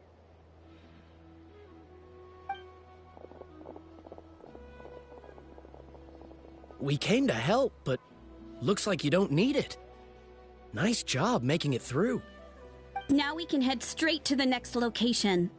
What other areas need help? Here, take a look at the latest battle report. Messengers from the Scions of the Canopy are traveling all around Natlan to pass along the latest intel. If you see a messenger from the Scions of the Canopy, feel free to ask them about the latest battle situation. Thanks! Now where should we go next? Seems like you can hold your own in a fight, so let's split up. Choose where you want to go and we'll take the rest. Still looks like they could use some help here, though. These supplies are really important. What should we do? It's all right. Don't delay your rescue efforts on our account. But if we stay here too long, the monsters might come back! What do you think, Traveler? Should we stay and help? Paimon will do whatever you decide.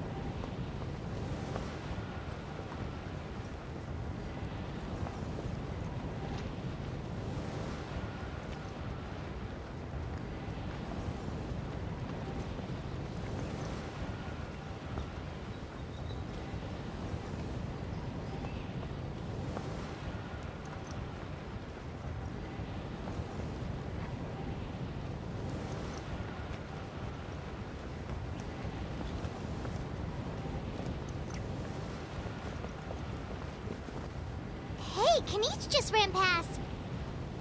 He must be busy delivering messages. At least he didn't look hurt.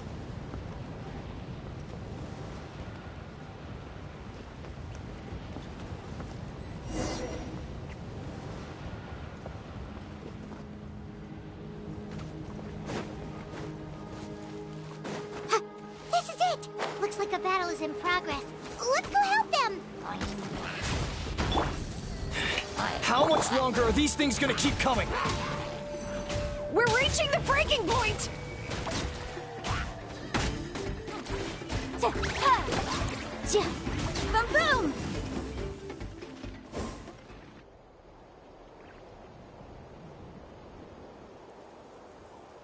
Oh, thank you so much. You came just in time. What's going on?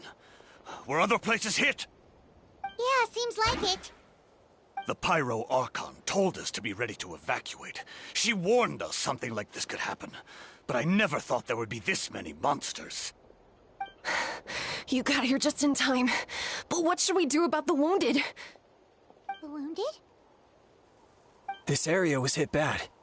We're housing the wounded in this house for now, but we're short on medicine. It's not easy for them to get around either.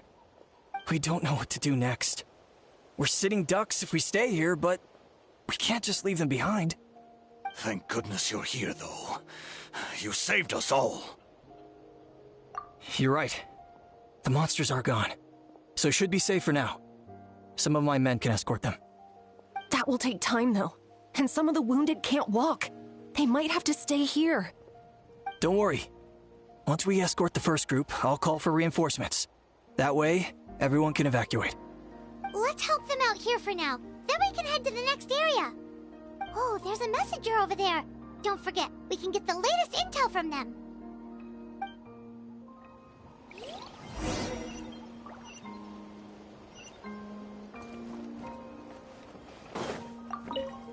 Thanks for your help. I've updated the intel on this area. I'll start spreading the word. Hang in there, you two. A lot of places still need your help.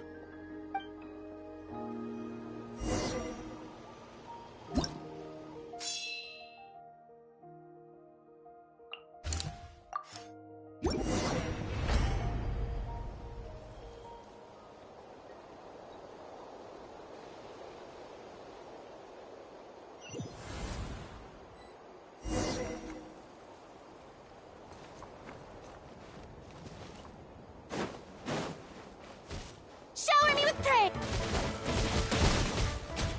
Torrents, bring refuge! Target acquired.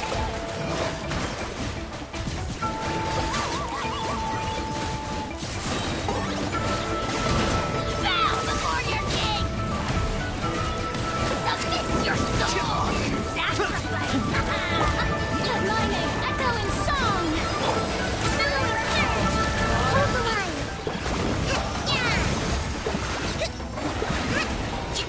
Let's move on. I got him cornered.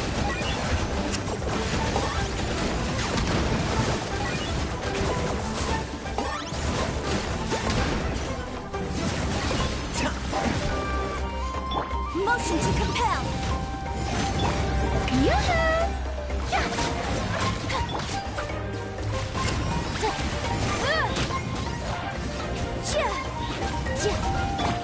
Target acquired.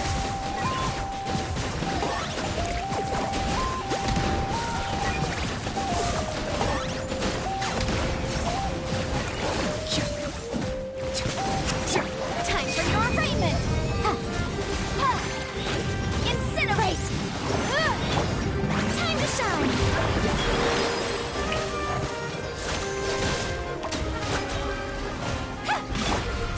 Permanence of the deep! Allow me!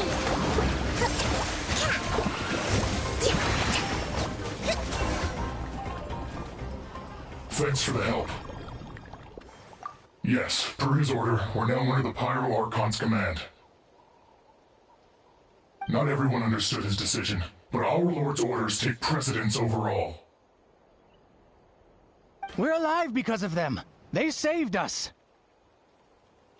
Well, guess that means we should thank you guys. This feels so weird. Agreed. Where are you headed? The people of the Springs? That was the plan, but I don't know if it's safe anymore. I suggest heading to the stadium. Most of the manpower will be focused there, so it'll be safer than staying with the tribes. Once we take care of these monsters, some of our soldiers will escort you. Thank you so much. Guess a little extra help never hurts. People from all over Natlan are heading to the stadium. That area needs to be the center of our defensive efforts. If your other tasks are complete, I'm sure the people there could use your aid. Hearing those words from you also feels quite strange for me, but I can only accept the situation at hand.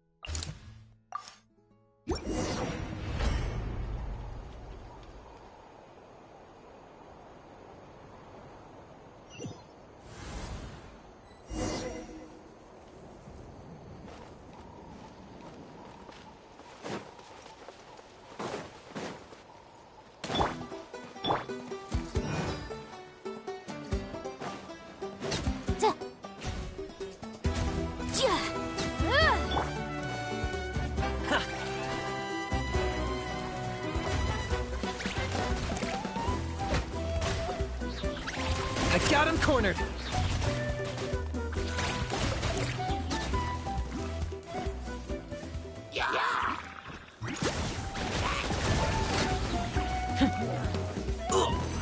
Shadow to cast, mind to command. Hold the line. Let's move out.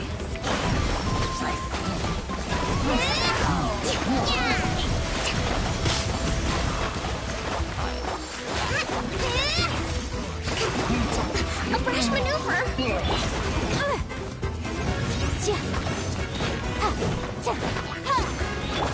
Shower new threats.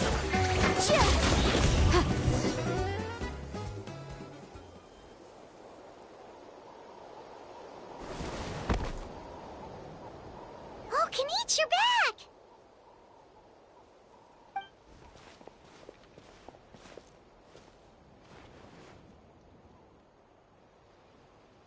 Yeah, it really feels like we're running short on people everywhere. It's so dangerous out there. Just when we think everything's under control, another thing goes off the deep end. Not that Paimon's complaining, it's just... What if things get even worse?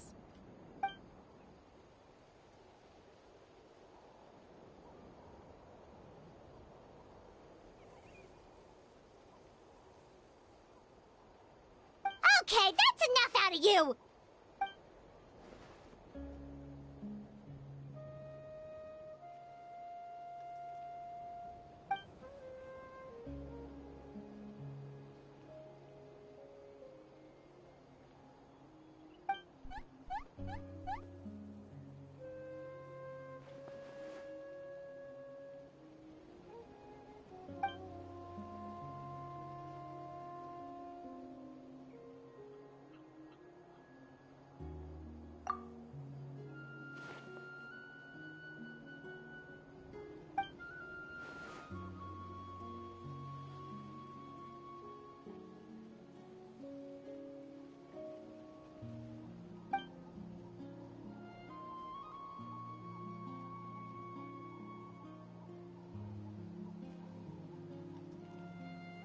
Yeah, she always seems so confident. Plus, she told us you can only become the Archon by proving your strength.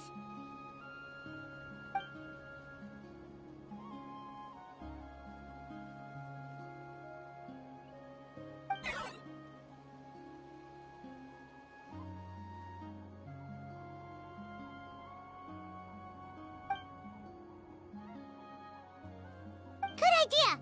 Maybe we can see if the people around here need anything in the meantime.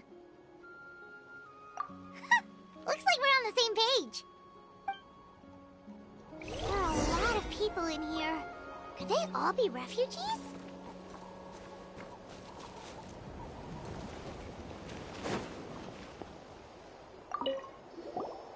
Want to get some rest, Traveler? We have to head out again in a bit.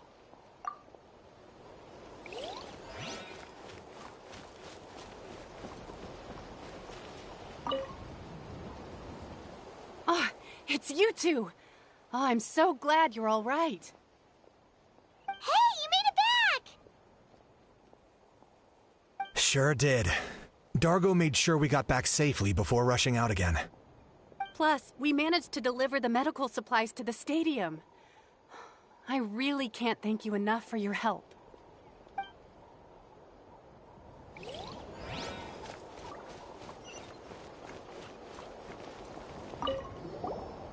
Want to get some rest, Traveler? We have to head...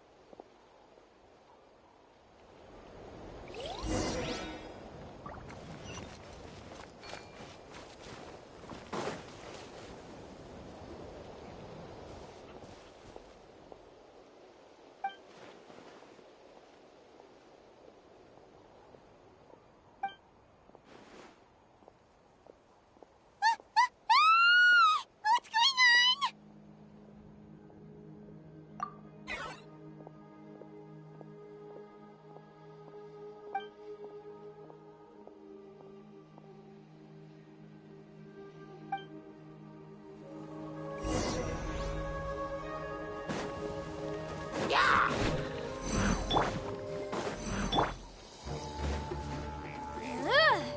Inadmissible evidence! Rest and rebuild! Torrents, bring refuge!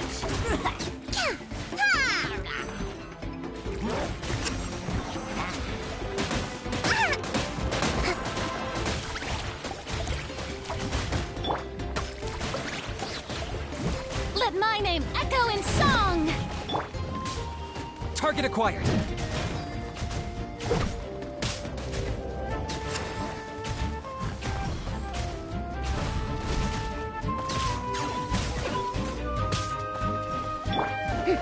Yoo-hoo! Incinerate!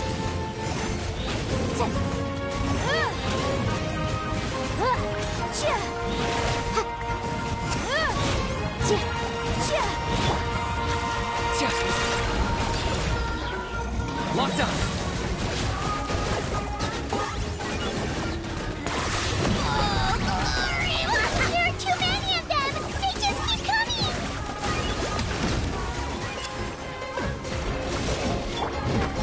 Covenant of defeat!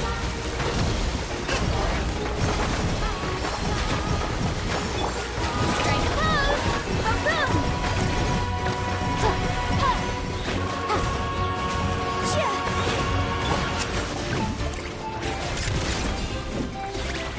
I got him cornered.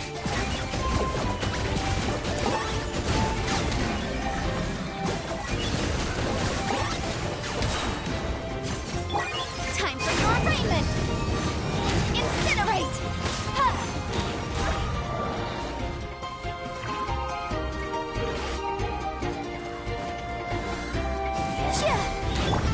Time to shine! Shower me with praise! Shadow the past. Mine to command. The dead would bleed!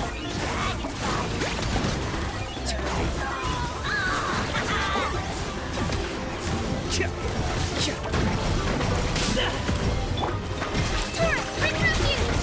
Hold the line!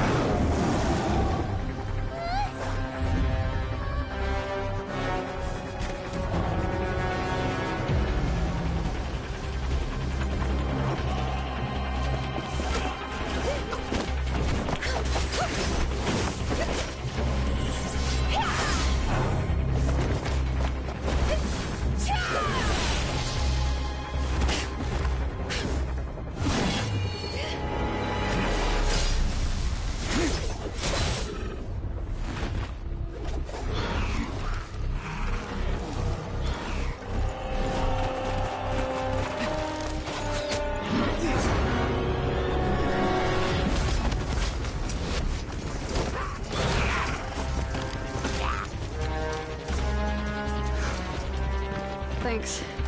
The situation is grave. Hold this position. Keep the people safe.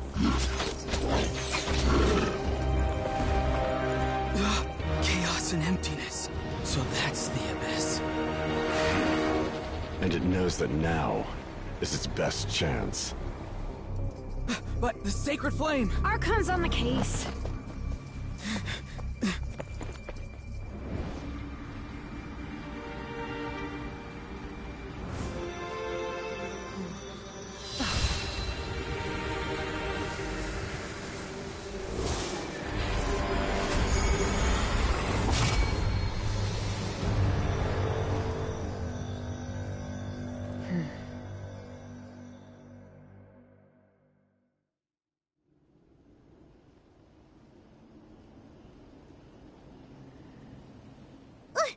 What was that?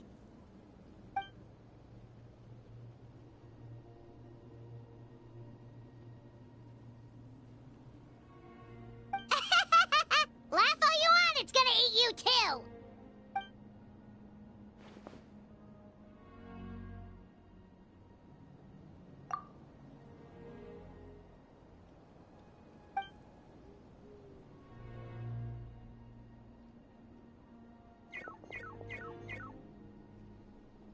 The fact that Deadpan Kenichi is this nervous just goes to show how serious this really is. Oh, let's go. The disaster's really happening.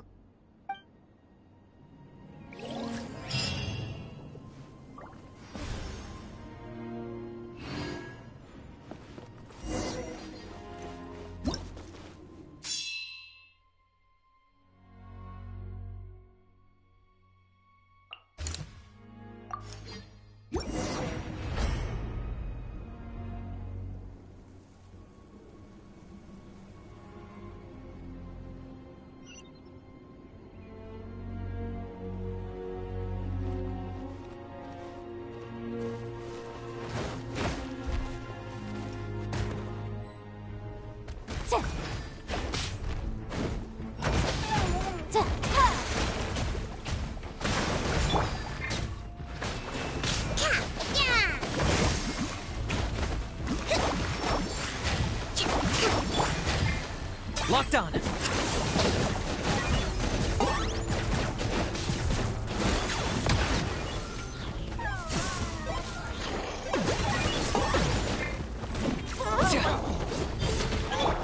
Rest and rebuild! Motion to compel!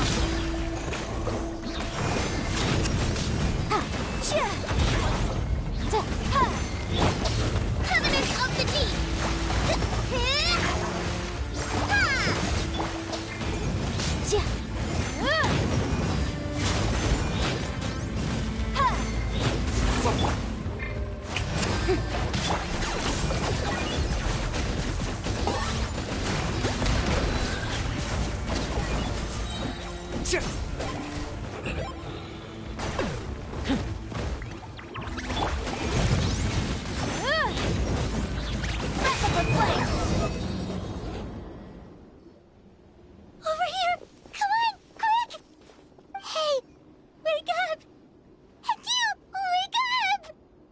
They're all dead.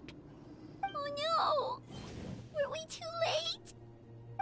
We were on our way to the stadium with our Saurians when that dark entity emerged in the sky. Seconds later, the abyss monsters appeared and changed into Saurian form.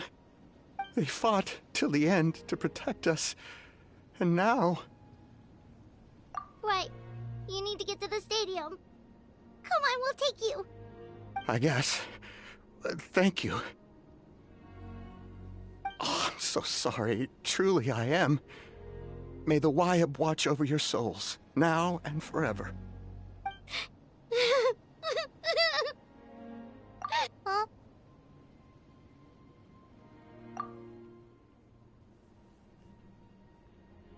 Yeah. Paimon knows, it's just... it hasn't fully sunk in yet. But anyway, right now, Let's focus on getting onto the stadium. With any luck, there'll be an update waiting for us there. If not, we'll just have to play things by ear.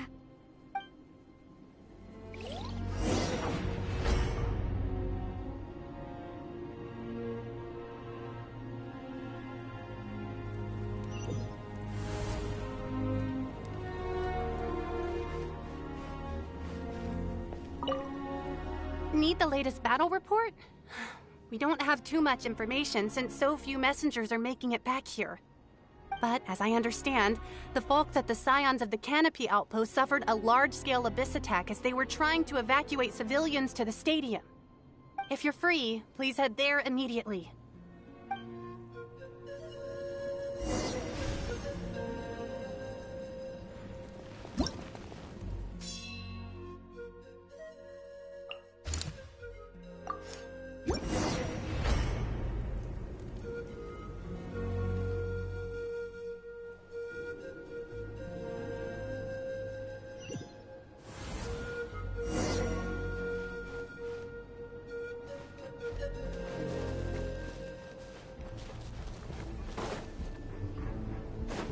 I got him cornered!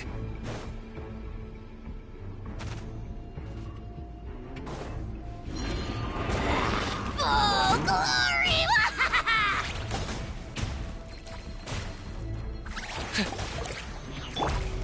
Taurus, bring refuge!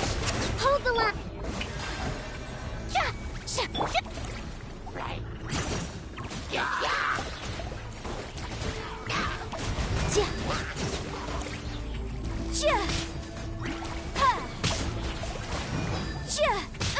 Keep within the wall.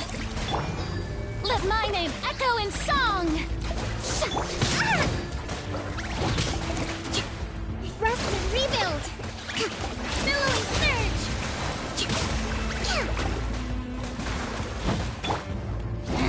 10 points for agility. Boom!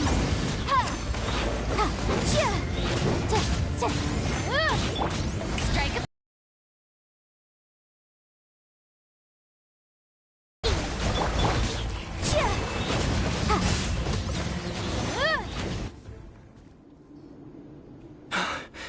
It's you. You kind to keep guard, but they're all dead. I'm the only survivor. We're done for now. The Abyss will attack again any minute. And then I'll be a dead man too. The last few civilians holed up indoors won't stand a chance. Hang in there. We'll think of something. There's gotta be a way out of this. Like what? None of the civilians have any combat experience. There are old people, children, wounded. They can't defend themselves. The monsters are gone for now, right? Get back inside! It's too dangerous out here. I know it's dangerous. That's why I came out. Same. Huh? What is this? Can you spare some equipment for us? I've never been in a battle before, but I'm young and I can hold a weapon. That's gotta count for something. And I used to fight in the pilgrimage when I was a younger man. Admittedly, I never made it very far. But if you hand me a spear, I think the old muscle memory will kick in. There are others willing to join us as well. I persuaded them to fight. We can't let the blood spilled by our warrior brethren be in vain. We can't watch on as our heroes lose heart. And we can't let them fight alone. We don't have much equipment left.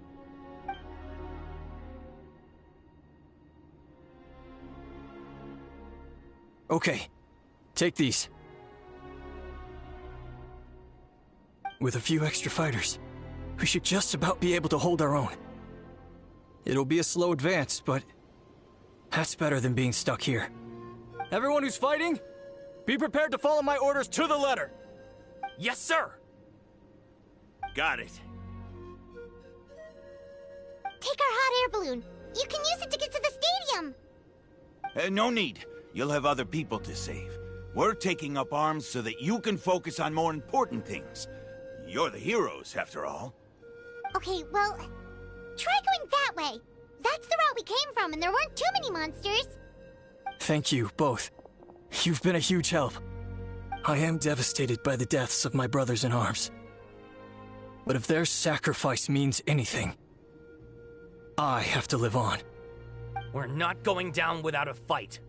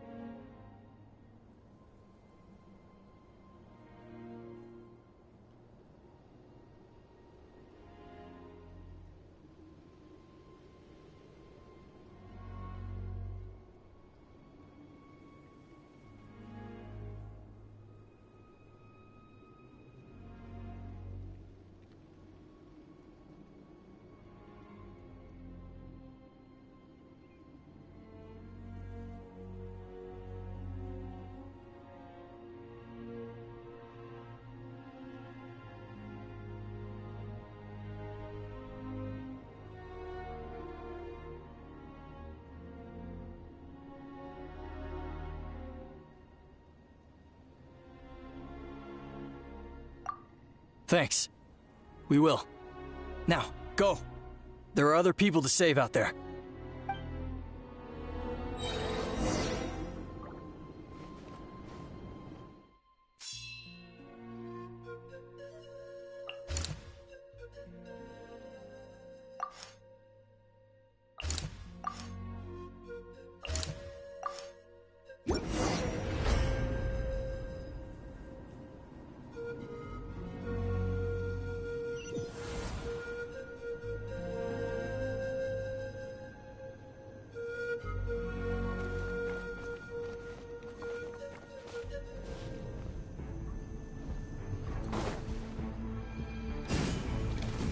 Shadow of the past, mine to command!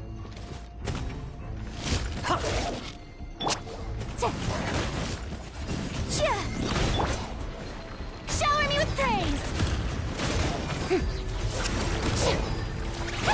Time to shine!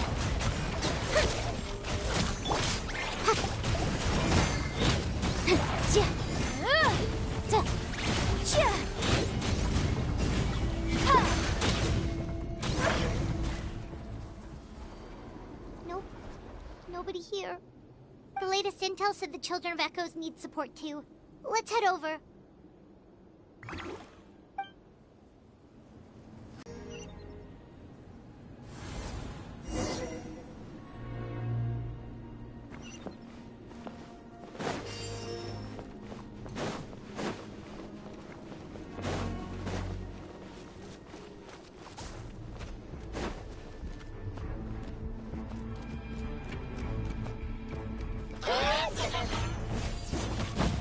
Rest and rebuild!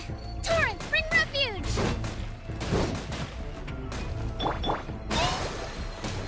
Strike a pose!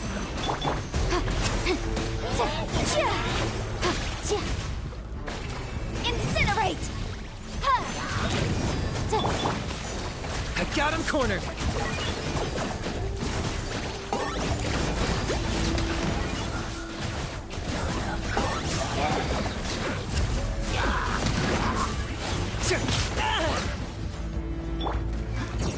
Yoo-hoo!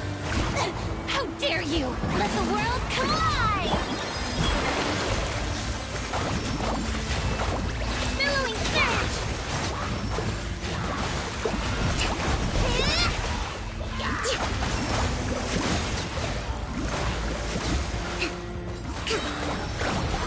Uphill battle! A brash maneuver! Breath of the flame!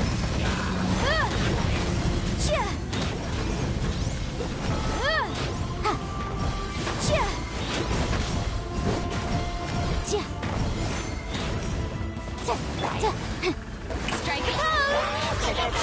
Time to shine! Let's move out. Torrent, bring refuge!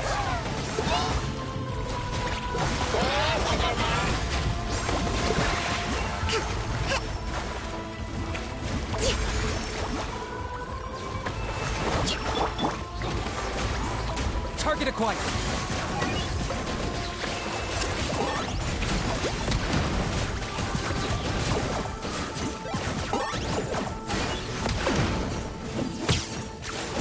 Claim these souls!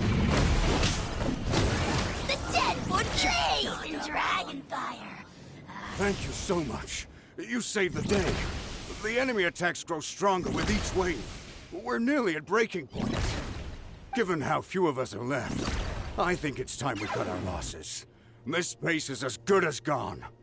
Yeah, everyone needs to stick together. Best to regroup somewhere else. Better late than never. Time to evacuate. Warriors, gather round.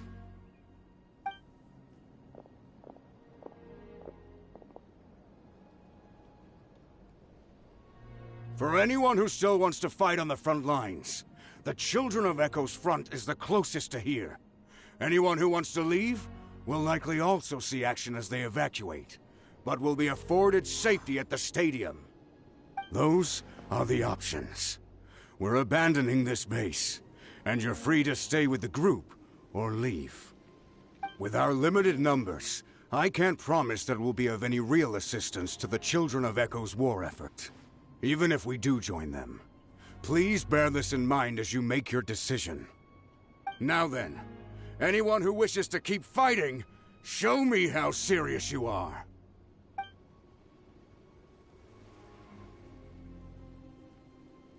Really?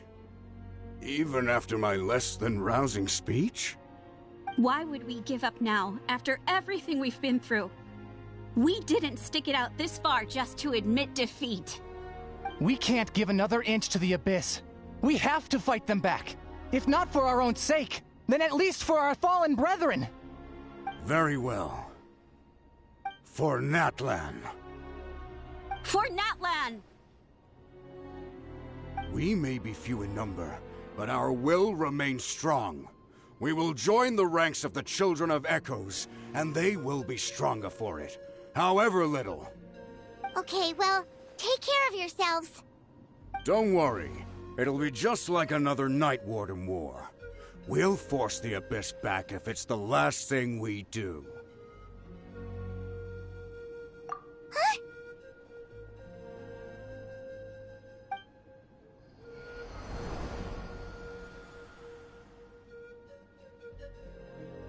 Shoot! That creepy Abyss thing is raining down a dangerous-looking substance again! That's over towards people of the Springs territory. From what I've heard, their defenses have been substantially weakened by the Abyss invasion. Then let's head over and check on them!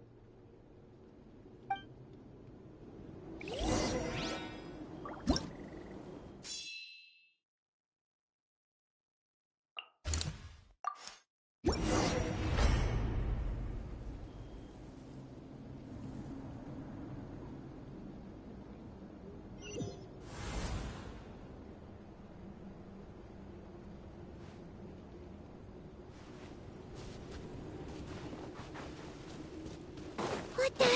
Hyman can't believe it! Billowing surge! Let's move out. Lockdown!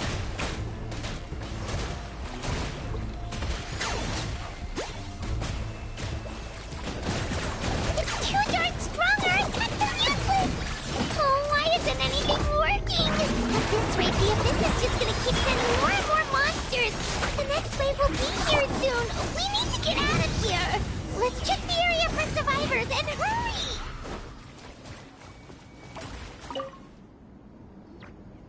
There's just one battle report left, and it gives a long list of places where the dangerous substance has been dropping. This is the first report we've had in ages, which means the messenger's job has become all but impossible. But there's nothing we can do about that. Our priority is to get to the next affected zone. Even if we don't find any survivors, maybe that strange substance over there won't be as rock solid as here. There's a chance at least.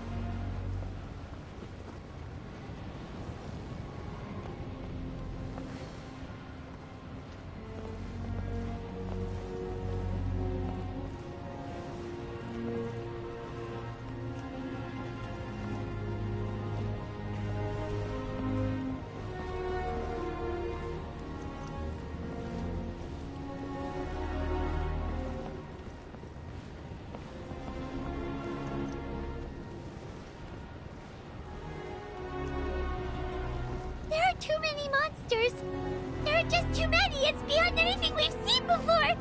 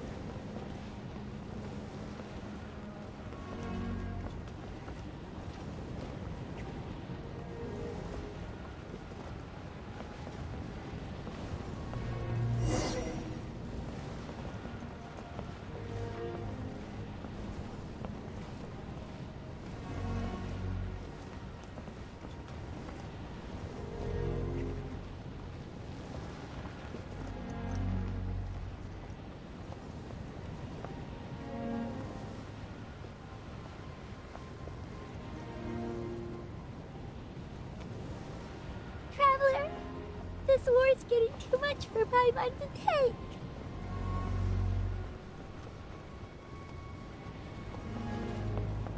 Okay, let's do this!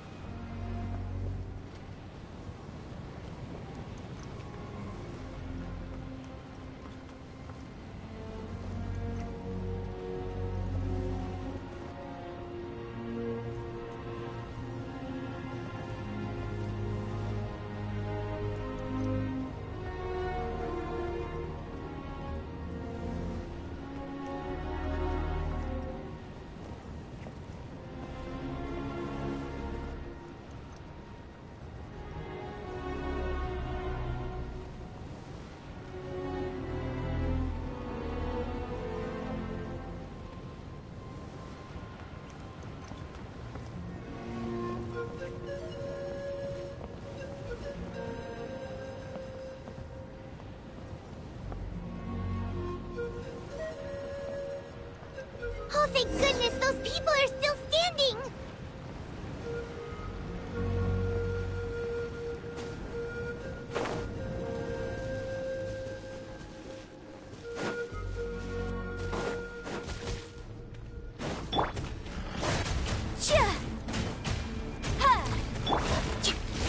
Hold the line!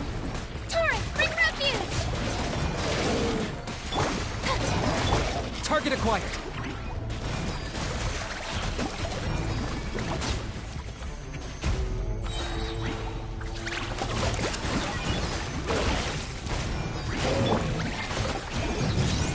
Time for your arraignment!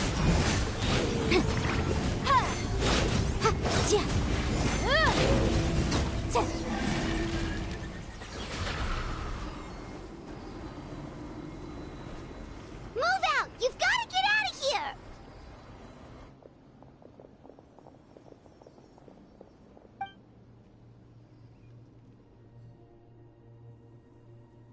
Still no luck, huh? What on earth are these things? How are they invulnerable to attack? Yeah, at least with regular abyssal pylons, anyone with a vision can destroy them. But this thing, no one's seen anything like it before.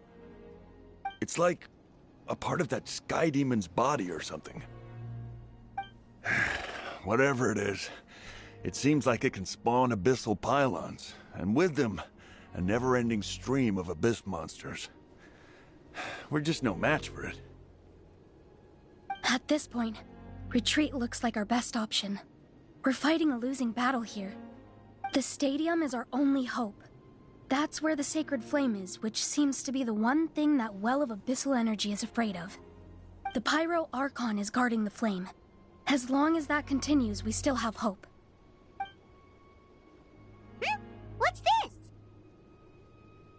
Water, and some snacks. You look like you need it. I'm guessing you've been supporting the fight all over the map? Sounds like you need a breather. We got enough people to hold our own here, and it's high time you took a break. Why don't you sit down and gather your strength for a minute? It's true. We've been fighting pretty much non-stop. Traveler, you must be exhausted. What do you think? What is it? Oh, you're right. Well, then guess we'd better go warn them. It's your decision. If you want to set off right away, Paimon will come with you.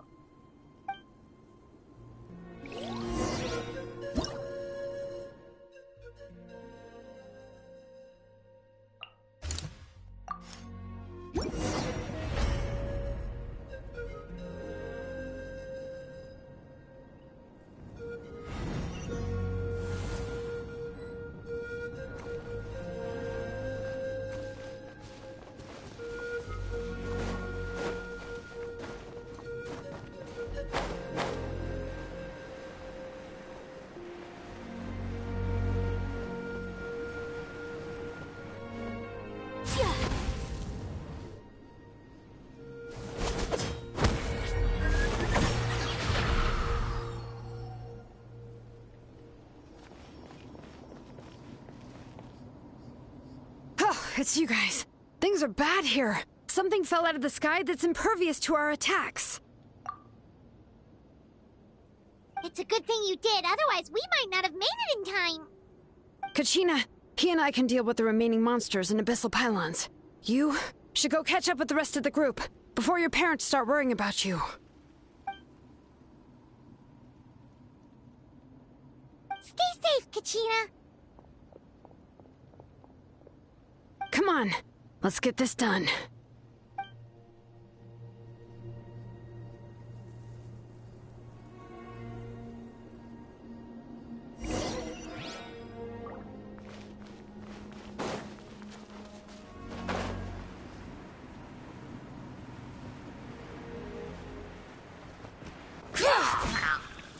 Boom! Allow me.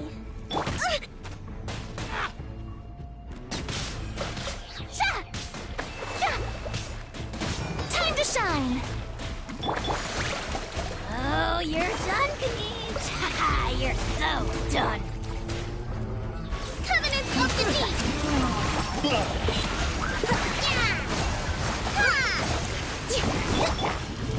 Incinerate!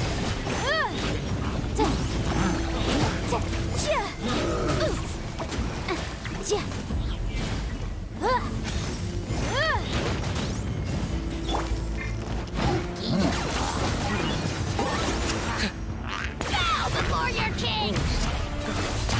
Submit your soul in sacrifice! To forever hold!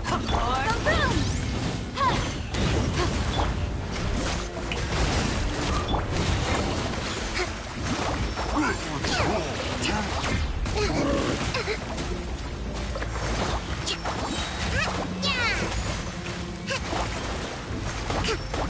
Incinerate! Breath of your flame!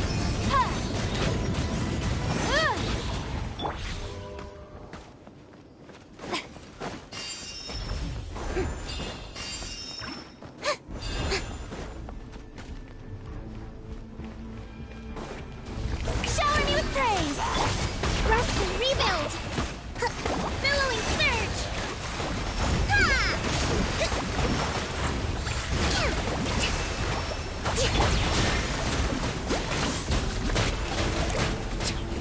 All right. Letting brave names echo! Let my name echo in song! Yup! Boom boom!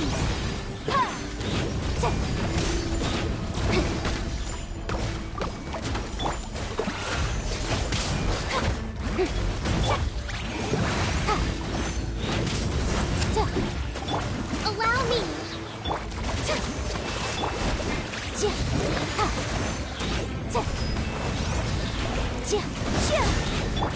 Turret, bring refuge!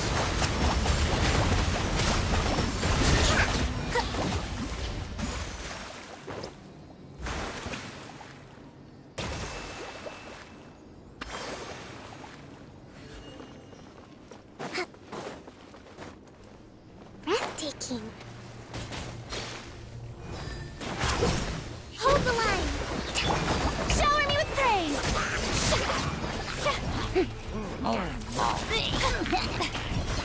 Time to shine! Target acquired.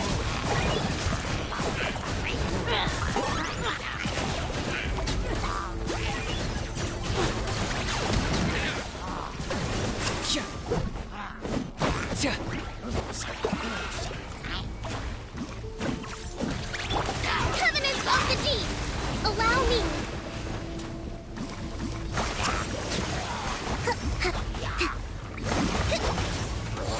Incinerate! Time for your arraignment!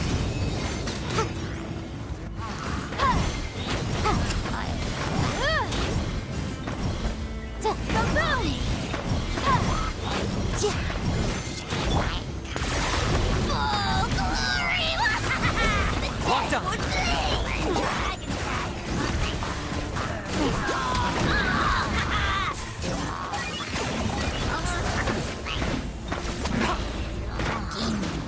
Yoo-hoo! Incinerate!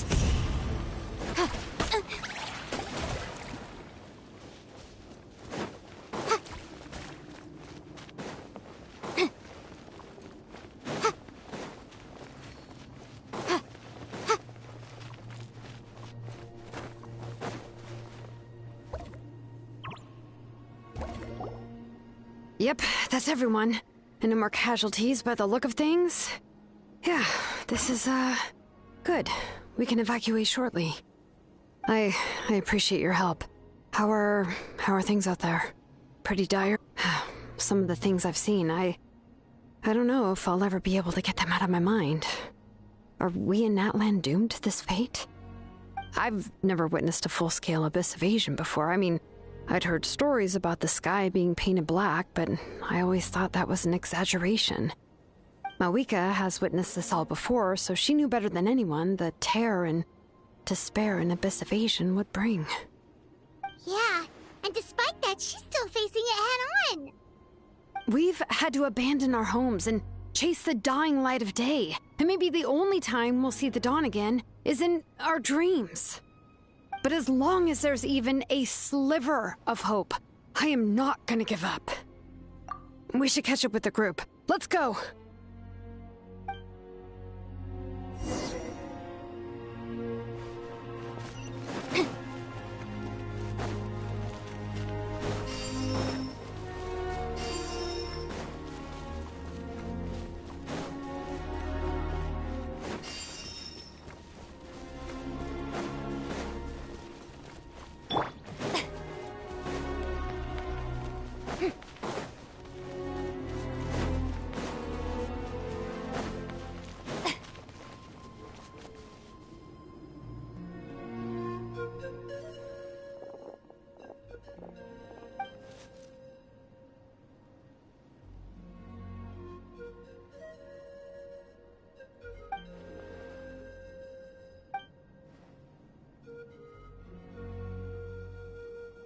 What?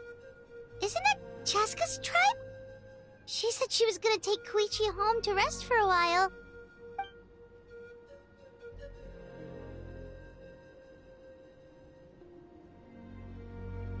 But how, right? Everyone's struggling just to defend themselves. There is no spare manpower. At this rate, it won't be long before even the stadium is indefensible. And with everyone congregating at the stadium, the Abyss forces will start converging there, too. Then there'll be a battle on a scale much larger than anything we've seen so far. On the bright side, at least my old injuries aren't playing up at the moment. It means I can actually join in with the fighting. The crux of the issue is that the heart of the Abyss itself has joined the invasion. That's a power we just can't match. I have every faith in the courage of our people. The Natlanese will never give in to despair. But still, the fact is, our lives are more fragile than our spirits.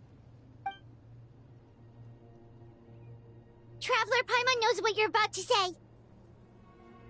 Yeah, Paimon's sure is getting tired from all this flying, but it doesn't matter. Wherever you go, Paimon's going too. Yep, we'll leave the Children of Echoes to you guys. Flower Feather Clan, hang in there. We're coming. If there was ever a time to push ourselves to the limit, that time is now!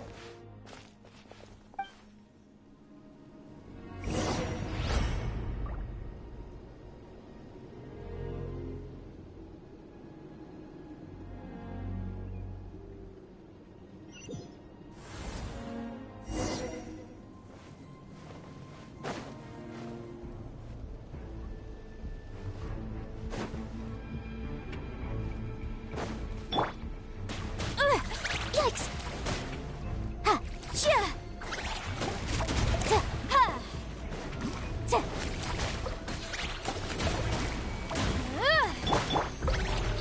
Let the world come alive! Let's move out. Thrust and reap it! I got him cornered!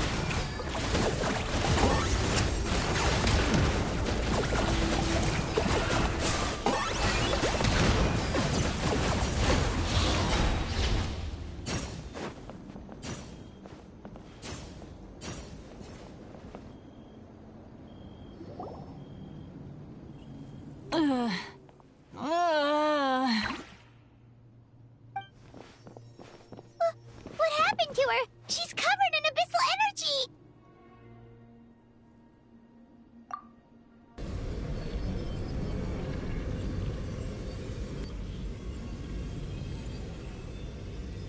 Please, Save her.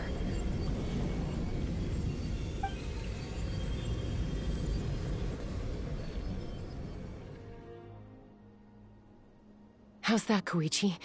Any better now? Koichi! Koichi! Chaska, I used to think Mom and Dad were crazy for adopting you. I was the younger sibling, but I always felt like it was my job to help Mom and Dad take care of you. I thought I could set you free from the abyssal energy you struggled with. I guess I was pretty full of myself, huh? Thinking I could fix you when... well, we were always the same. Hush, Koichi. Put those thoughts right out of your mind. We'll be at the stadium in no time, okay? I'll carry you there. The abyssal contamination is gone now. Just rest, and you'll get better. I was always nagging you to slow down. Stop rushing headlong into things. I just didn't want anything to happen to you, or to anyone else because of you. I worried about you so much. But now, I realize I never really understood what it's like for you. The fact that you survived an abyssal contamination was a miracle. But it also left you in a constant state of agitation. The fact that we became family was another miracle. But with me worrying about you all the time, it feels like I just agitated you even further. No, absolutely not. Nothing could be further from the truth. Do you hear me? All you ever did was love me. Same goes for Mom and Dad. I've always known that. And I feel terrible because I really did want to get along as a family. It might take me some time, but I'll find a way to make it work. I'm so sorry, Koichi. I never meant to make you feel this way. It's okay, Chaska. No need to apologize. You didn't do anything wrong. No one did. It's nobody's fault that things didn't turn out great. I get it now. So, no nagging from me this time. You keep forging ahead, sis. Never slow down, and never hold back. Spread your wings and fly free, like the fiercest kukasaur in the sky. Show the world who the bravest flower feather warrior is. Because that's who you are. And that's the sister I'm proud of.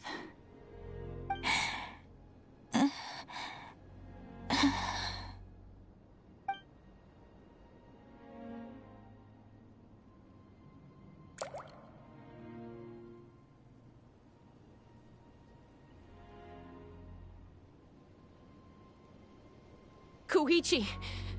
Koichi!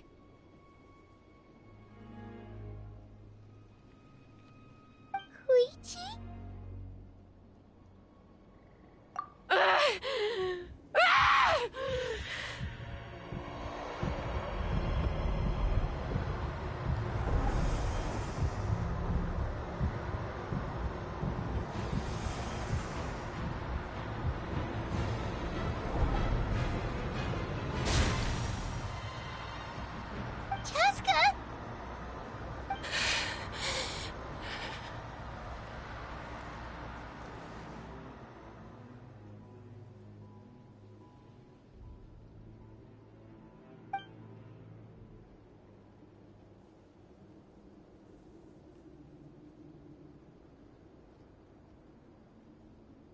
What happened?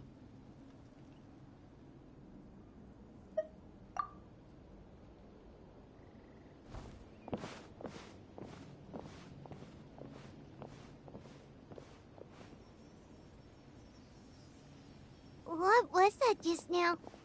It It looked like abyssal energy was flowing out of her, but then, a split second later, it disappeared. Koichi did say that Chaska needs to let off steam now and then, or she'll end up losing herself. But this time she wrestled back control. If only we were faster! Dealing with abyssal contamination is a piece of cake for you. We could have gotten to her earlier, then you could have treated her before it was too... Wait, what's happening to Chaska? How unfair life can be. She's had the odds stacked against her from the very beginning, and each step forward has been an agonizing one. Maybe she would have been better off embracing her pain. But her journey goes on, and one question looms large in her mind. If she could rise above the layers of pain and ascend over the dark clouds of her mind, what then would she find? Maybe the glorious light of the sun, or maybe a dark, empty void. There is only one way to find out. She needs to spread her wings and soar to new heights. That is the true meaning of life. My life's suffering shall be my epitaph. To remember the pain I endured. And finally, transcended.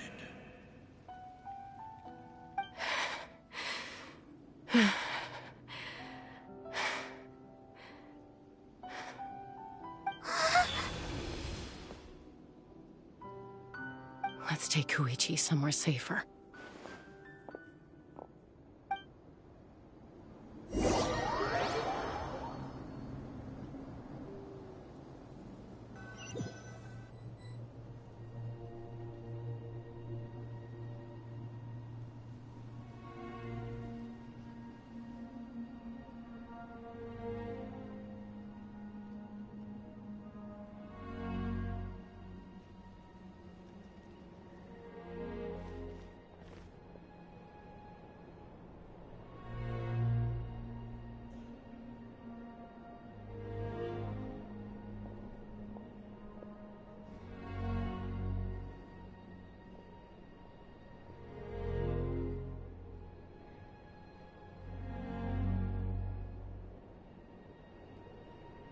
Please, take care of Koichi for me. I still have more important things to do. Of course. We are grateful for her service. Yes. She served selflessly. I'm sorry, Chaska.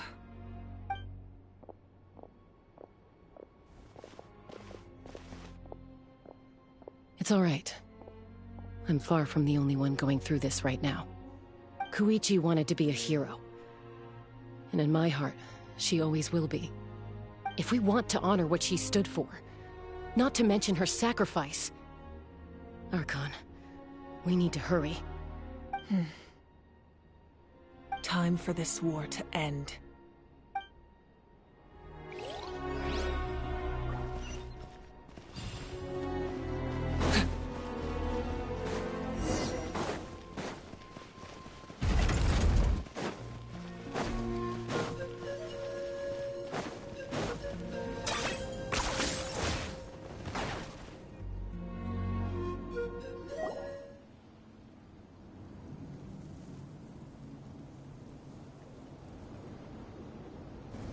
Everyone, are you ready?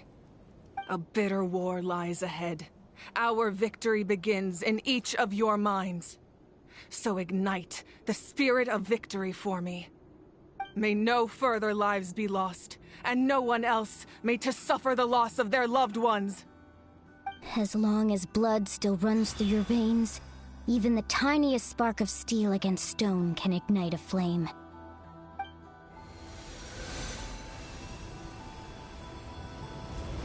Its blaze will become one with the gaze of all Natlan. Even amid everlasting darkness, our bonds remain eternal.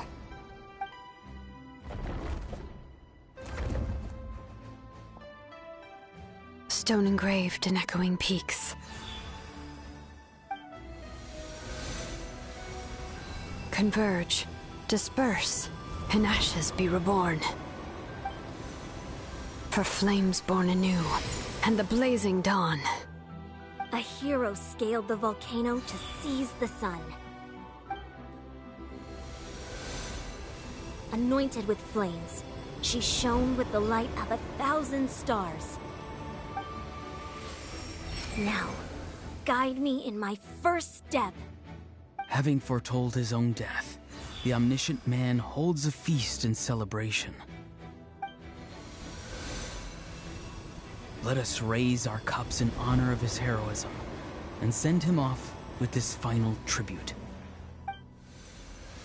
For at last, his wish is now fulfilled.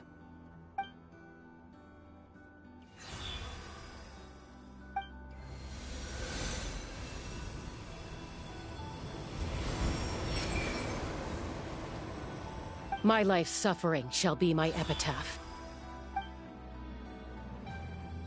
To remember the pain I endured, and finally, transcend it. Heroes of the ages! Our moment has finally come!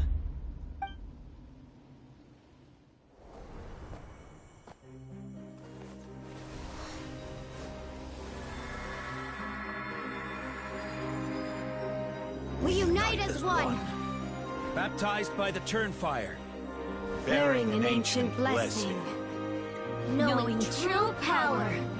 And accepting a fate of devotion. We embrace the transcendent flame. For Natlan! For Natlan!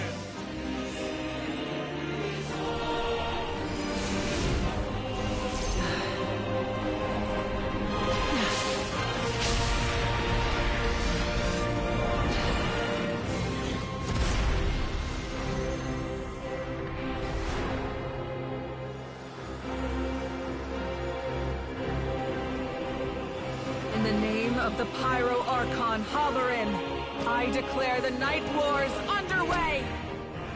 The Ode of Resurrection will guard all life till the war is over!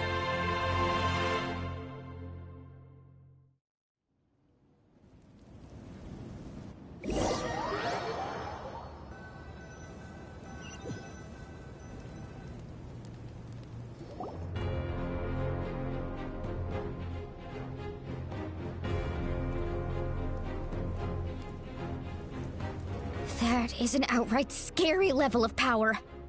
So, from now on, all warriors will be able to resurrect themselves using the sacred flame. That's right. No more casualties. It's time to wipe the enemy off the face of the earth. And to reclaim our lost territory.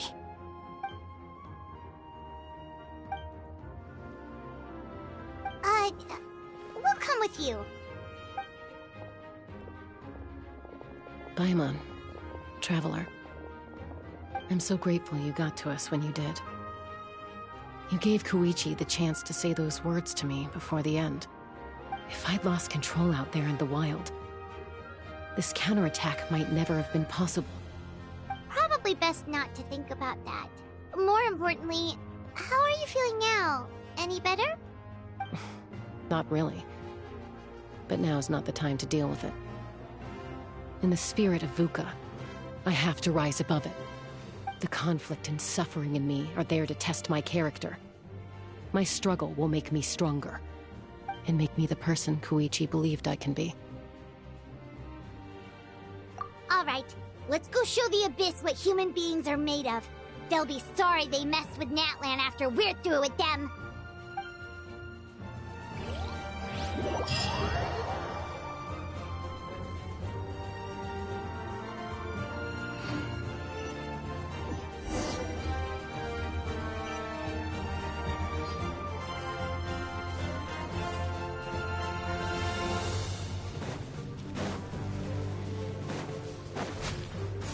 Locked up!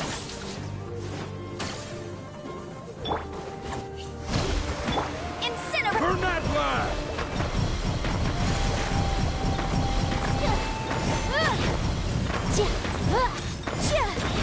Motion to compel.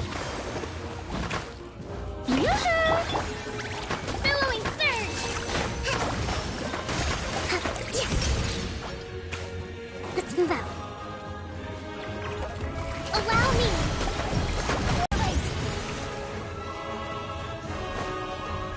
Okay. Target for the use my power to destroy the abyss tumors. Got it! Thanks for the backup!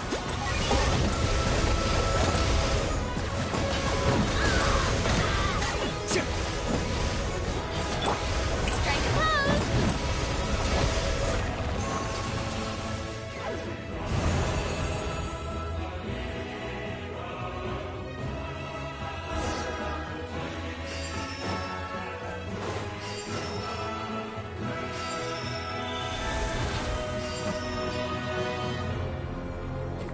Oh, did you guys see that huge fireball? It exploded right above my head. Sorry, Mulan. I'll adjust my aim. No, you're good, Archon. It didn't hurt at all. Plus, it was freaking cool. Not great for your eyesight. A howl's coming in way too hot. Is it possible to mute him? Done. Thank you, Malika.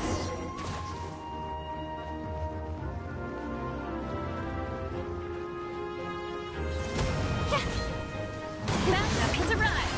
All right, give him hell. Vengeance for Koichi.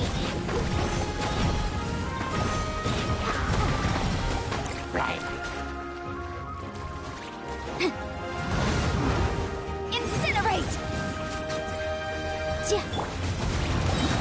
Time to shine! locked on.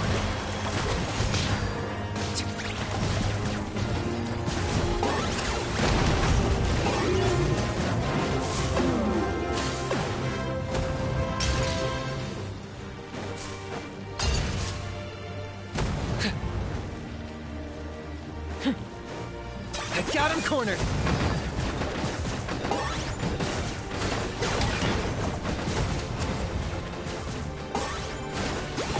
The enemy ranks are thinning. Time to double down. Use the Pyro Archon's power and show no mercy.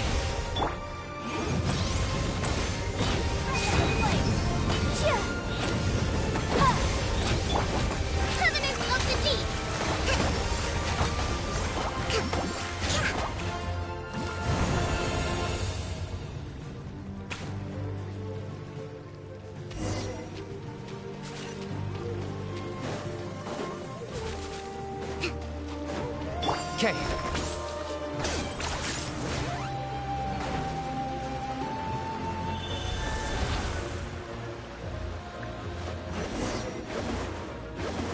Kachina, over here! I'll send you up, it'll be quicker!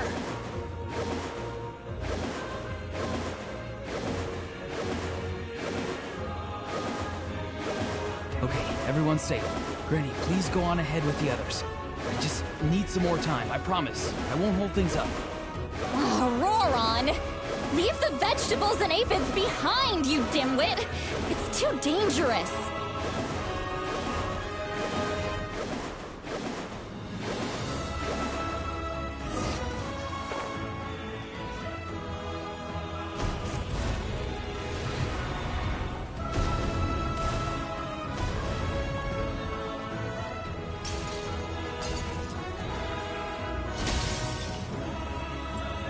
Hey, you're back.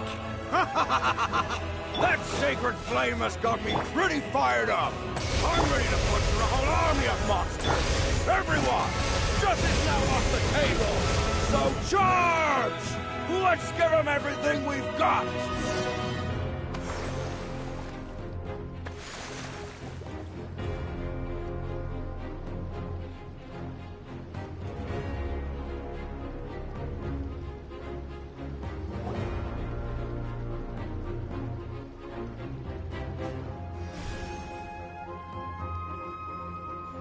The Children of Echo's territory is secure. All monsters down. All good here at the People of the Springs, too. We crushed it! The Masters of the Night Wind are also safe. Should I go support the Flower Feather clan? Things are still pretty rough over there. I'm already en route. No need. I just dealt with it. Already? But you were just at the stadium! Yeah, well, you have no idea how long I've been itching to bash some heads in. Oh! Fair enough. Ian-san, what should we do about the Collective of Plenty? Your home's a long ways away from the stadium. Oh, no need to worry. I just heard from Veresa. She says they're safe now.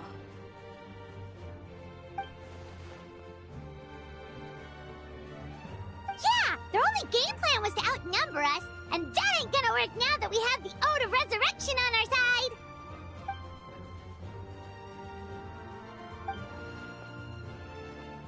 We ain't gonna let them get away with that. Friends, let's gather at the stadium. More abyss tumors have descended, all near the stadium. Let's split up and take them out. Oh, we need someone to guard the main entrance. All right, this is the final battle!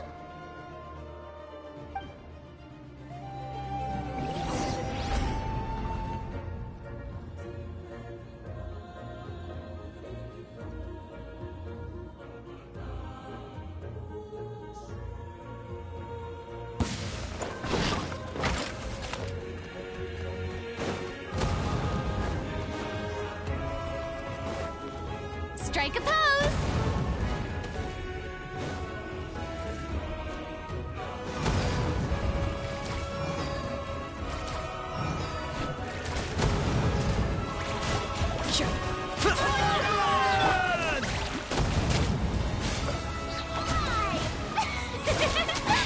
Shower me with praise! Target acquired.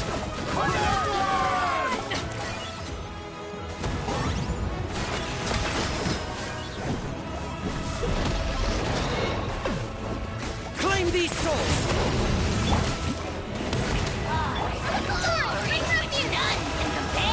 Hold the line! Motion to compel! Measly insects!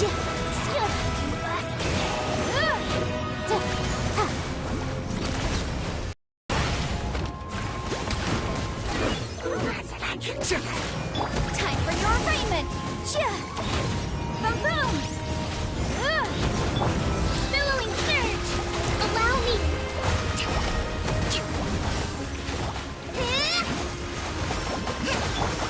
Yoo-hoo!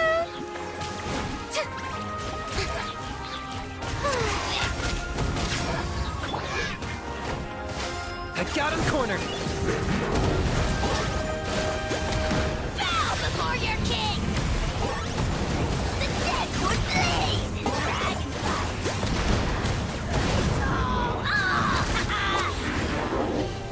Both really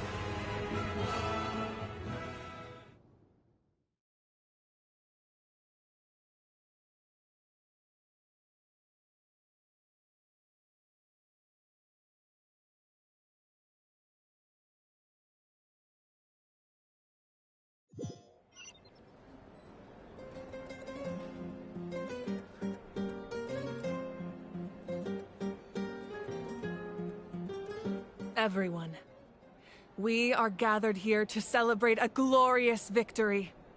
It is a victory forged by each and every one of us, and we should all be proud of what we have accomplished. We emerge victorious from another crisis to declare, our beloved Natlan is saved! Woo! All right! I must caution that this war is not yet over.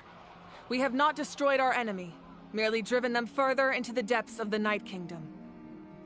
But the Abyss underestimated Natlan's forces, and they have suffered a devastating defeat.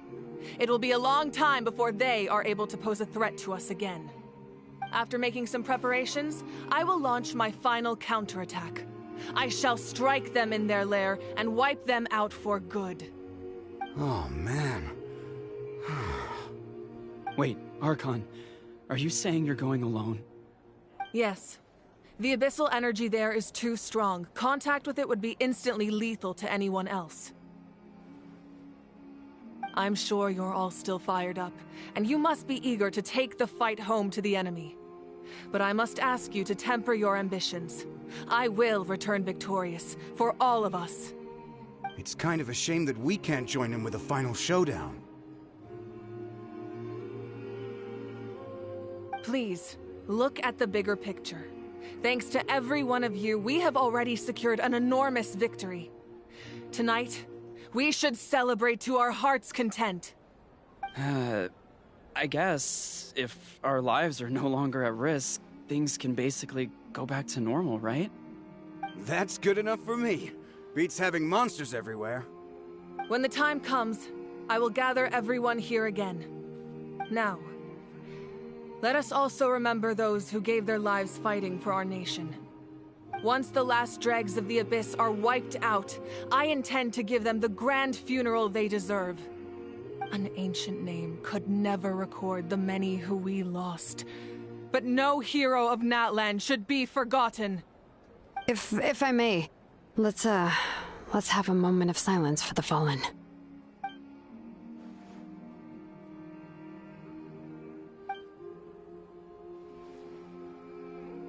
Lastly, there is one more person I must thank for his extraordinary support in our time of need, and that is the Captain. Speaking in a personal capacity, I should like to offer my sincere congratulations on your victory. Well, everyone, please enjoy the victory feast. I hope it's a chance to relax your minds and rekindle your spirits, so that we may face what lies ahead with renewed vigor.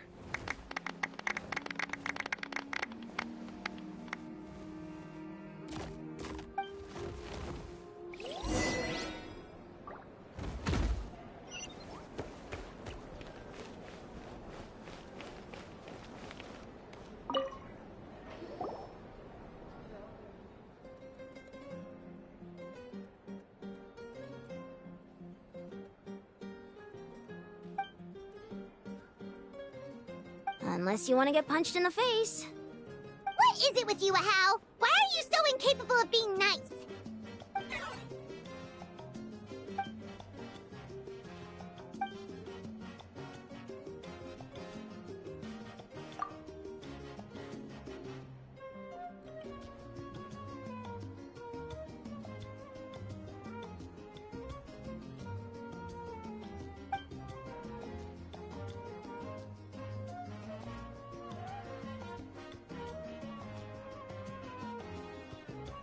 The Collective of Plenty was the furthest from the Abyss's entry point, so they didn't have as many monsters to deal with. From what I hear, they got off relatively unscathed. But it might have been a different story if Chaska hadn't gotten there when she did. That's good to hear. All's well that ends well.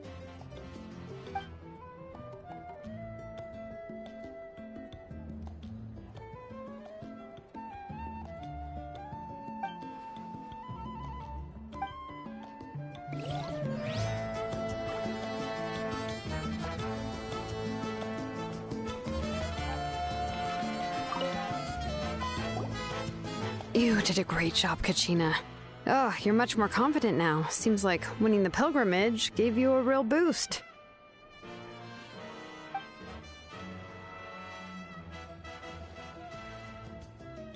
I spoke to your mom and dad. They were singing your praises. They said the world's your oyster now. How are things at the People of the Springs base? There are some casualties, but the overall mood is very positive. I reckon they'll start rebuilding pretty soon. Same situation for the Children of Echoes.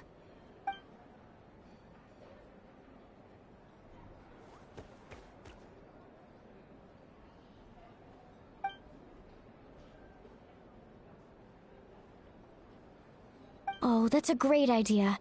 Let's do it together. Let's hope that their sacrifice marks the beginning of a new age for Natlan. An age of unprecedented peace.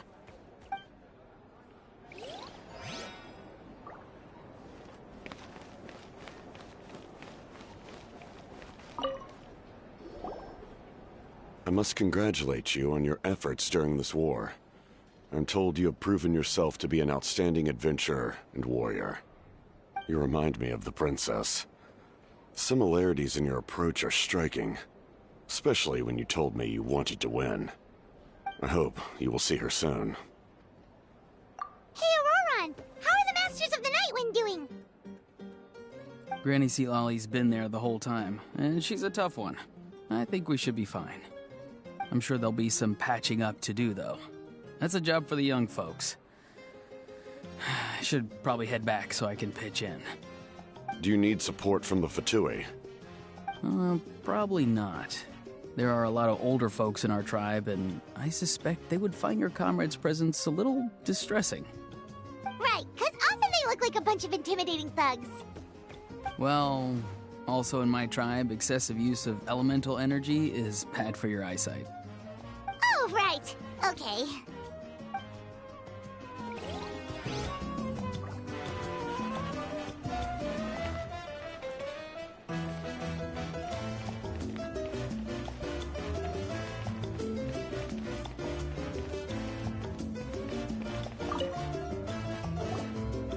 Ah, welcome. You seem a little out of sorts. Are you just tired, or...? I guess I am. You know, when I was up there in the sky, I could see all of Natlan stretching out below me. People everywhere, giving everything they had for a chance at victory. If only I'd been quicker. Maybe they wouldn't have...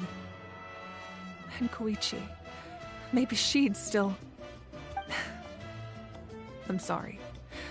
Now is not the time for that. Fruit juice, right? Make it a large? True. My 500-year plan has almost come to fruition. Just one last step to go. Namely, my final battle against the Abyss. But battle is second nature to me, so I'm not feeling a huge amount of pressure. It was so awesome. The way you exploded that thing in the sky with one almighty punch! Are you always gonna have that kind of power from now on? Oh, that was the Divine Throne unleashing my full potential. And it was only temporary. I can't wield that power for any length of time. My body wouldn't be able to handle it. Likewise, the amplified power of the Ode of Resurrection was also temporary. From now on, it's back to ancient name-bearers only. Correct. We dealt the Abyss a critical blow. So for the time being, it's too weak to sustain regular invasions. I hope the people will be able to enjoy this period of peace. Or rather, assuming all goes to plan, eternal peace. We've had centuries of war with the Abyss, and it's high time we brought that chapter to a close. Anyway, there's something I've been wondering about. I know you've been at the center of some major events in other nations too, and fought many powerful foes. In this war, you were in the thick of it once again, dashing around tirelessly, supporting the fighting on all fronts. So tell me, what drives you to do this as a mere traveler passing through? Why risk life and limb for a cause that's not your own? You know, it's that mindset that distinguishes the heroes in every story. They're the natural protagonists. What I'm really trying to say is, I would love for you, with your extraordinary talent and your sense of justice, to join me in this final step. You and I together, finally putting an end to the ever-looming threat of the Abyss. But I also don't want to take advantage of your good nature and readiness to help others. The final battle will be very dangerous, and you have the rest of your journey to consider. I'm sure you must be weary. Sleep well tonight. Let's talk again tomorrow in the speaker's chamber. I'll give you more details on the final battle, and then I hope to hear your verdict.